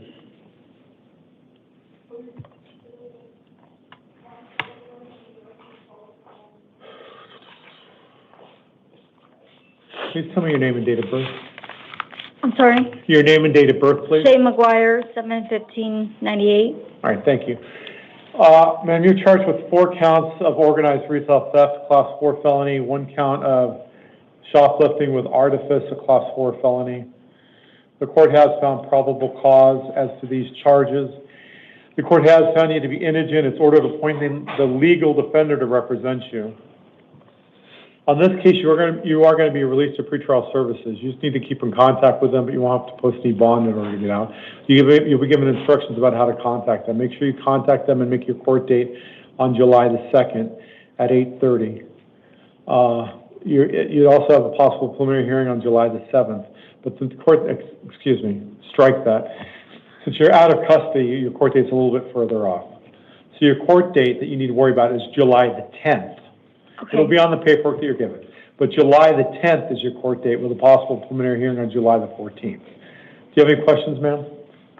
No. All right. Make sure you contact pretrial services, ma'am. Carrie Lydon.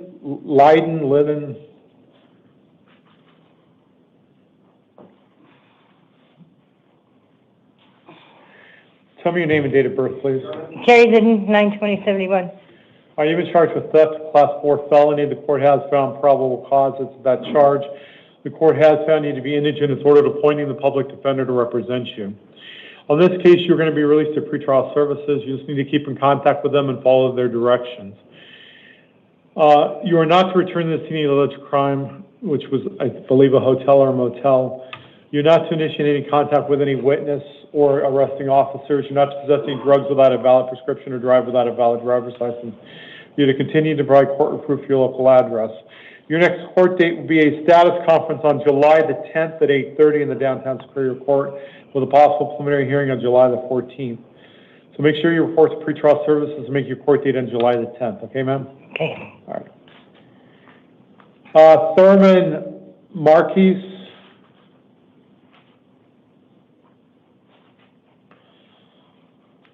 Your name, please. Okay. Thurman Marquise. And your date of birth. April 17, 2003. Okay. You've been charged with,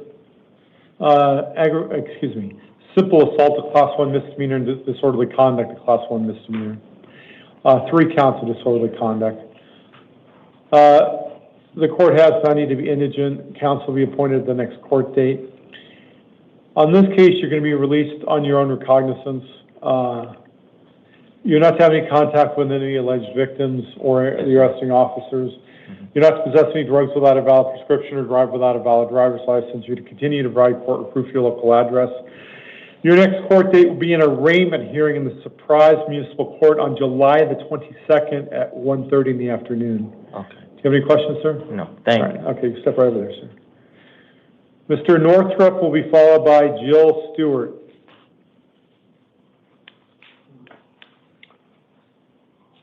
Good evening. Your name, good evening, sir. Your name, please? Justin Anthony Northrup. And your date of birth, sir?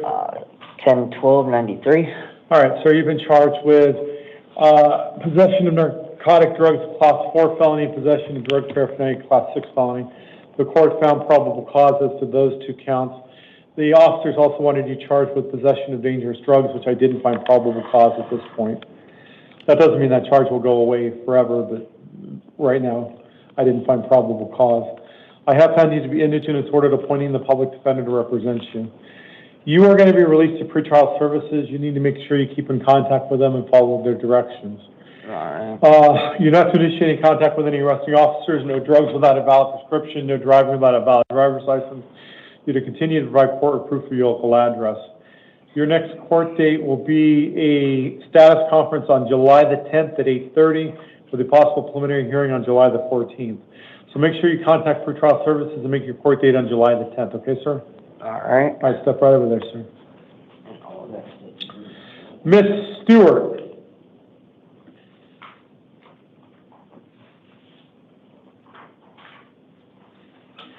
Please tell me your name and date of birth. Jill Stewart, 3/13/78. All right, thank you, ma'am. You've been charged with 4 counts of organized retail theft, Class 4 felony, 1 count of shoplifting by artifice, Class 4 felony. The court has found probable causes to those charges. The court has found you to be indigent. It's ordered appointing the public defender to represent you. On this case, you are also going to be released to pretrial services. You need to make sure you keep in contact with them and follow their directions, but you won't have to post a bond in order to get out. Okay. You're not to initiate contact with any arresting officers, no drugs without a valid prescription, no driving without a valid driver's license. Continue to provide court proof for your local address, and you must submit the fingerprinting through the police agency. Your next court date will be a status conference on July the 10th at 8:30 with a possible preliminary hearing on July the 14th. So make sure you make your court date on the 10th and call pretrial services, okay, ma'am? Okay, thank you. All right, you can step right over there. Mr. Esparza, it's a fugitive of justice. Is James Matthew Anthony Esparza in the room? All righty.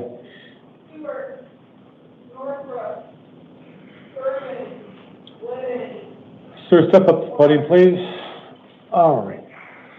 Can you tell me your name and date of birth? James Matthew Anthony Esparza Jr., 02/27/87. All right, sir, a warrant has been issued for your arrest from the state of California. California wants you back on the warrant. There was a laminated card. Did you get that card earlier? Did you have a chance to look that over? All right, you have a choice to make. At this point, there is, as I indicated, a warrant from the state of California. You can choose to waive your right to an extradition hearing and be sent back to California within 30 days. Or you can demand that there be an extradition hearing and the governor's warrant be signed by the governors of both California and Arizona before you return to California.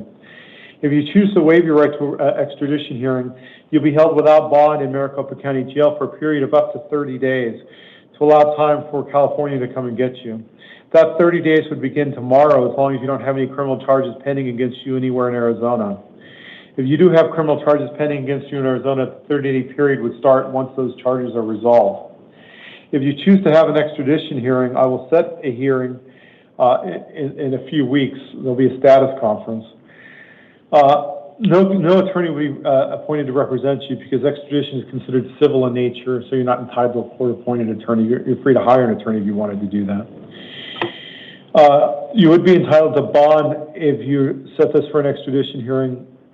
I haven't quite said exactly how high the bond would be, but it would be somewhat significant given your criminal history. So at this point, you have to decide whether or not you want to waive your right to an extradition hearing or whether or not you want to set this for a hearing. Have you had a chance to decide what you want to do, sir? You say you don't know how high my bill would be? It'd be somewhere in the neighborhood of $50,000. In that general neighborhood. There's 1 or 2 things I'd have to review, but that's pretty much where it would be. And if you want to, if you set it for hearing, you can always change your mind in the future. All right. All right, you want to set it for hearing, sir? Yeah. All right.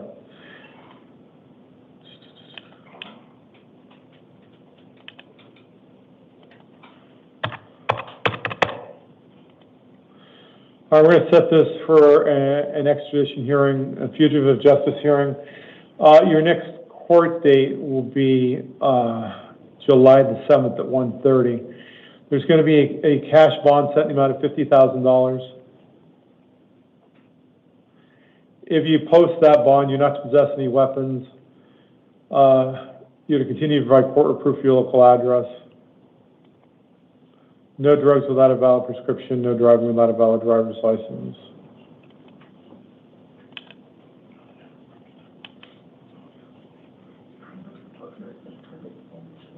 All right, so sir, your next court date is July the 7th.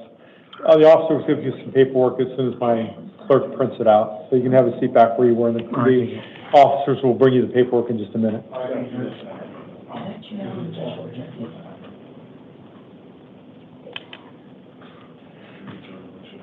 We have the Spanish one first. All right. Please contact me. All right, do we have a Spanish interpreter on the line? Yes, this is Blanca. I am your language Spanish interpreter, ID number 6057. I am ready for your instructions. All right. Gerardo Esquivel Godet.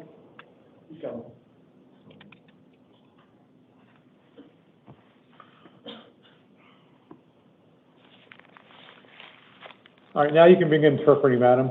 Please tell me your name. Por favor, dígame su nombre. Gerardo Esquivel Godoy.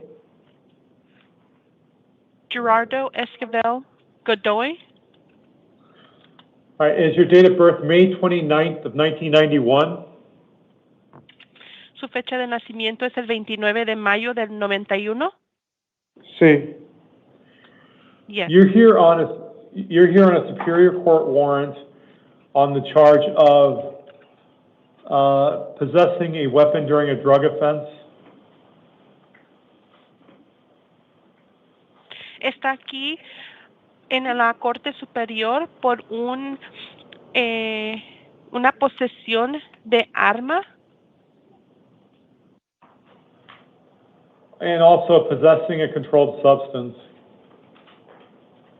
Y también con posesión de una sustancia controlada. Esa era imitación de la sustancia y lo de la arma había sido quitado de mi papeleo. That was an imitation of the controlled substance, and the weapon was removed from my paperwork. Okay. So this is just a hearing on the warrant. We're not going to talk about the actual charges, other than I've told you what the charges are, but we're not going to get into the details. Esta audiencia es sobre la orden judicial. No vamos a hablar de los cargos en sí, solamente se los mencioné de lo que es la audiencia. You're currently in immigration custody. They brought you back just so you can resolve this matter. Actualmente está en la custodia de inmigración de aduana. Lo trajeron para aquí en custodia para hablar acerca de esto. Okay. There's been a bond set in the amount of $500. Ha habido una fianza en la cantidad de $500. If you post the bond, you just go back to immigration. So it'd be better for you to resolve this case before you're sent back to immigration. Si usted paga la fianza, solamente lo van a regresar de nuevo a inmigración. Es mejor resolver esto antes de regresar a inmigración. So, ¿eso tengo que hacer más tiempo aquí? So I would have to stay more time here. You are going to have a court date on July the 2nd, so your court date will be next week. Your attorney can talk to you about how to resolve this case more quickly. Va a tener una fecha de audiencia el 2 de julio. Su abogado le puede indicar cómo resolver esto más rápido. Okay. All right, so I've told you your court date, and that will end this matter. Entonces ya le di su fecha de audiencia y esto terminaría este asunto.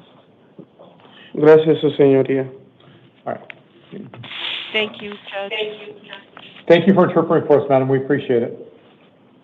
It's my pleasure. If nothing else, thank you for calling Lionbridge for your language needs. Have a good day. Good day. Bye-bye. You too. Thank you. God, no. The interpreter has disconnected. To reconnect with your interpreter. No house calls this evening? No house calls. You're good. Okay, so far. All right. I don't think I've ever had a no house call calendar.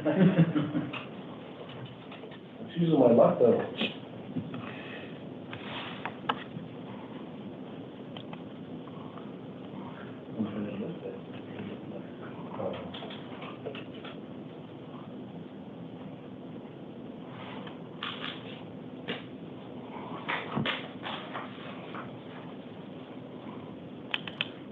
Mandarin? Ay, caramba.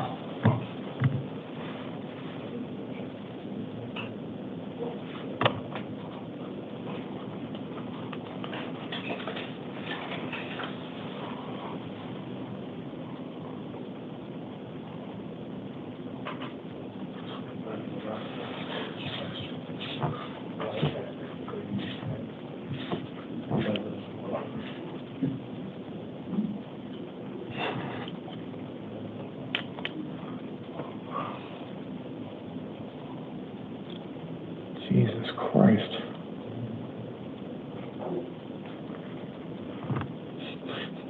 It's like 5 DUI search warrants already. Oh, really? It's like everybody's out there drinking and driving. I'm on hold right now. It's not even the 4th yet. I know.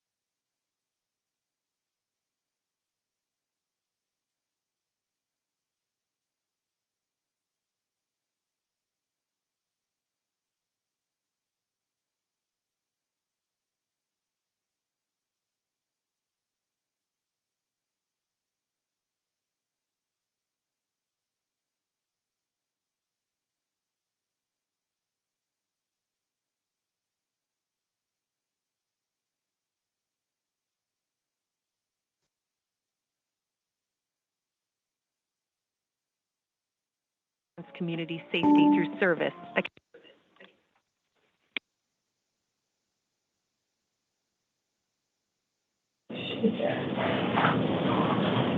All right, we have a Mandarin interpreter on the line. Yes, sir. This is the interpreter. All right, thank you. If you could begin interpreting now. Sir, please tell me your name. 你叫什么名字？郭家豪。 My name is my first name Jiahao, last name Guo. And is your date of birth July 30th of 1989? 您的出生年月日是7月14号89年吗7月30号，1989年。 July 30, 89. Okay. Thank you. You've been charged with 1 count of theft, a Class 3 felony.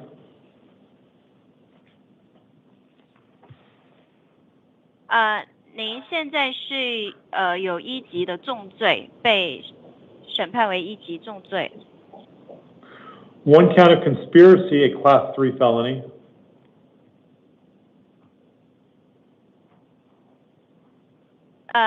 就是企图，你是有这样犯重罪的一个企图。 1 count of illegally conducting an enterprise, a Class 3 felony. 然后这个是1级的重罪。 And 16 counts for organized retail theft, Class 4 felonies. 这个的话呢是根据我们州政府进行的一个审判。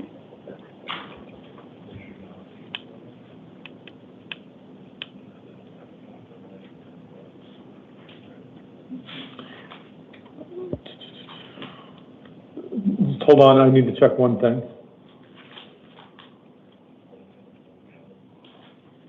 您稍等一下。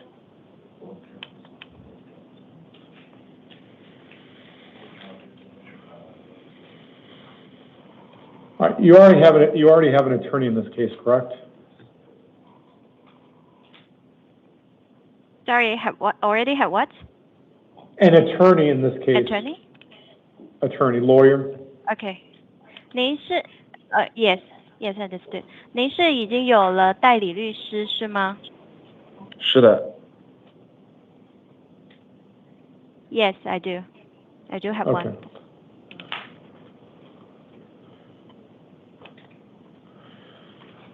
Bond on this case has been set as a cash bond of $25,000.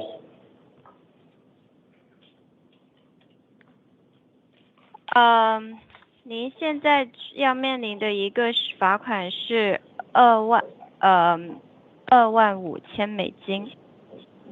这不是罚款吧？这是您翻译的对吗？这是保释金吧？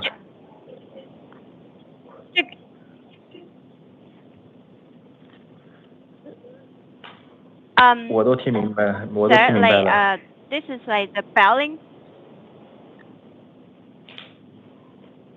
Sir, he needs to pay $25,000, right? Yes, it's a bond. But if he posts that bond, he's still going to be held in immigration custody.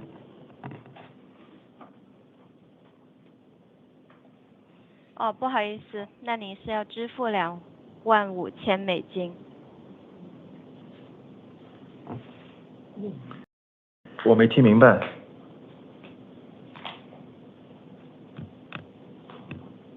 I don't understand. Okay. You are being held in federal custody. We filed a motion to get you back here to resolve these charges. If you post the $25,000 bond, you just be returned to Eloy.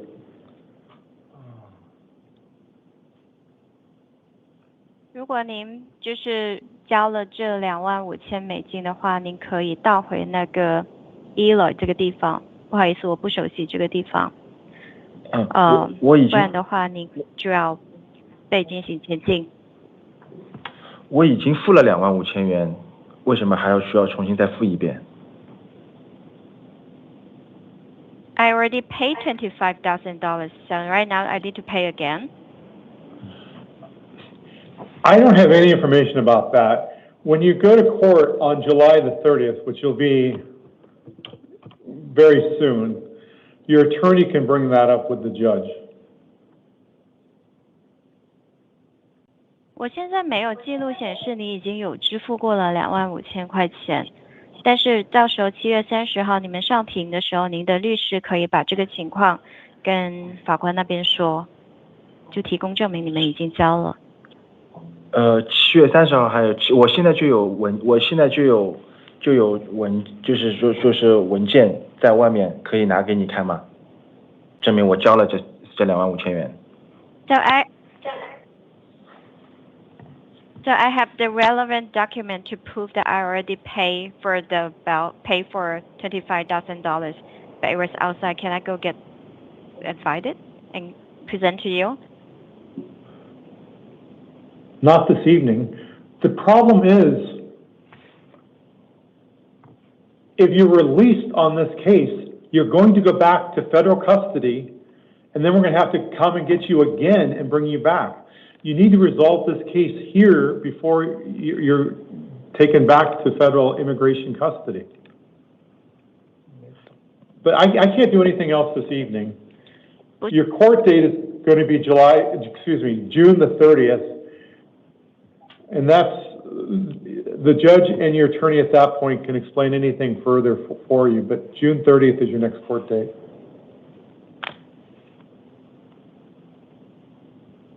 今晚的话，您不需要提供这些东西给我，然后您的这一个开庭的话是在6月30号，刚才需要更正，不是7月30，是6月30号。